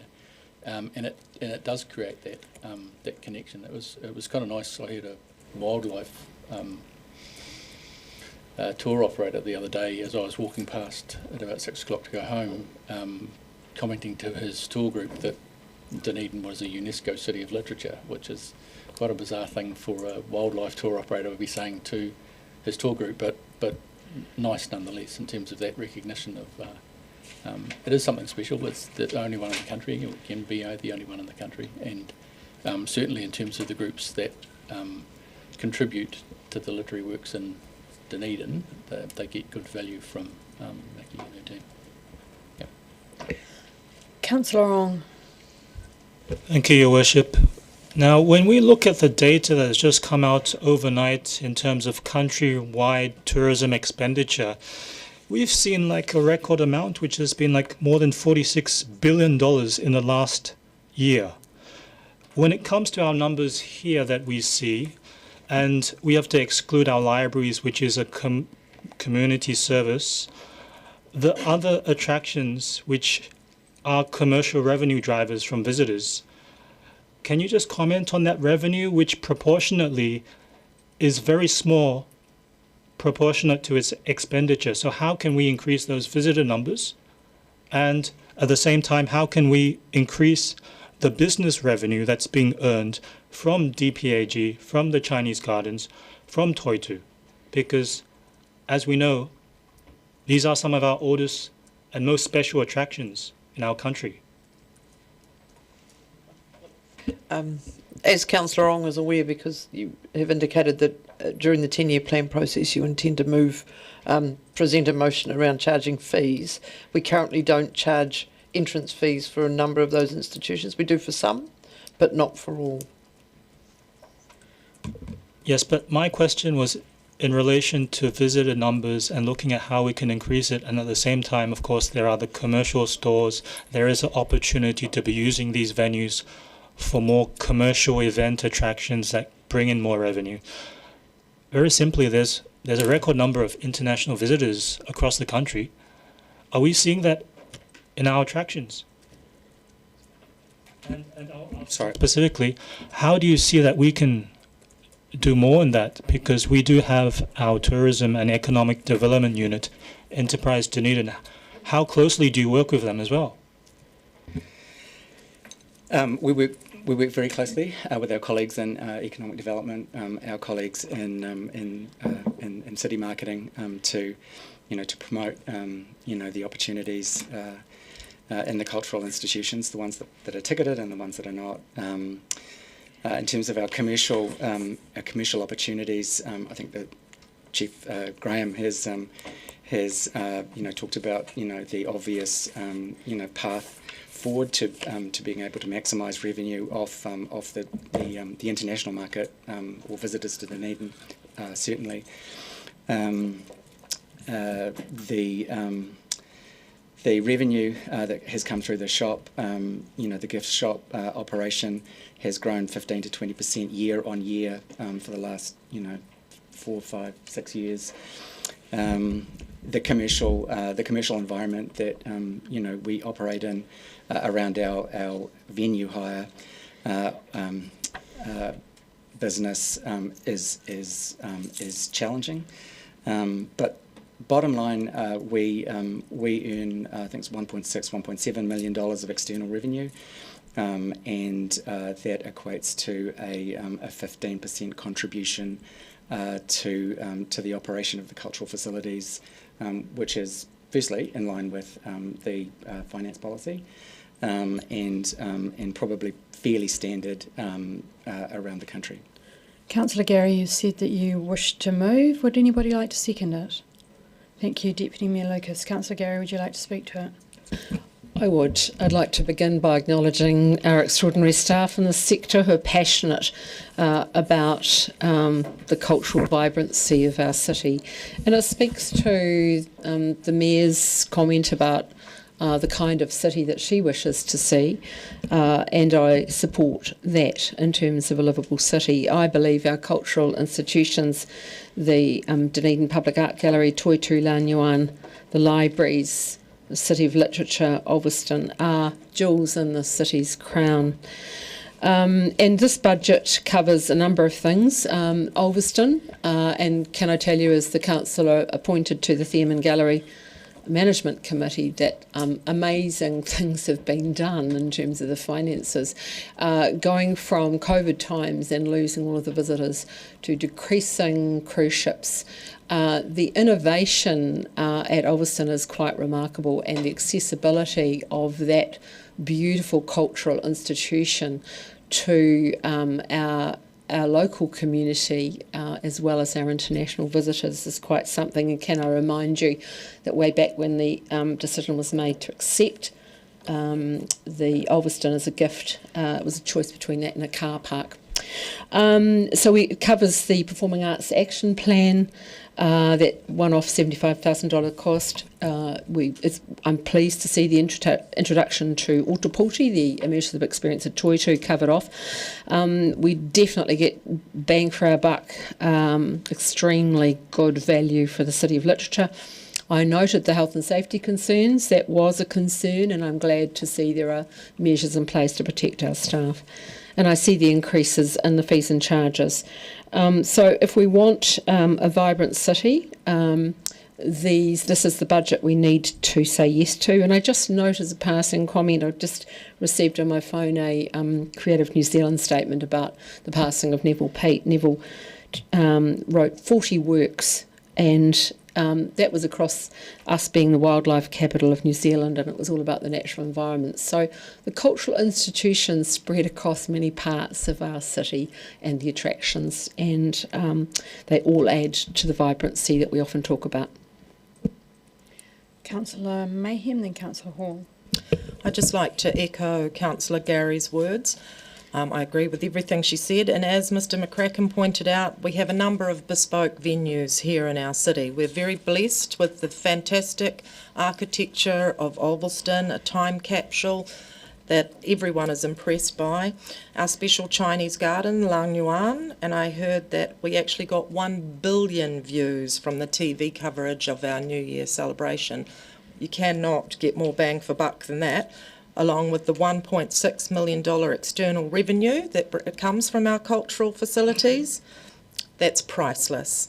I'm very proud that we're a city of literature and we have so many wonderful libraries in all of our suburbs, and it's definitely GLAM, galleries, libraries and museums, that makes the vibrancy of our wonderful city. Kia ora. Councillor Hall. Thank you, Worship. This is a great work by our staff. This is a sensible, steady plan and I'm happy to support it. Councillor Walker. Thank you. Yep. I hope I'm not just going to the city literature stuff. I hope I'm not alone as somebody who, when I'm looking to book a holiday abroad, seeks out UNESCO sites and designations, because I do actually. So it's an attractive thing for myself and my wife. Let's not forget UNESCO Creative Cities Forum, this incredible global network of amazing cities around the world that are recognised as achieving a certain standard in something, and the cities that we sit alongside are incredible places. The list reads like a list of places you want to go. So let's just not underestimate the immense added value that this brings, whether that's in elevated cultural, economic or international recognition that highlights this place, Otaputi's place, as and its immense literary heritage and, in fact, its contemporary scene, as we're about to see next week in Fringe or previously in things like the Readers and Writers Festival. The designation we get undoubtedly fosters back to us global collaboration. I've been part of that. I've mentioned that before. It absolutely will boost tourism.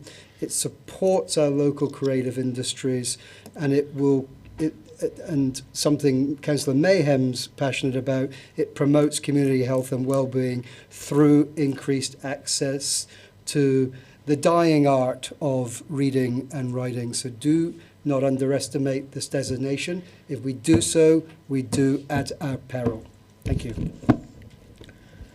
Thank you, Councillor Walker. That sounds like an opportunity for me to give a plug for my talk at 5:30 today, which is about the Mayor looks at books and my life in literature. So I thought that was an appropriate time to do that. I also have done a UNESCO Heritage Sites tour in China, so very aware of that.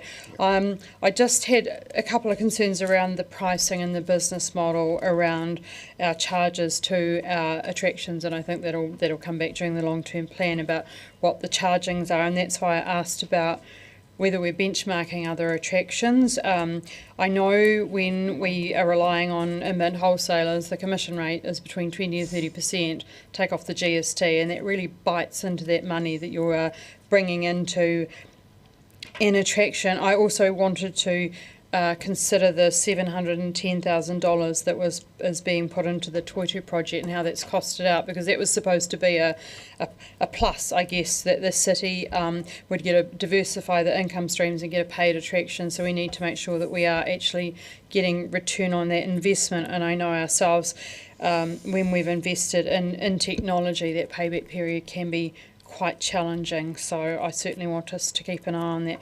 That said, certainly really appreciate the library, especially in all of the work that goes on there, and all of the hospitality and manaakitanga that the teams offer to all of those visitors that come through the door. I think every time we come into the public art gallery, we see the lovely smiles of the people behind the desk, and I thank them for their service to both our community and to our visitors as well.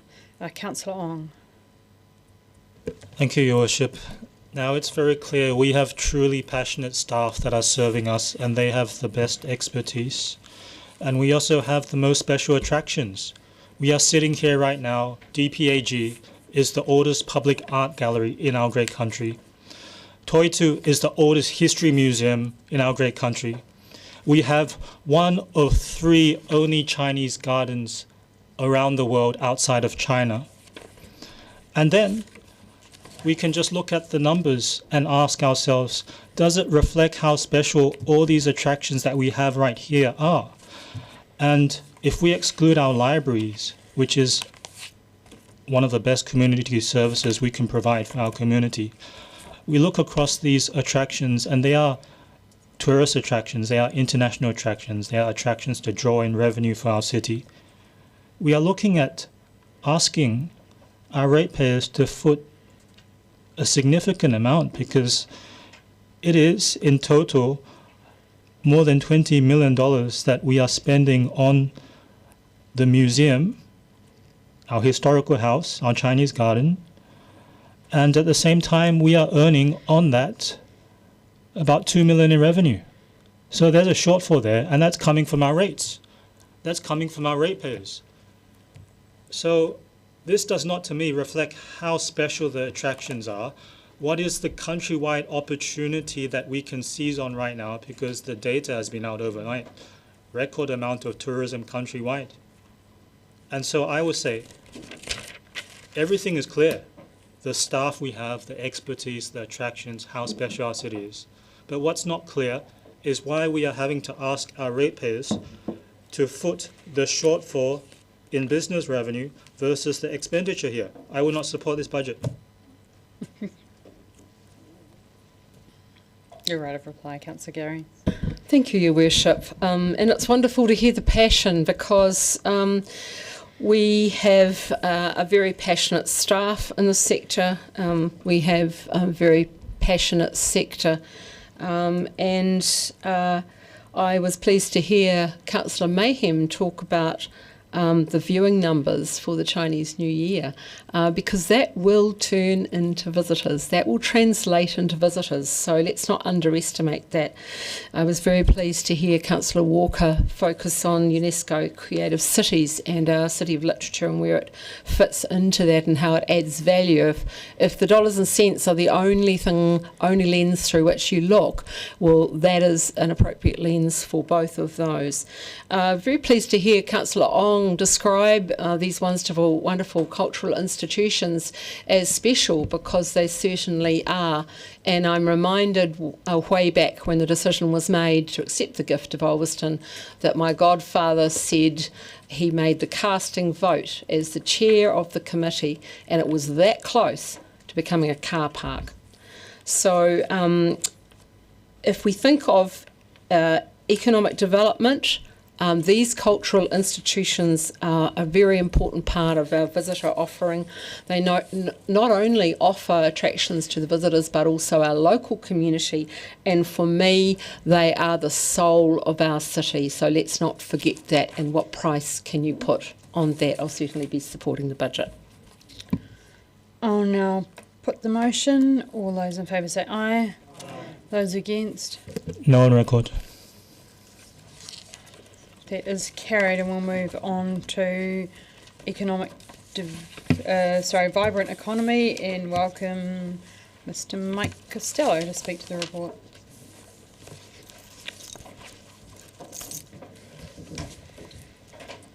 And Councillor Sims, you've indicated a willingness to move this. Thank you.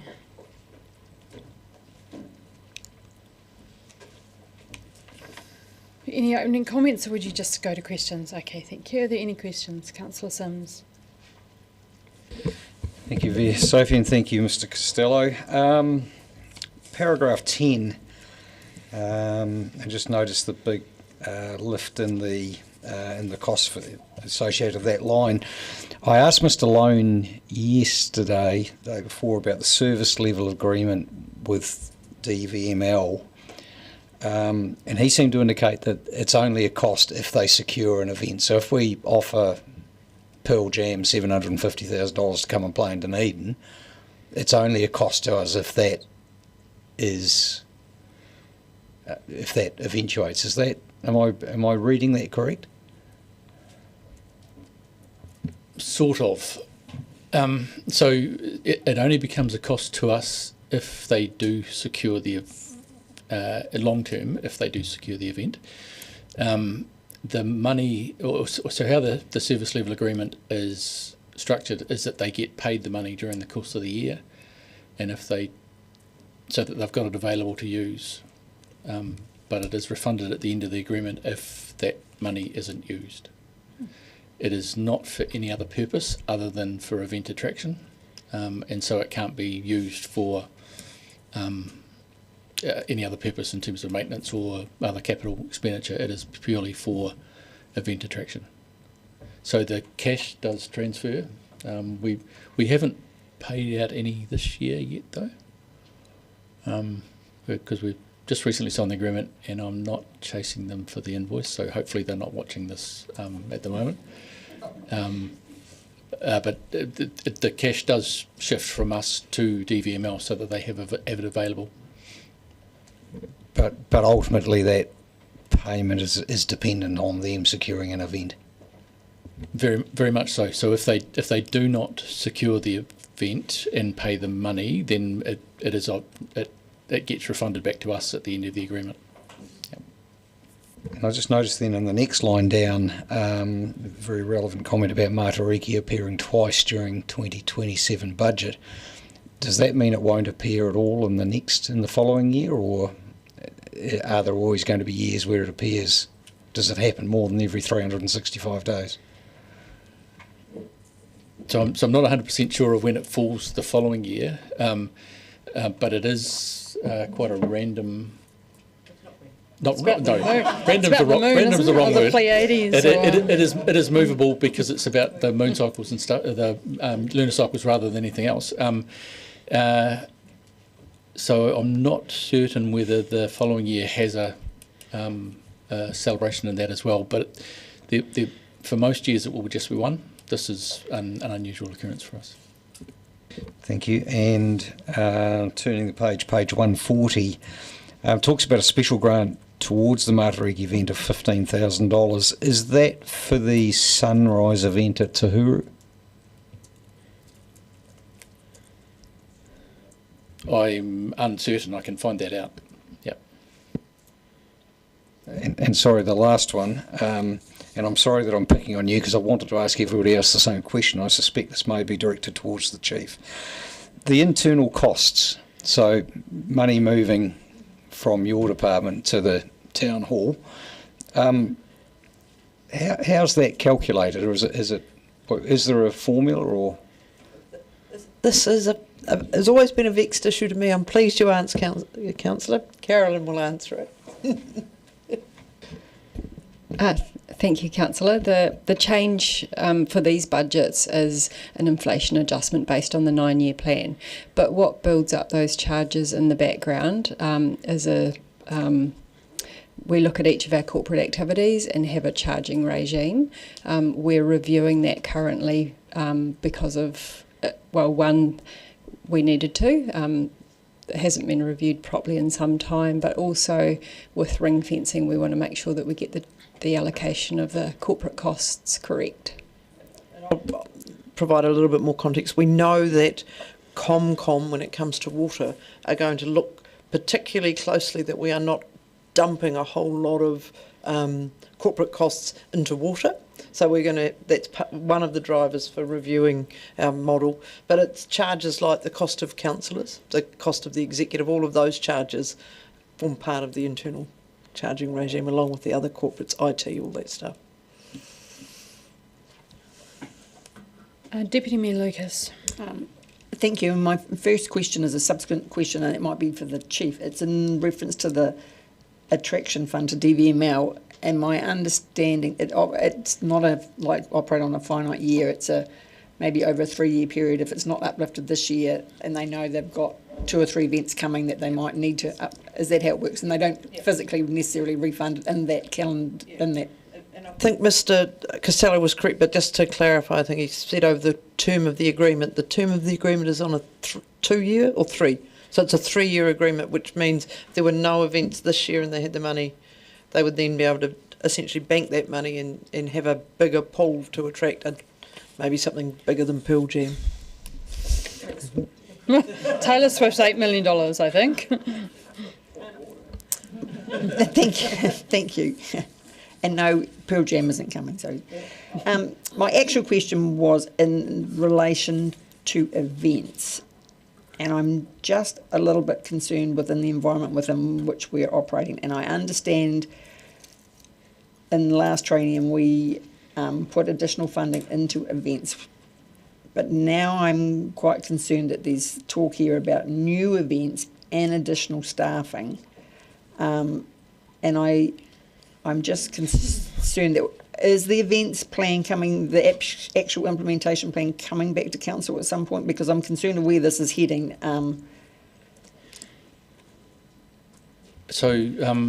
We've got a bit of stuff to work through in the next few months in terms of where the group sits and how it operates and all those sort of things.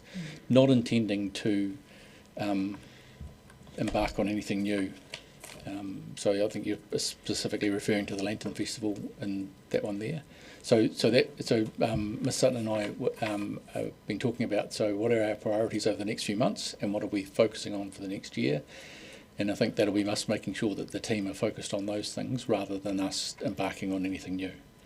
So it's not the intention to sort of start looking for all sorts of new things that we can do in the interim period.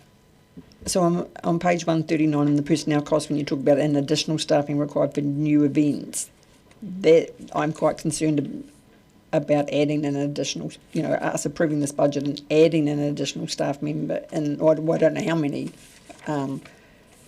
in the light of the review of economic development, in the light of rates capping and all of those things. That's what I'm flagging as the concern I have.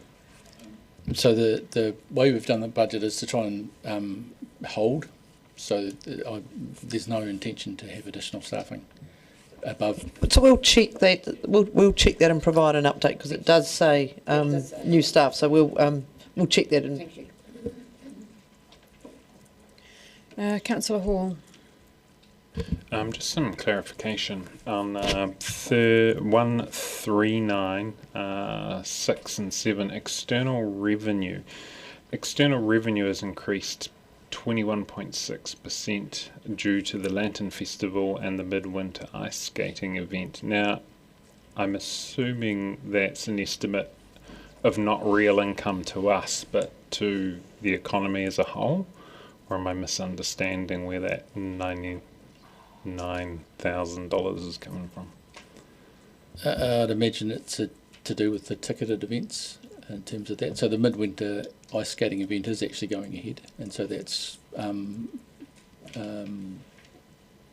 it's a ticketed event, so that's revenue coming in, but there's costs that will go out that equivalent to that as well. So it's cost neutral. Okay. Sorry. For the new or expanded events, Midnight Market, Solar Eclipse, Mariki, Lantern Festivals, what other success measures are we talking? Economic impact or attendance targets? What do we consider a success? All of the above.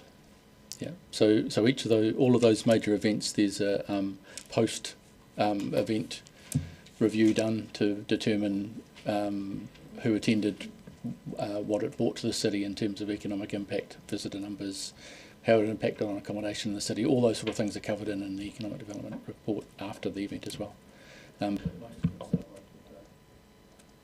Most of them start off with this is the expectation of what they'll bring, and then it's a review afterwards to ensure that that's been achieved.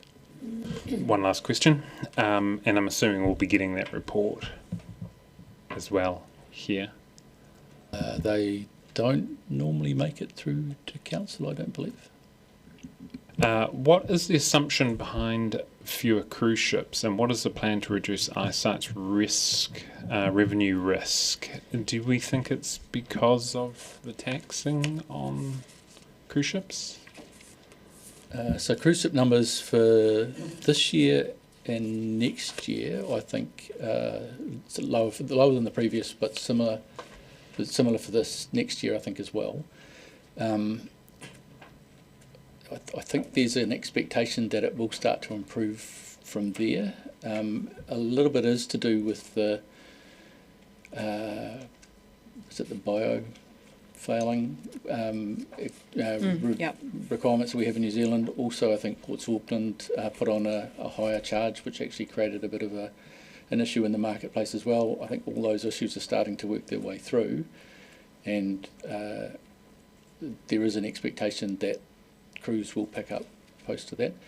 We added that we didn't actually do too badly, so some of the other ports in the country ended up being slashed completely. We went from 80 or 90 days down to 68 or 70, so we still had a reasonable number come through, and it was still a good value for us, but always better to have that high number. Councillor Ong.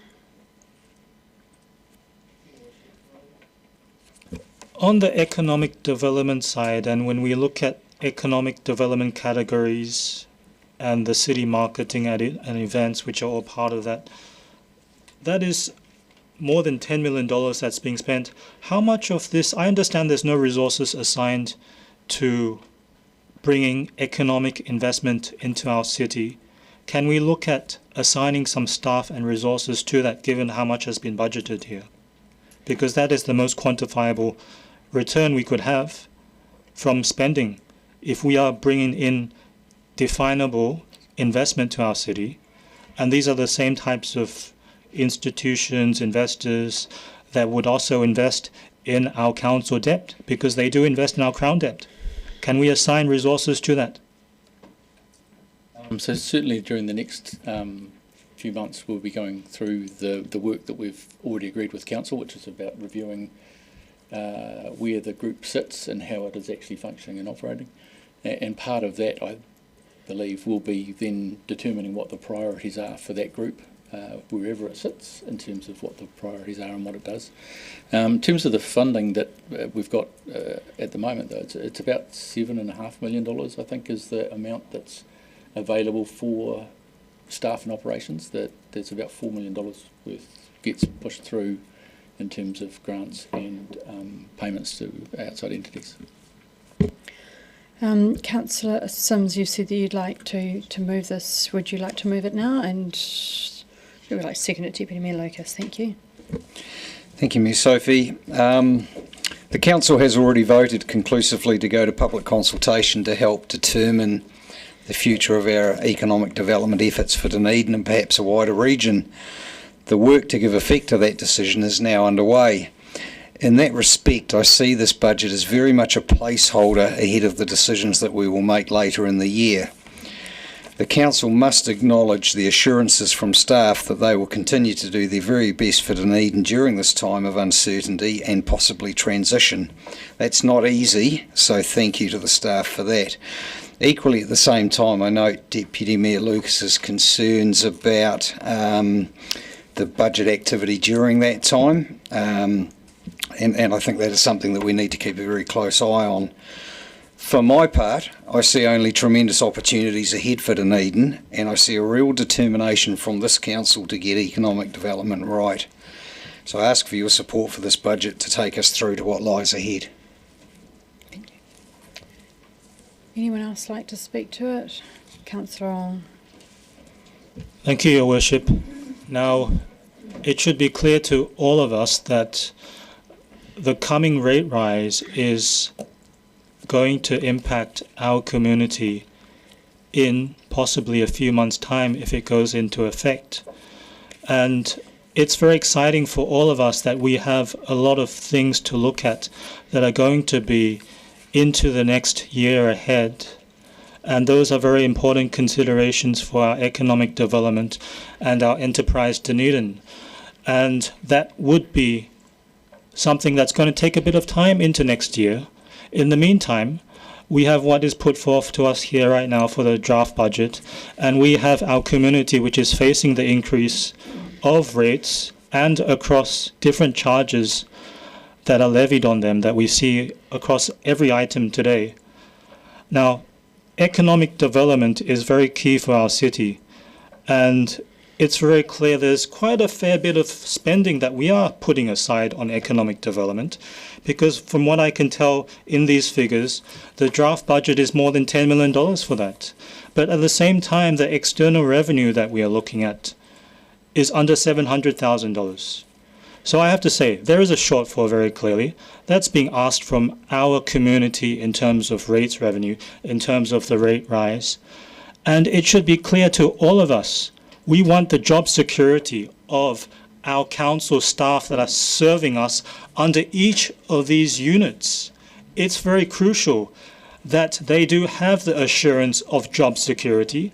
We have the ability to have the finances to provide wage growth to them.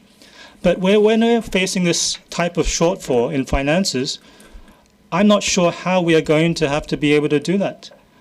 So I have to say to our executives, Time's up. Thank you, Councillor Ong. Would anybody else like to speak? Councillor Chambers?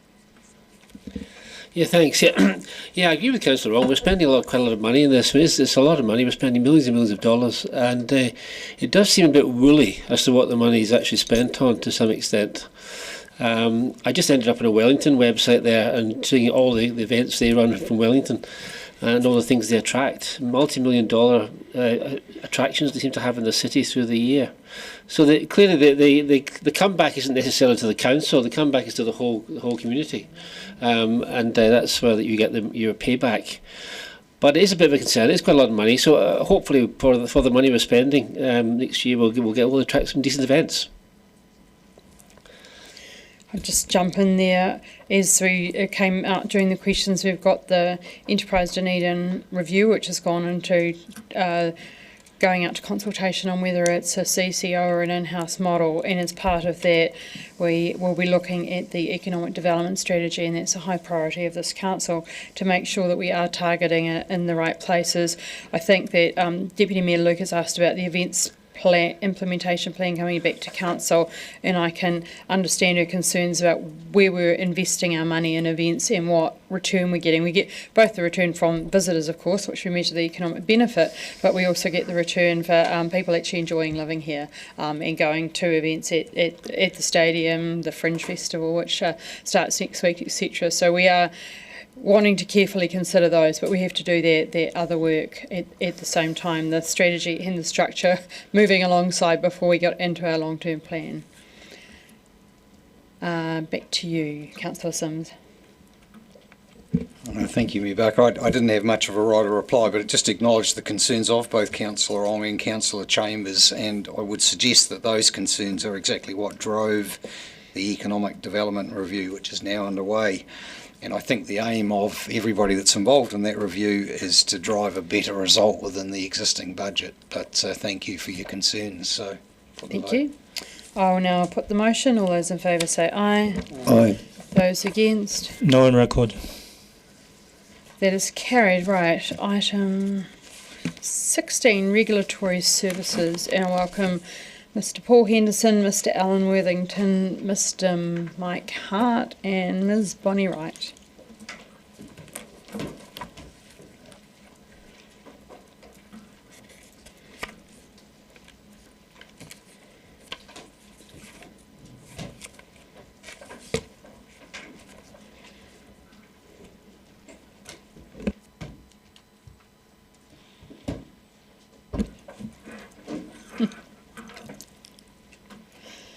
Kia ora, welcome team. Do you have any opening remarks, or should we just go to questions? Thank you, Mayor Sophie. Just on page 160, you will see that there's a number of the fees and charges which indicate that there is a 0% increase in the fees and charges. That's an error on our part, my apologies. So there's a number of them, for example, on food premises, which increased by about 5.7. I'll not go through the full list, but we will ensure that, obviously, when we go out, that those are better or properly reflected. I am assured, however, that those percentages and the revenue associated with them are included within the revenue figures. Mm-hmm. So my apologies, Mayor. Thank you. Councillor Lund. That's exactly one of the things I wanted to talk about, Mr. Henderson.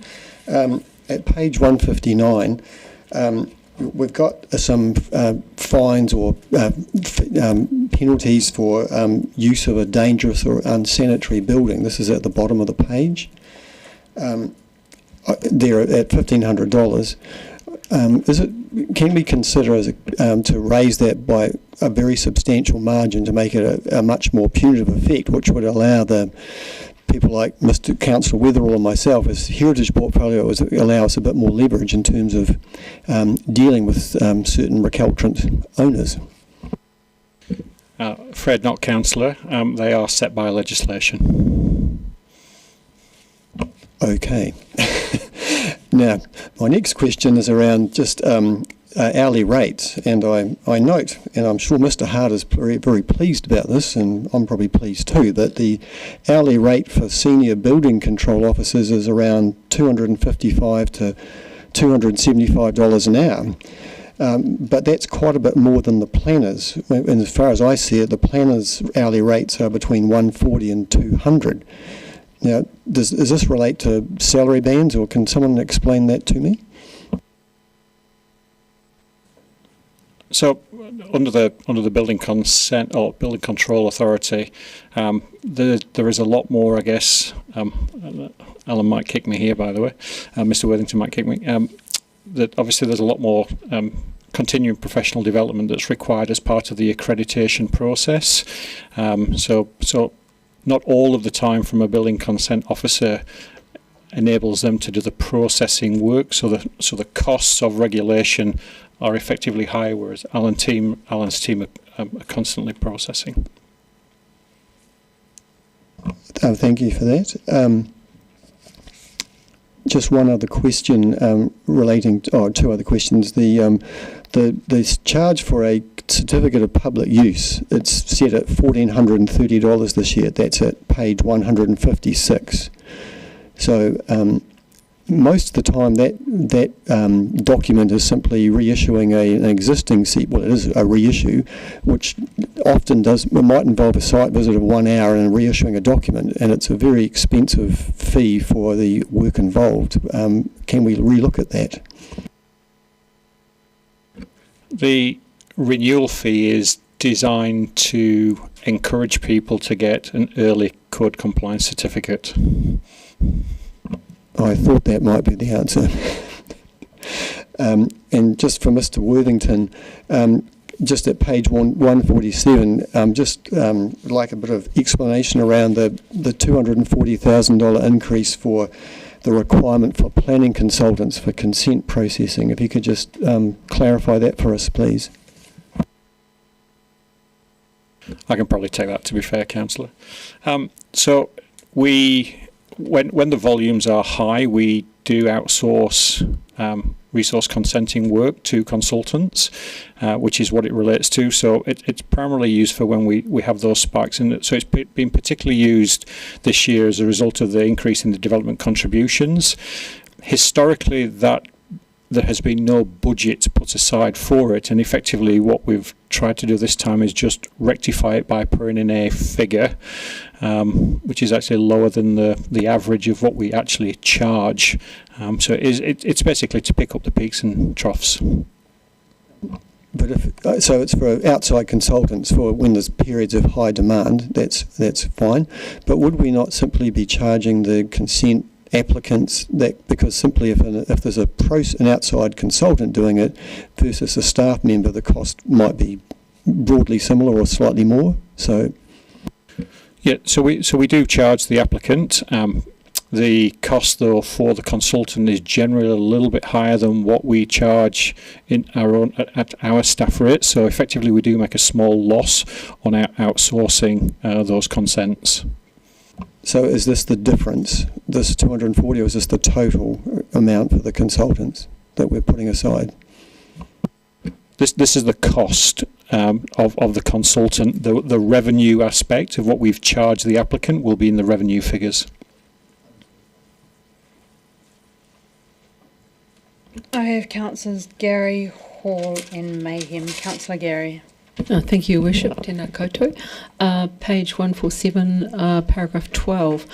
And I was curious to know the increase to postage of $113,000 due to licence plate recognition infringements being posted.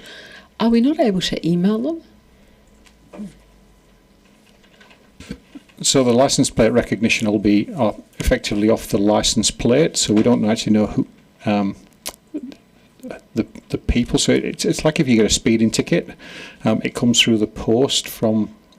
So they don't. I don't believe the police would email you your speeding ticket. It's not our data. Database. That data comes from NZTA, New Zealand Transport Association. So once they update their systems, which I understand there is some work happening, I don't know how long that will take, but for the time being, we have to use the data we provided from them. And thank you for that clarification, because that's a lot of money for that, which seems ridiculous in a digital age, but no doubt you'll keep us posted. Thank you. Was that a deliberate pun? Councillor Hall. Sorry, I'm along the same vein here. $113,000 on postage. That's a lot.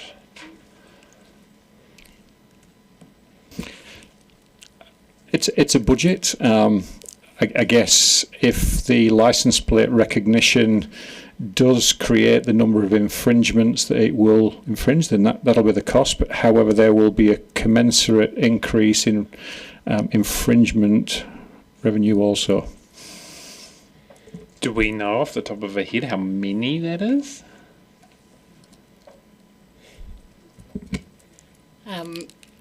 We anticipate that there'll be a significant increase, but at the moment we're still waiting for some of the technology to be in place so that we can get the data from testing to be able to forecast that more accurately. And I see an increase of 11%. Well, what's driving that?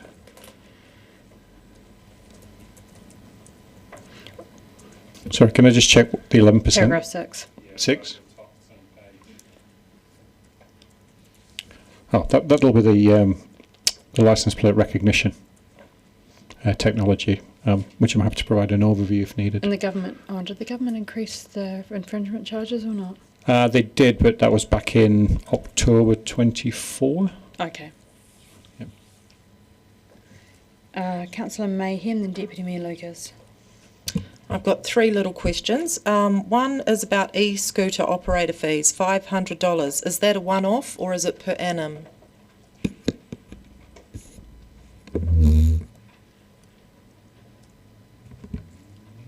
Sorry, I'm not quite sure what page you're looking at the moment. Gosh, it's one of the pages. It's a column on its own. It just says e-scooters.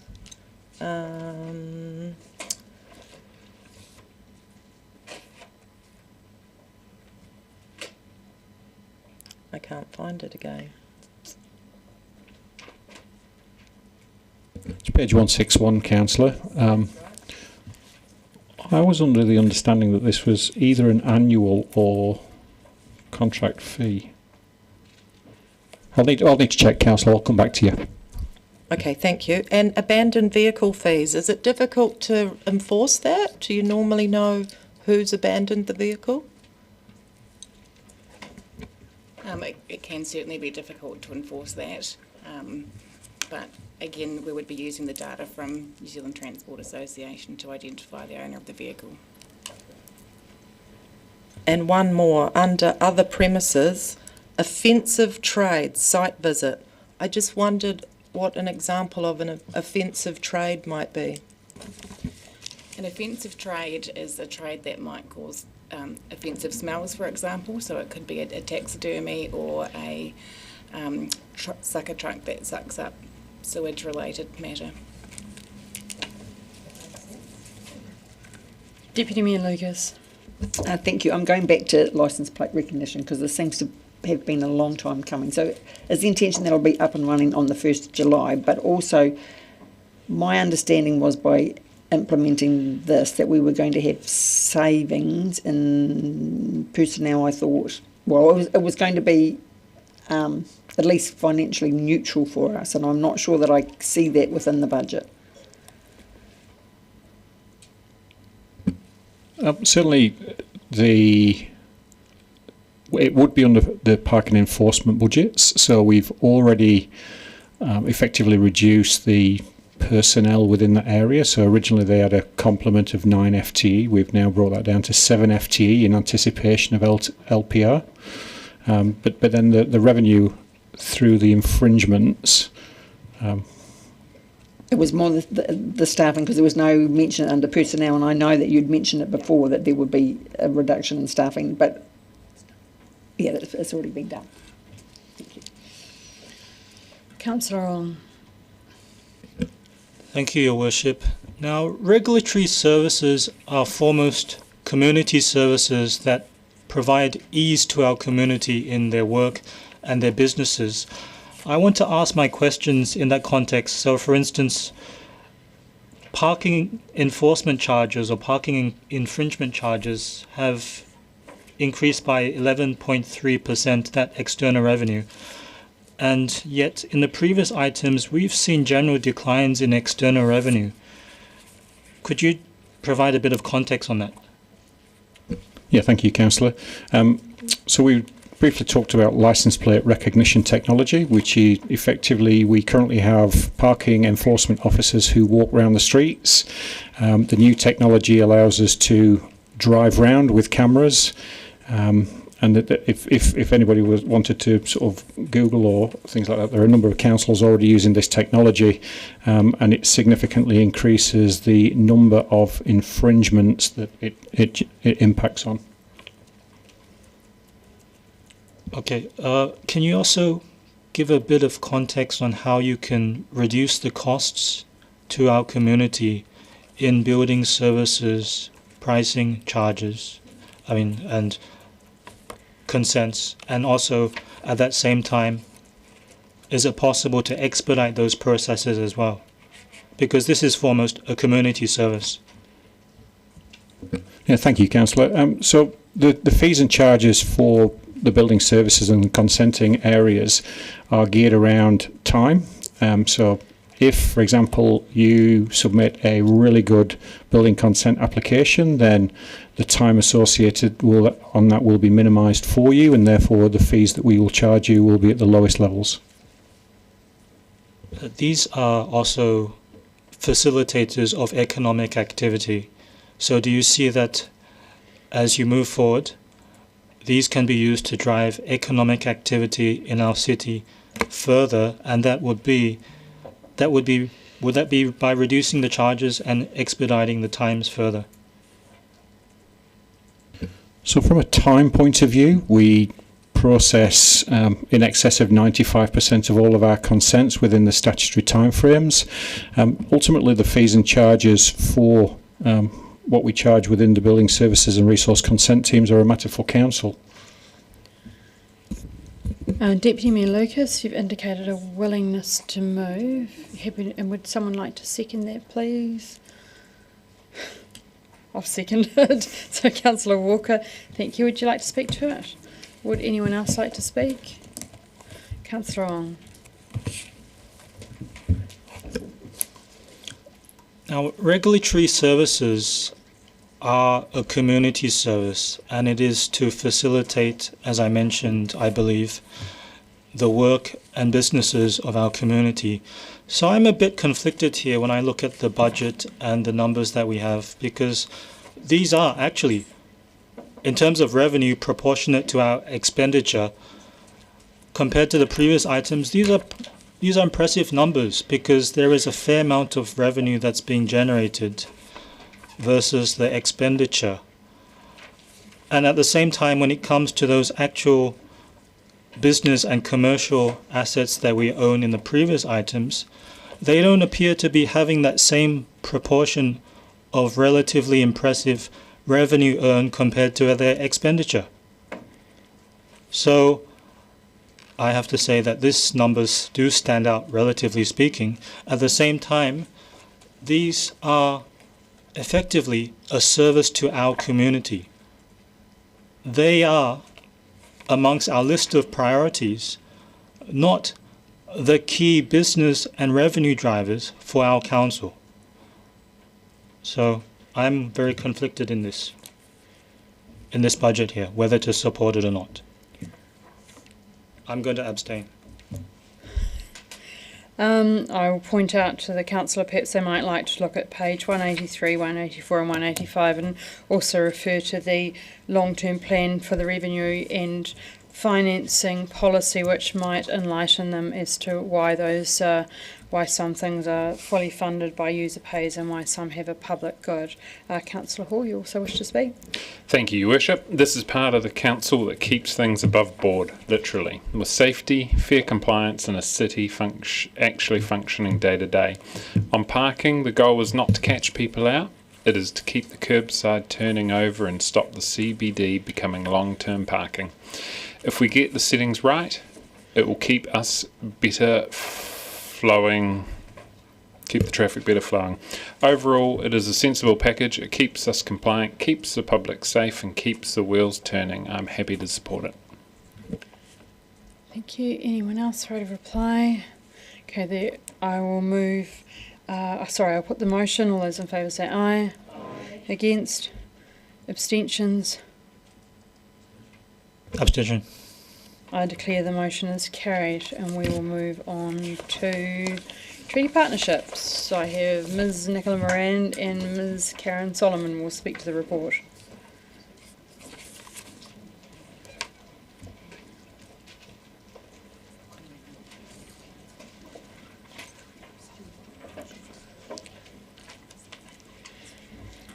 Happy to go straight to questions, Mayor Sophie. Thank you. I just have a question around the, it's on page 168, paragraph 11, just talking about the grants and subsidies and then the proposal that the funding be repurposed specifically to focus on building Rakatahi youth leadership, governance capability and community engagement capacity. So I just want to know how that decision would be made. Do we need to pass a resolution here or? Not really, because it still remains in grants. It's just providing a clearer guideline as to how it's utilised. Mm-hmm. Initially it was available for capacity building, but because there was no mechanism to report back, we weren't sure how that was being undertaken. So this just allows that mechanism for us to have more of an overview and transparency.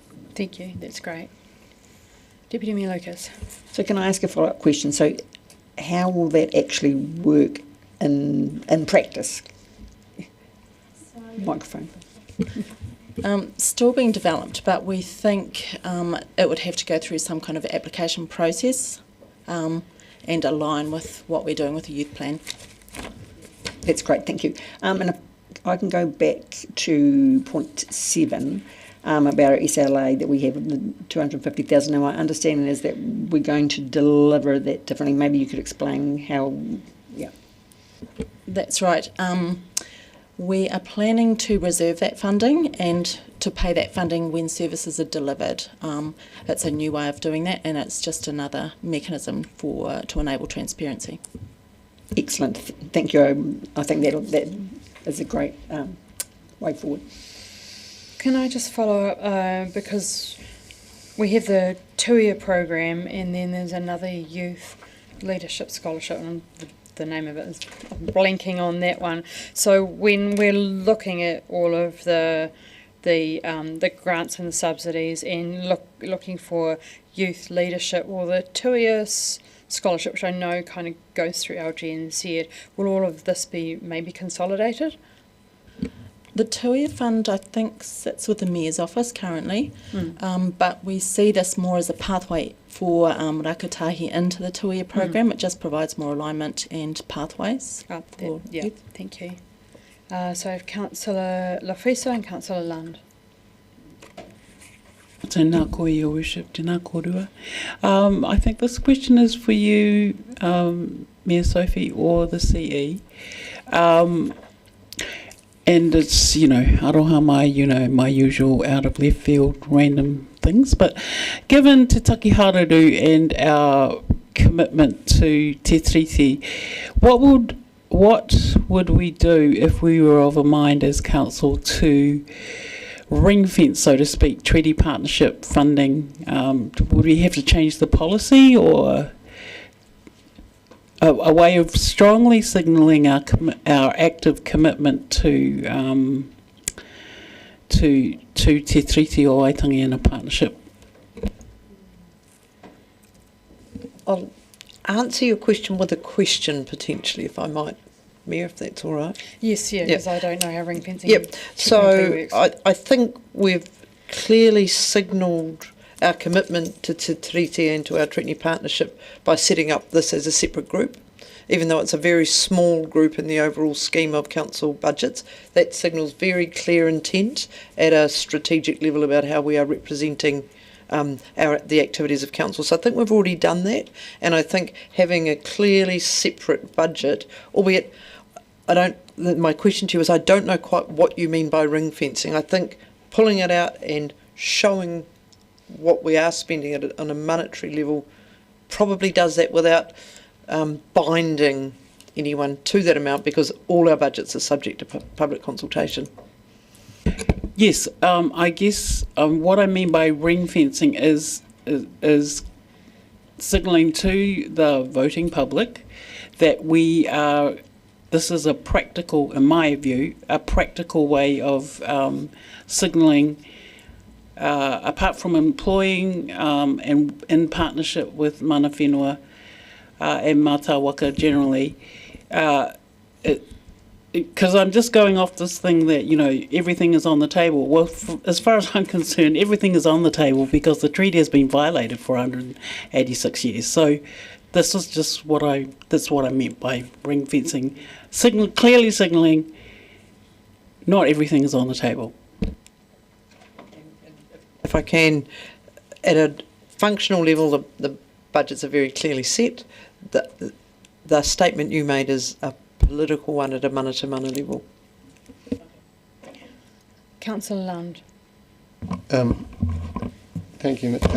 Just in relation to paragraph 7, just following on from what Councillor Lucas was asking about, where it just talks about the service level agreement, and it describes it as reserved funding that supports services. But what I think I heard you say is it's an amount for professional services, consulting services. Yep. So is there an agreed scale of fees and charges, hourly rates, like, for example, the other council departments do? Do we have that established? We probably initially did when we established the partnership agreement. I'm not sure if those fees and charges have altered since then. It would be about 4 or 5 years ago, I imagine. But yes, we are aware of Okaha charges, and as I said, this is ring fencing a reserve. We don't quite know how much of that is going to be expended. This will be a good test. For those councillors who are unaware, previously it had been a grant, so it had been paid as a grant, and now it's being paid for invoice services. Understood, but it would just, as in any normal commercial transaction, you have an agreed scale of, rates and charges, and everything's straightforward and clear and transparent. Any other questions? Councillor Fiso, would you like to move this item? Sorry to surprise you. I thought you might like to move it since you asked your question so passionately. I'm happy to move it if I gave you too much of a surprise. Okay, thank you. Okay, I would like to move that the Council adopts, for the purposes of developing the Annual Plan 2026, the draft 26-27 operating budget for the Treaty Partnership Group as shown at Attachment A, seconded by Councillor Fiso. And sorry for giving you a surprise. I'm trying to share the workout today as it's getting a long afternoon.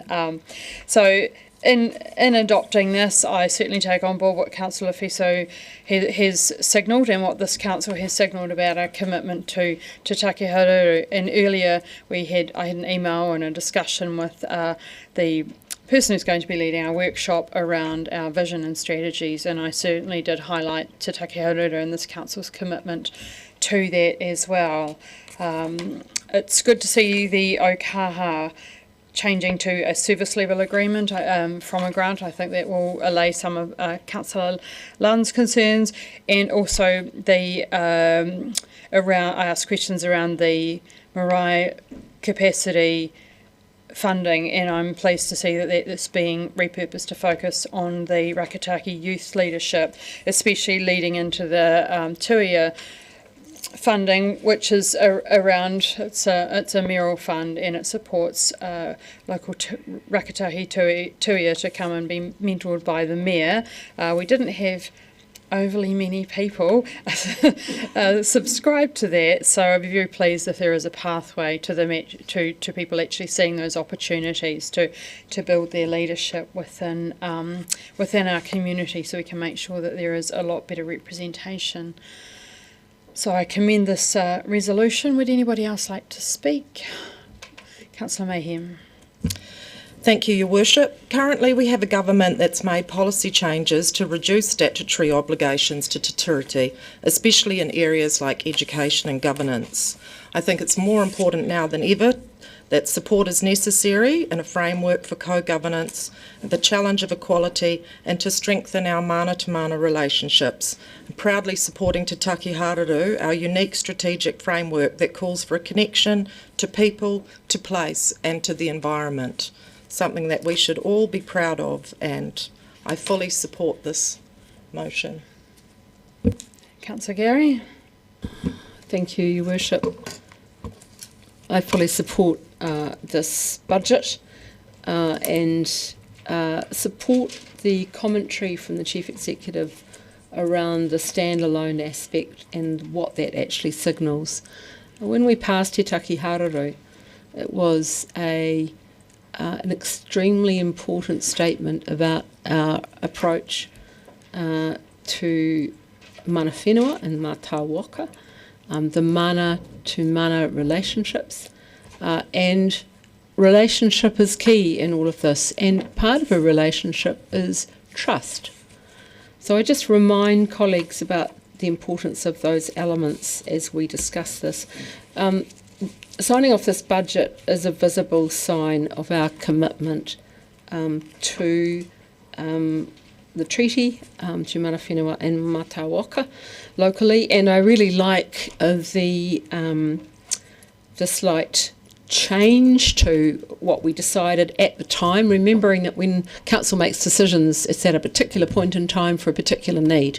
And so what we're doing here is changing that focus to rakatahi leadership and governance capability and community engagement capacity. And I would suggest to you colleagues that never has it been more important that we stand up and be counted in these areas. Kia ora. Do you wish to speak, Councillor Hall? Thank you, Worship. This is practical, steady funding that helps council work better with mana whenua and get advice early so we make better decisions and avoid reworks later. I support the focus on building capacity and leadership because the strong relationships, strong participation pays dividends for the whole city. This is sensible and I'm happy to support it. 20 seconds, well done. Councillor Fiso. Tēnā koe, Your Worship. I just want to acknowledge the officers involved and all mana whenua and tangata whenua staff, and of course the mana whenua broadly, whānui of this rohe. Thank you to Her Worship for moving this. I must admit I was not concentrating after asking my question, but I just want to echo the comments made by Councillors Gary and Mayhem.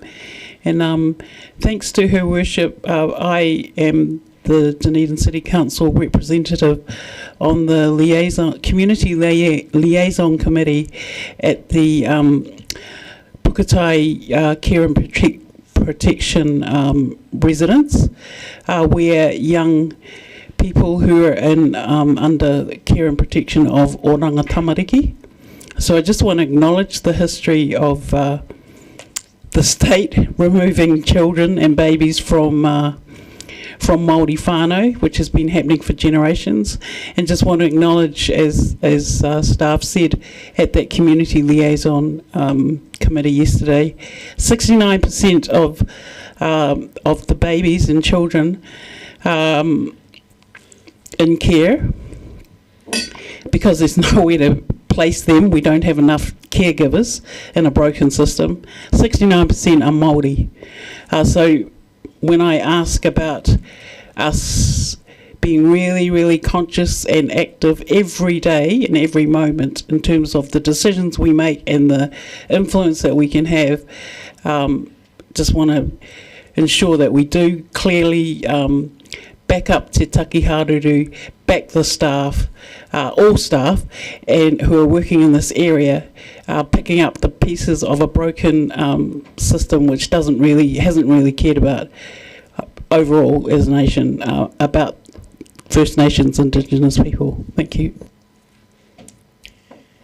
Thank you, everyone, and I reiterate again our commitment to Taki Haruru, and thank you, Councillor Fiso, especially for reminding us of the work that we need to do as a community to make sure that we work in partnership and we care for people in our community as well, especially among our youth, to lift them up and help them survive, I guess, within the system. And thank you to Councillors Mayhem, Gary and Hall also for your wise words on this. That said, I shall put the motion. All those in favour say aye. Against? Abstentions? That is carried. We have a few more papers because I'm wondering whether anybody wants to break for afternoon tea now. I'm getting... Pardon? Okay, one more budget paper, we can do it. Right. and then you get a well-deserved cup of tea. So we will move on to the governance and support draft operating budget. Ms. Carolyn Allen and Mr. Paul Henderson will speak to the report.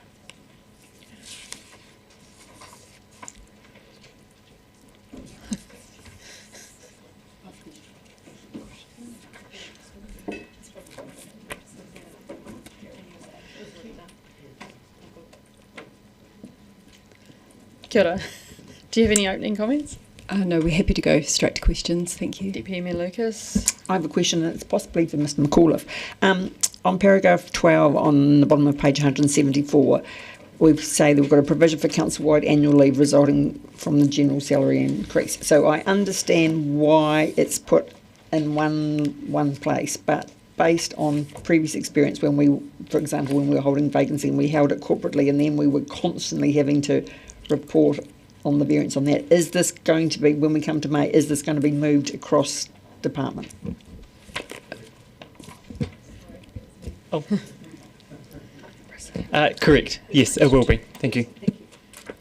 Councillor Lund. This is a bit of an amateur question, but it says in the budget that we have external revenue of 20.27 million, and looking at the departments covered by governance and support, it would appear that there would only be customer services that might be the revenue generating part. It just seems to me to be a very high figure. Yes, thank you, Councillor. This is where our investment revenue comes through as well. So that is our revenue from DCHL and from the Waipori Fund. I just have a quick question, and it's probably a bit pernickety.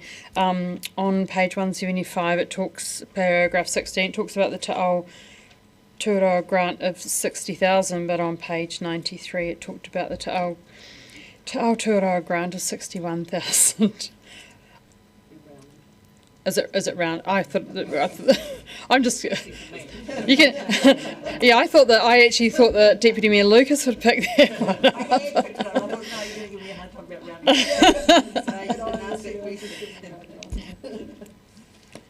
Perhaps that's that's a philosophical question. So I'll pass on to Councillor Chambers and then Councillor Hall. Yeah, thanks. Just a bit of an explanation, just for my information, about the debt in relation to this area of operation. On page 180, the increase in debt of $1.678 million that's scheduled for the year. Perhaps a good question would be to ask was, where did the $6 million of debt come from in 2026? What was that to provide and pay for?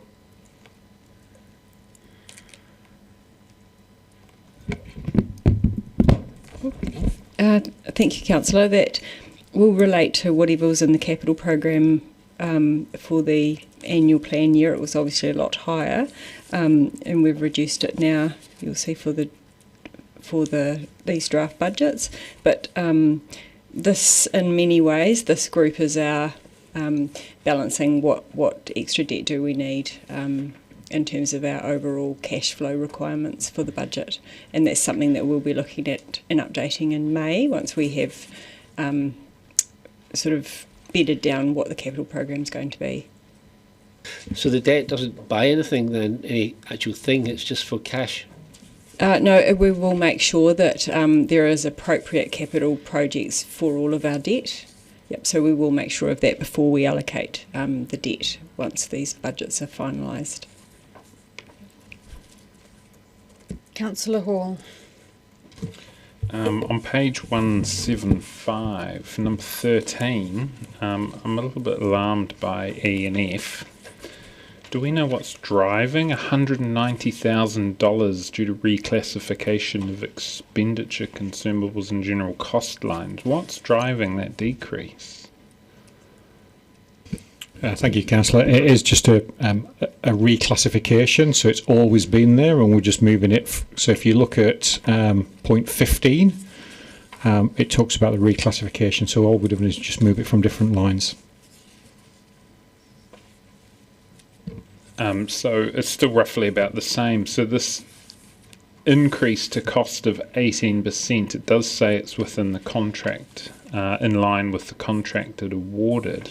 So do we have a projection? Is that 18 every year going forward? Why the large movement? So that related to the new 10-year ITMS contract that we agreed last year and came to council and indicated the increased costs at that time. So this is just us seeing it for the first time in the budget, hence the 18. This council seeing it, but it was canvassed with in the previous triennium when that contract was awarded.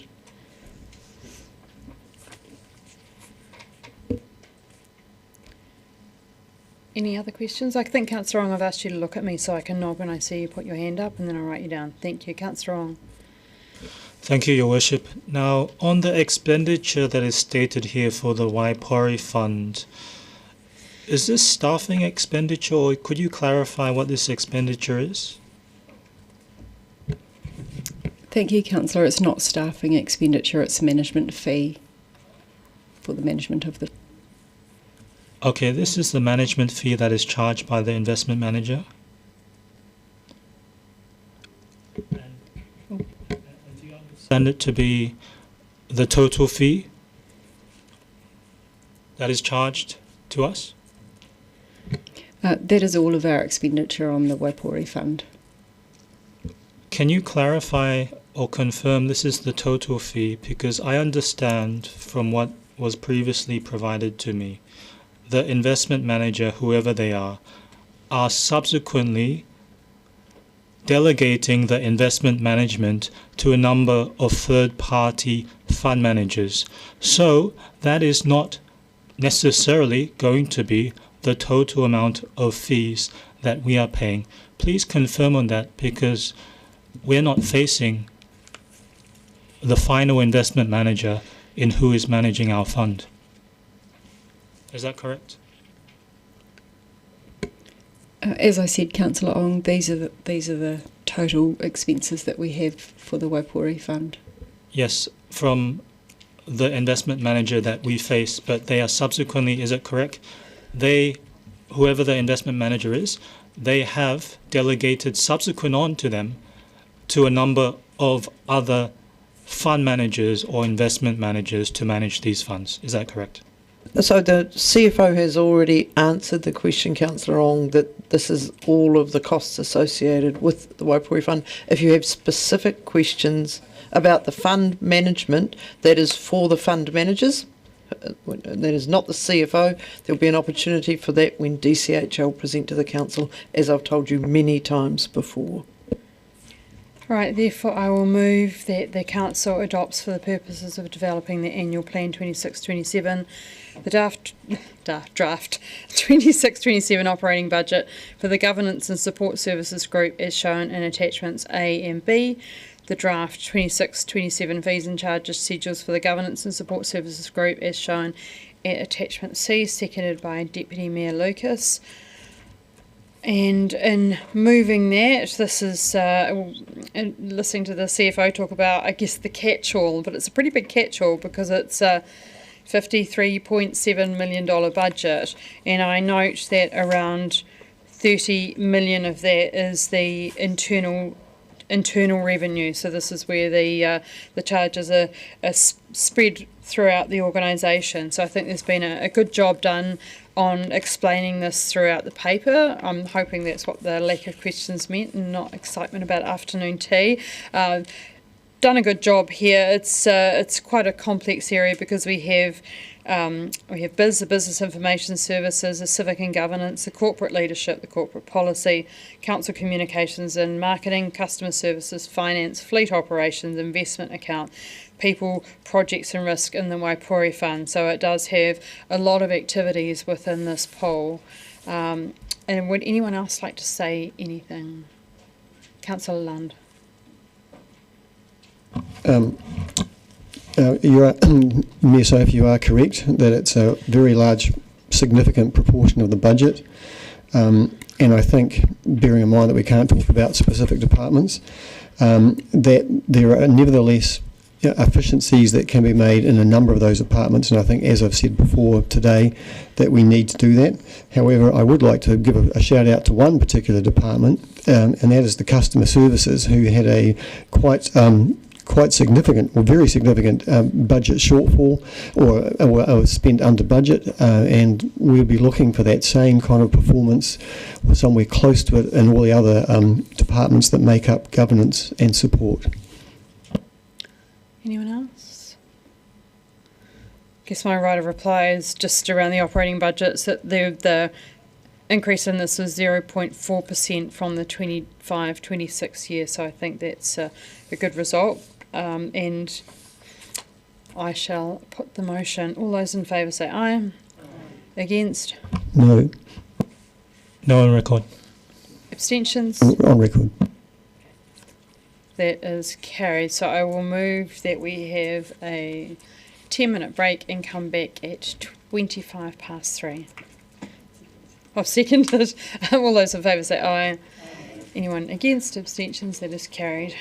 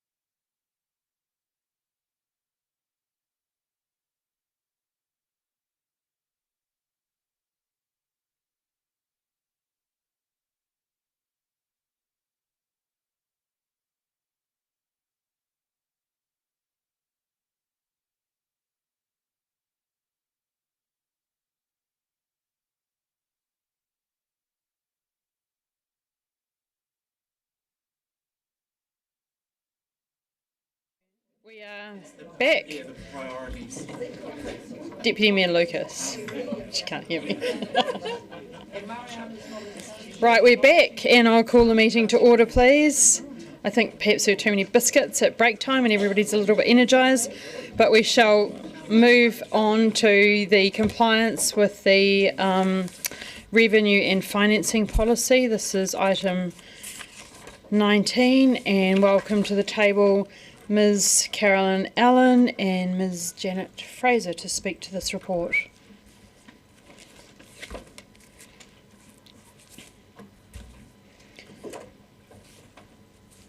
Kia ora, welcome. Do you have any opening comments, or are you just happy to move to questions? Just have one thing to note. On page 185, note 3 talks about the animal services compliance with the policy. I just wanted to highlight that when we were doing the check for compliance with the policy, it highlighted some irregularities with the budget and with actual costs for the current year. So that means we're going to do a bit more work, update things hopefully for May, and we anticipate when that happens, animal services will be compliant. Mm-hmm. Yeah, so that's the only thing to note.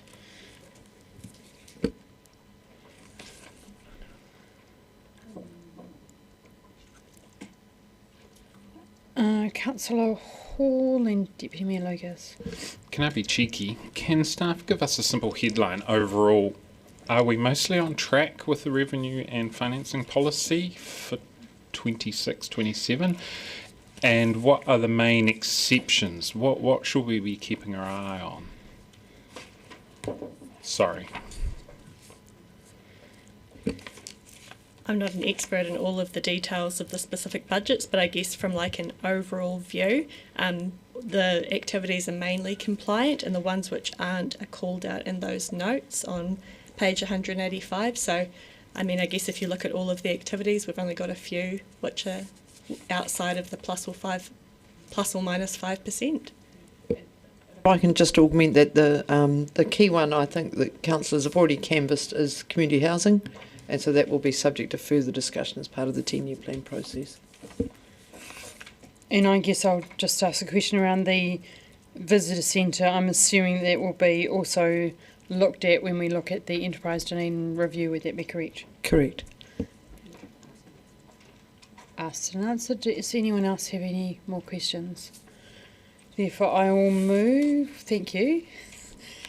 I will move that the council notes. Oh, we only had to note it, not adopt it.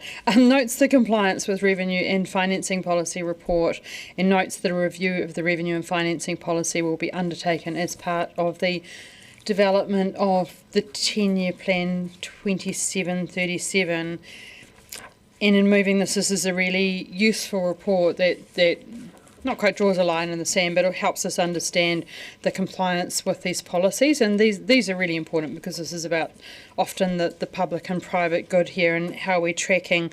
I specifically asked a question around the visitor centre one because it's, I'm just going to say way out of whack. It used to be around back in the olden days, I guess, when I worked in economic development. I think it was, if not 50-50, then a lot more slated towards external revenue for these to find other ways of making revenue. So that is of concern given how much that costs to run.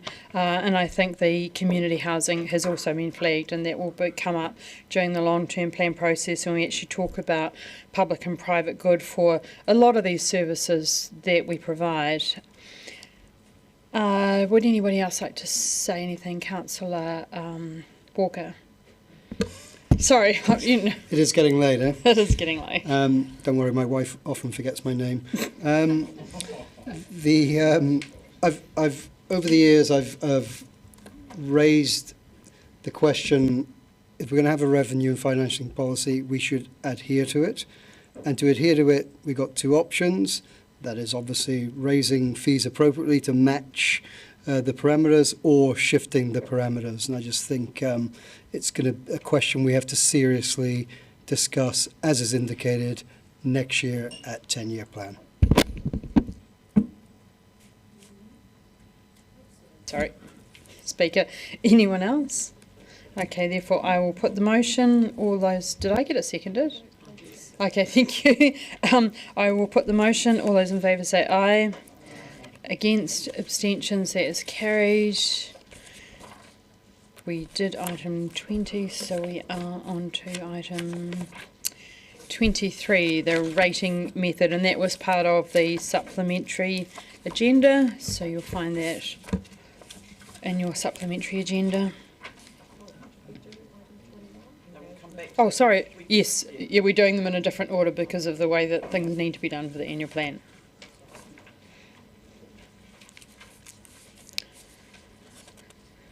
Welcome.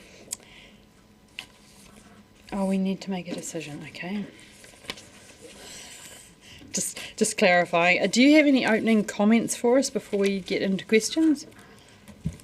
No, thank you, Ms. Sophie. We're happy to go straight to questions.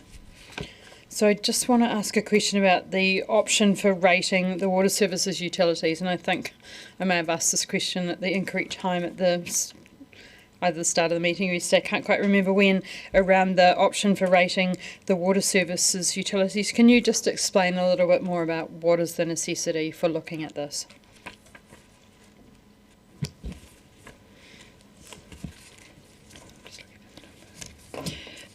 Yes, the necessity for this is it is an impact driven by the revaluation of our properties for rating purposes, and the increase in our own utilities was significant, and it would require a rate increase of $6 million that we would be adding onto our water budget. Then adding on to our ratepayers. So it is fairly circular what happens here. So it would be an expense to our water budget. It would result in reducing everybody else's general rates paid, but then the water rates would have to go up to compensate. So a bit of a money go round. And we're proposing a general rate differential for water utilities. And then you have in the disadvantages, there are no identified disadvantages. So option one is basically full advantages. Yes. Thank you. Does Deputy Mayor Lucas?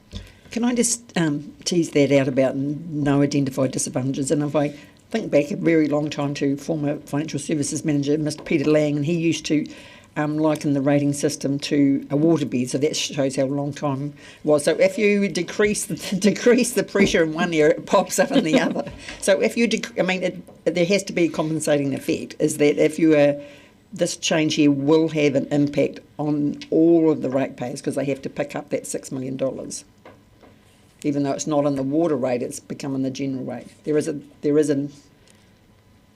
can't be no disadvantage to the general ratepayer, because that money has to be picked up by somebody. I think it's not charging it though, isn't it? It's yes. In option one, do you mean? Option one, yeah. Yes. So in option one, what we're trying to do is stop having that effect. Yes. So we're not maybe you need a different analogy from the water, but yeah. Just want to reflect on it a moment. And the effect could be that higher value properties might be more disadvantaged under option one, and lower value properties, and yes, a slight redistribution between values. Yes. Probably should have captured that, but we were tight. The numbers were difficult to build, and so we probably just didn't spend as much time on some of those words as we should have. Does anyone else have any other questions? Councillor Gary. It's sort of peripheral, but curious more than anything. Page 8. The residential heritage B&B, over the time I've been in council, that it used to be that was quite a significant, category, but I see that it's decreasing over time. It's very, very small. Do we have any thoughts of reconsidering that category at all at any point, such as in the long-term plan? Thank you, Councillor. Yes, we have indicated that we would review the general rate differential. So it always has been a reasonably small number of properties, but it has reduced to maybe two now. Are there any other questions? Deputy Mayor Lucas, have you rethought your question? Okay, yeah. Would you like, now that you've rethought it, would you like to move the item? Yes, I'm happy to move. Thank you. I'm happy to second it. Option one. Sorry, option one, yeah. yes. So, yeah, Yes. so we'll put it up on the, do you wish to speak to it? I can. I Now haven't that I've thought what I'm dropped you going in to it. say because then I'm still thinking about my question. I think in some ways this is an unintended consequence of what's happened with the revaluations, and this is just correcting an anomaly that will affect all the ratepayers, and particularly in that water and drainage targeted rate. And I think that we just need to. To me, it's kind of a logical decision, and as we're going to look at the whole rating system as part of the long-term plan, we can have a wider view of the rating system and its effect on all properties within the next year. So I'm happy to have this almost as a temporary measure. Thank you. Does anyone else wish to speak? Therefore, I will put the motion. Just 2 seconds. Okay. To get this right. It's 1.34. We need to say what the differential is, don't we? No, your option. Yeah. Option one was 1.34. Yeah. 1.34. Yeah. Yeah. Yeah. Is that enough, Carolyn? And take out or we don't Yeah. need. Yeah. Sorry, we just needed. Yeah, no, that that's number. cool. Here we are, busy being extremely. Righty ho. All happy with that, and no one else wishes to speak, so therefore you do not need a right of reply. So I will put the motion. All those in favour say aye. Anyone against? Abstentions? That is carried. So now we'll move back to item 21 on the main agenda, which is the engagement approach. And Ms. Sandy Graham and Ms. Janet Fraser will speak to this report. No, I think it's the CFO. As well, I think. Oh, Yeah, somehow. Yeah. Oh, I only go by what names are put in front Yeah, I of me. know. We just like to keep everyone on their toes at this late stage of the meeting. I think Janet has a few opening comments.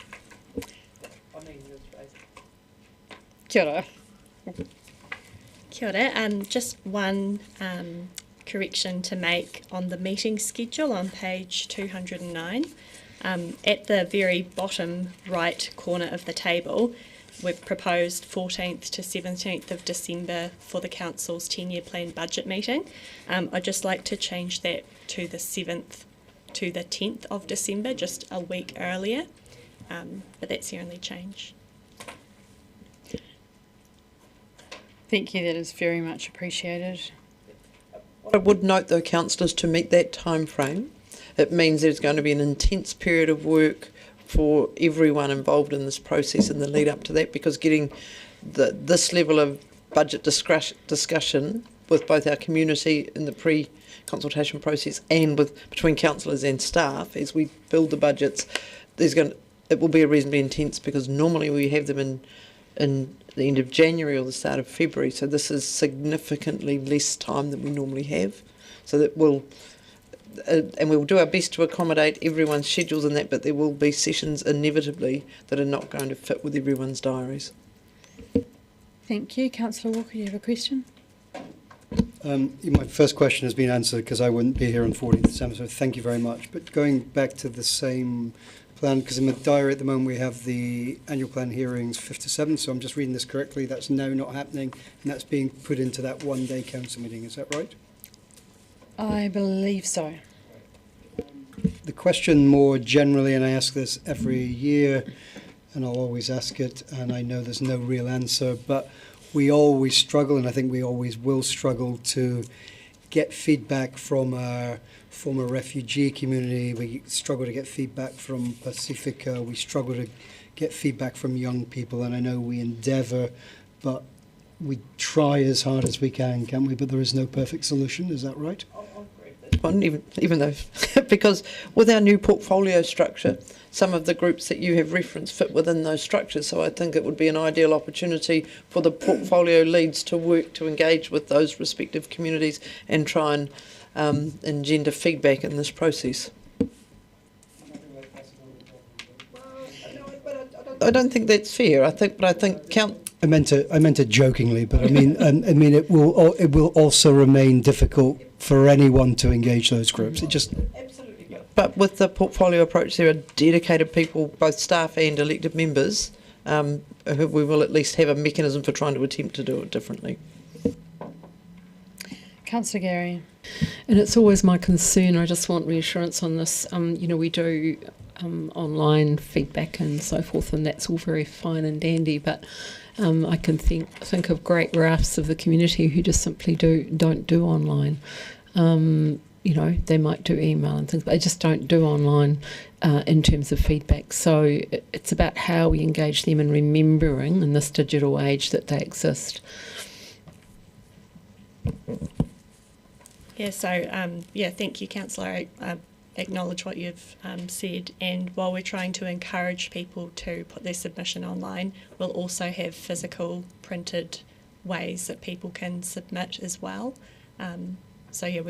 Where people can, we want to encourage the online submission, but we'll have those other options too.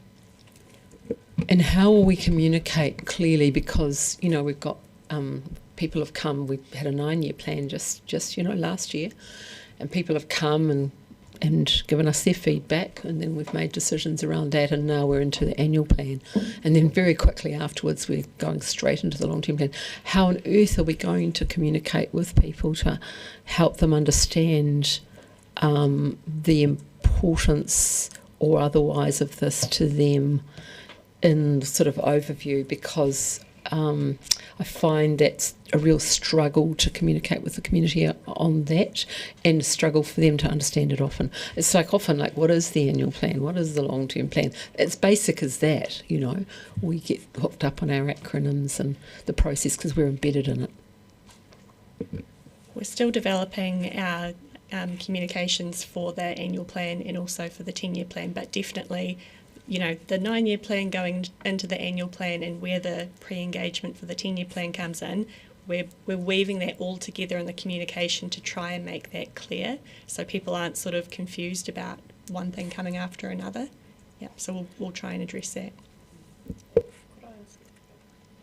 Janet, Ms. Fraser, would you just be able to, as a question, when will we be having a session with councillors just to help provide a resource pack or just some tips and tricks for them? Is that part of what we're thinking as they're out and about in their community? Because it would strike me that councillors will have a role when they're talking to the community of helping to guide the annual plan, 10-year plan process as well. Yes, I understand that we normally have a little pack for councillors to help with community engagement. Councillors Lucas, Walker, Lund on. Thank you. On page 206, and we're talking about pre-consultation now for the long-term plan, and one of the suggestions there is to put something in with the rates bills, which I know Councillor Van Der Vis was here. He would be delighted to. I think it was his idea. I'm just very conscious about it. Obviously, it's going to be short and possibly a QR code or whatever, but that we think very carefully about what those questions, because sometimes I've seen, do you want council to do more of, less of, that people don't necessarily know what the impact is. Yes, they want us to do more of, I don't know, events or whatever, but it could come with a significant financial impact. So I just think we just need to think very carefully, what are those key half a dozen things that we're going to ask in there. I'm sure you're putting your mind to that as we speak.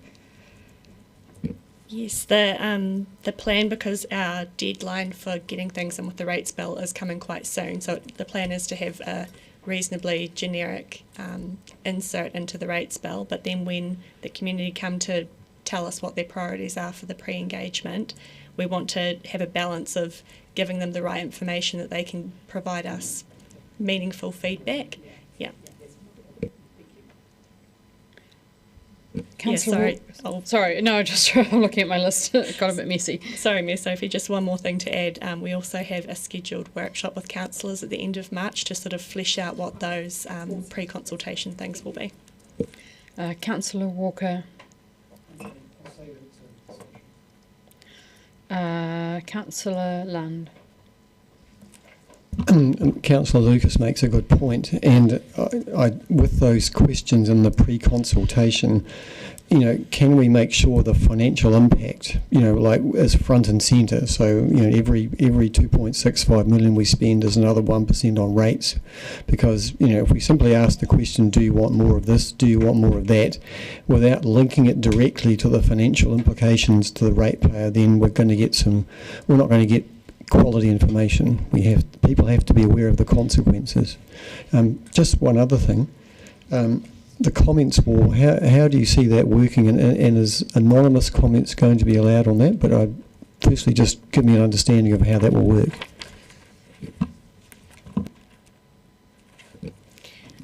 So we've used the comments walls in previous engagements before my time, and I'm not sure whether or not the comments are anonymous, but my understanding is it gives the ability for the community to put a publicly visible comment on different topics onto the website, and then people can kind of upvote or respond to those comments. So it's sort of like a bit of a live conversation. Yeah. Would there be the chance for a single individual to sort of, manipulate that? We can check with our technical web people. We have things in place that stop mass mailings and things, but I'll have to get our web team to look at that and provide some feedback.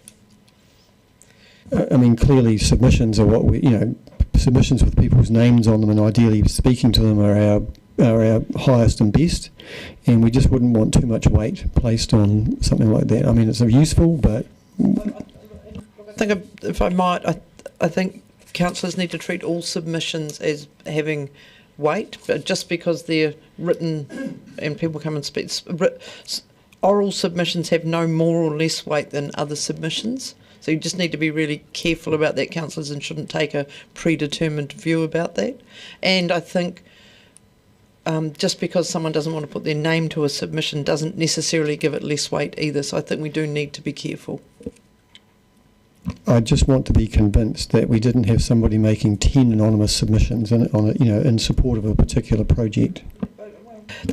Fair enough, and we'll make sure that we have a good process, but equally there have been examples where written submissions have been taken over as well, where we've had 4,000 photocopied submissions. So, just saying. I would note that it usually becomes obvious when there are a pattern of submissions. We notice those when we go through and read every single one. So I've got Councillors Ong, Hall, Lafiso, Sims. Councillor Ong. Thank you, Your Worship. My question is on the in-person opportunities hearings. Could you perhaps give a bit of information on what will be planned for that? And the second question is just, we have the sad passing of our friend Jules and the by-election that is going to be held concurrent to this discussion. How do you see those planned events coming in for the by-election with what is going to be taking place for the annual plan at the same time? If you want to answer the first question that Councillor Long had, and I'll deal with the by-election one. Thank you, Councillor. For the hearings, when the community makes submissions, they have the opportunity to tell us if they would also like to be heard, and they can come and speak directly to council on their submission. So the date for that would be that the council meeting on Wednesday 13th of May would have time allowed for anyone who wanted to come and speak to their submission. As to the by-election timeframe coinciding with the annual plan timeframe, they're both statutory processes, and they both have timeframes that we're required to meet.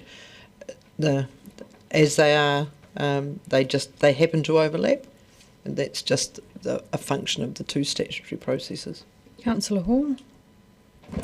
I've talked about this in the past, and I understand the rates bill is legislative in the way it's laid out, and I was super keen on the opportunity of getting a second page put in with a full breakdown, maybe some colour borders around water, non-water, like they do with the ORC, because it's so much easier to read the ORC rates than it is to read the DCC rates.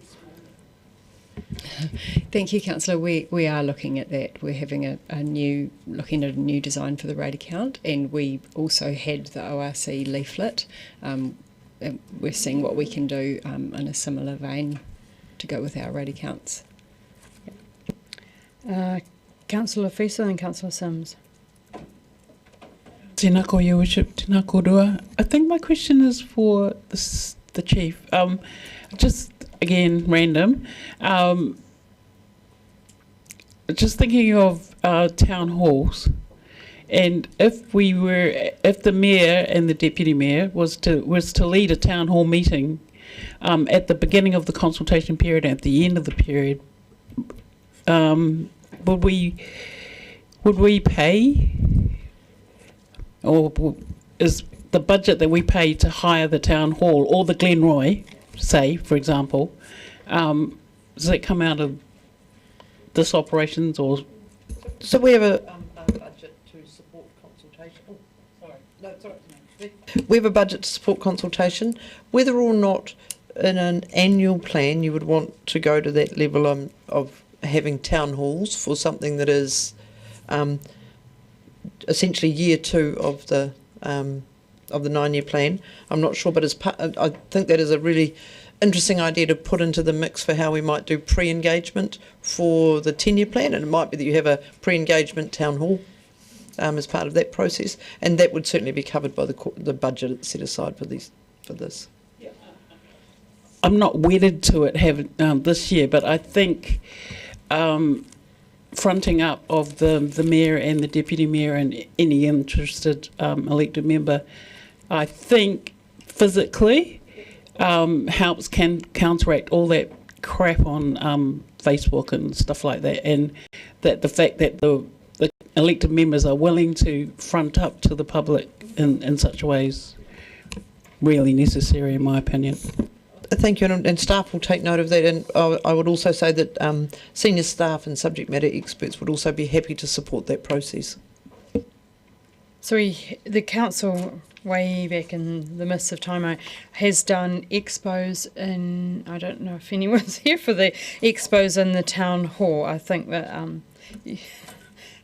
who was here for that, but that was another way of doing that. I note in here, I think, that there doesn't mention in the tools for community engagement about council opportunities, and I know we've all spent time freezing in the farmers market early in the morning and meeting with people there, so perhaps that's something that we can think about, the challenges to make sure that councillors come along and it's not just a few of us doing it again and again. I can't even read my own writing about who that is. Councillor Sims. If you have a question, thank you. Thank you, Mayor Sophie. It has been a long couple of days. Paragraph 28, be no surprise I've got a question about that. And getting to the last sentence, it says rates bills will be delivered in tranches between the 14th of April and the 5th of May. And the beginning of that paragraph deals with the potential to do some pre-consultation prompt, including whether to do a full review of the options relating to Smooth Hill. Given the print deadlines for rates bills and things, I know we have got a meeting next week, but how do we get from where we are now to that point within that time frame? Thank you, Councillor. Do you mean how do we get from where we are now to having sort of the specific topics we want the community to give us their feedback on? Are we deciding today whether to go to the community on a full review of the options for Smooth Hill? I don't think you need to decide that today, but it could be a point of discussion at the workshop scheduled for the end of March. But then follow up though, I think Councillor Sims' point is, if that's when that discussion happens, does that give us enough time to have the insert created that would go in the relevant rates accounts? Is that correct? That was your point? Yeah. can make it so. What I'd say is we appreciate that that is a topic of interest for review. We will work out the logistics to ensure that we can do it. Councillor Gary. Oh, just going back to the mists of time, I was just remembering that the Mayor of the time, Mayor Cull, would go around the different communities and do town halls in the community halls during a particularly contentious time, stadium time. Thank you. It's good for all councillors to be out and about and pushing this. I think that I'll say that in my quickly speech, but I will move that the council approves the the recommended engagement approach for the annual plan 26-27 as outlined in this report, amends the council meeting schedule as outlined in attachment A with the, should we call it correction? With the change, sorry. And C, approves the recommended early engagement approach for the 10-year plan 27-37 as outlined in the report, seconded Deputy Mayor Lucas. And in speaking to this is one of the most important things that we as councillors do, is get out and talk to our community about what they want and what is actually their annual plan and their long-term plan, because we are their representatives on council, the people that they voted on council. So I do want to encourage all the councillors to make sure that they have the time to get out and talk to people and encourage them to submit. We had some great documentation for the long-term plan. Specifically, I remember there was a very interesting graphic about where all the money went, basically, and that was quite eye-opening to people, especially the amount that we spent on water in various places. There's quite a number of challenges, I guess, out in the ether about the understanding, both from our community and from central government, about what local government actually does and what council delivers for people. So it is incumbent on us to make sure that we get out and share those messages very well with our community. I think that the ORC certainly do a great job with their brochure and their rates. I read it and see where my rates are going there, and it's great to see that we can actually do something like that as well.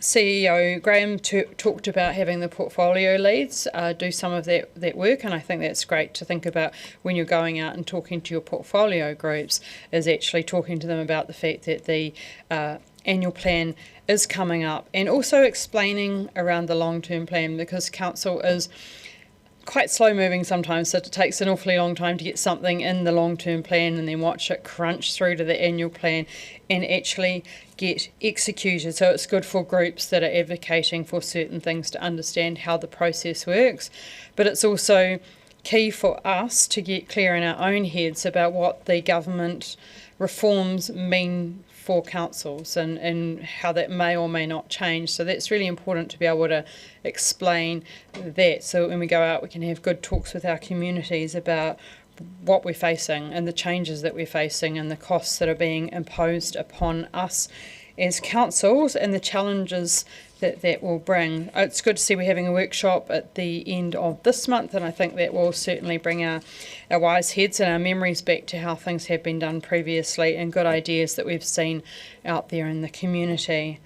So would anyone else like to speak to this? Councillor Walker. Yeah, thanks. I won't repeat much of what you've said. You've covered a lot of it off. But firstly, thank you to staff for altering that December meeting. That was quite stressful to me because I looked at the diary we were given at the beginning and planned things. So thank you for bringing that forward, because that will be an important meeting. And listen, the guys who do this stuff, I full respect from me for what you. It's a really hard job. So what you do is amazing, but don't. I think for me, there's no more tragic dinner conversation around in my house, talking about annual plans and long-term plans over grilled salmon and broccoli. It really is the best way to get people's eyes glazing over. And that's not for lack of people in the community being concerned. It's just a hard process to get people's ranting around a table to then filter through into this process. It's just not that easy. And I have some really political friends who really want to get engaged with this process, but see it as abstract from their lives. So, but Mayor Sophie, you talked about getting out, and I think I speak for everyone here. I think all of us are getting out all the time. I certainly, and I believe all, I'm looking at you all around, you all get hit up all the time, always, in the community. And I'm sure, Brent, you get it in your shop all the time. So I think a lot of us are doing that all the time. And again, it's how do we get these people to then come here? And that's not easy. And it's not easy for good reason. One thing I want to raise as well, rates bill. If you remember about a year ago, I complained you can't get your rates bill online. You can now do that, and I do that now. So just be aware of that. We don't all get a postal rates bill. So, and good luck having an attachment to the email, because I don't even read the email anymore. So just think of that as well. And I am finally just worried that this AP process immediately then butts into LTP. I think that's going to cause all sorts of confusion. How we address that, good luck. My time's up. I could go on forever. Councillor Gary. Thank you, Your Worship. Yes, I think the conflation between the annual plan and the long-term plan is going to be really challenging. So it behooves us to be very clear about that and to help our community understand what that's about and what it involves. Community engagement is always best when people are passionate about a particular issue, and so that is the key often. But as we proceed with our engagement with the community on our annual plan, we need to signal that we are pushing back on the rates cap. It's not a given. It may happen, that is true, and the realist in me acknowledges that. But by the same token, we need to be clear, because there are many in our community who do not accept that. And of course, none of us want rates rises, that's quite clear, but we need to signal to our community that we are going to fight for them in terms of investing in our city. And oftentimes our community doesn't make the connection between rates and the requests that they have. And the one thing I want to leave you with is annual plan time is often about our relationship with our community. And there are many in our community who have come to council year in, year out on various projects that they're really passionate about. I think of the performing arts community, for example, who this will be a pivotal time through the annual plan and the long-term plan around trusting this place and trusting this council and whether we can be trusted in what we commit to. Understanding that we have this difficult landscape, but we need to be very mindful of that as we go out. Deputy Mayor Lucas. I hear my colleagues concerned that there's going to be an overlap between annual plan consultation and long-term plan consultation. I don't feel particularly concerned. I think any submissions, any comments that we get will be directed, if they're, to the right area, because I don't personally have a problem. I think there is an advantage by very quickly going into long-term plan consultation, pre-consultation, because I think during the election time, I think we all heard very loudly and clearly from our community the expectations that they're seeing from us and wanting us to make some hard decisions in our next long-term plan, and they will be. Many will be frustrated that we haven't been able to necessarily signal that in this annual plan, and I think the timing will be good, that we can make some decisions with this annual plan, hearing already the voices of what's required for us going forward. Councillor Ong. Thank you, Your Worship. Now, from all the different items we've seen today, it should be very clear from the rate caps that we should have and from the broadly Crown reforms that are going about, whether it's across our regional council, whether it's in terms of resource management, all this should be very clear to us that this is a part of the Crown fiscal conservatism and being the world's financially strongest and safest country that we, Dunedin City Council, directly benefits from. And we see it right here, right now, today, when we look at our stadium, simply because, well, our stadium debt is not manageable. But do you know what? It would be even more unmanageable if our stadium was not benefiting from the financial guarantee of our City Council credit rating, which in turn is very clearly benefiting from the AAA credit rating of our Crown. That is very clear because we have had more outgoings than incomings in our income statements. When we look at the budget right now here, what we're being asked to do is to ask our ratepayers to cover the shortfall that we have in what's incoming to our council versus what's outgoing. So when we talk about, and some have stated that there are difficult times, well, I think we also have to see what has been in the news. We have had a record amount of tourism countrywide. That was just reported overnight, more than $46 billion countrywide last year. We have had a record amount of economic investment, more than $3 billion. Thank you, Councillor. The time is up. For my right of reply, this is about consultation with the community and our engagement plan, and I certainly take on board the councillors who've talked about the challenges of getting out there and communicating with the public around annual plan versus long-term plan and all of the considerations, rates, caps, etc., that we have going on. The long-term plan pre-consultation is, I guess, a newish piece. This is possibly around the third time that we've done the pre-consultation, so it will be interesting to see how that goes. I like that it's also connected with a survey, and I've seen other councils do a survey as well, and I think that will be quite useful. Councillor Gary talked about pushing back on the rates cap, and I think we gave that message both to, I guess I'll call them the key parties, to National and to Labour, because Labour have been silent on this, and we've heard that they don't want to touch that one either, to not have one, shall we say. So people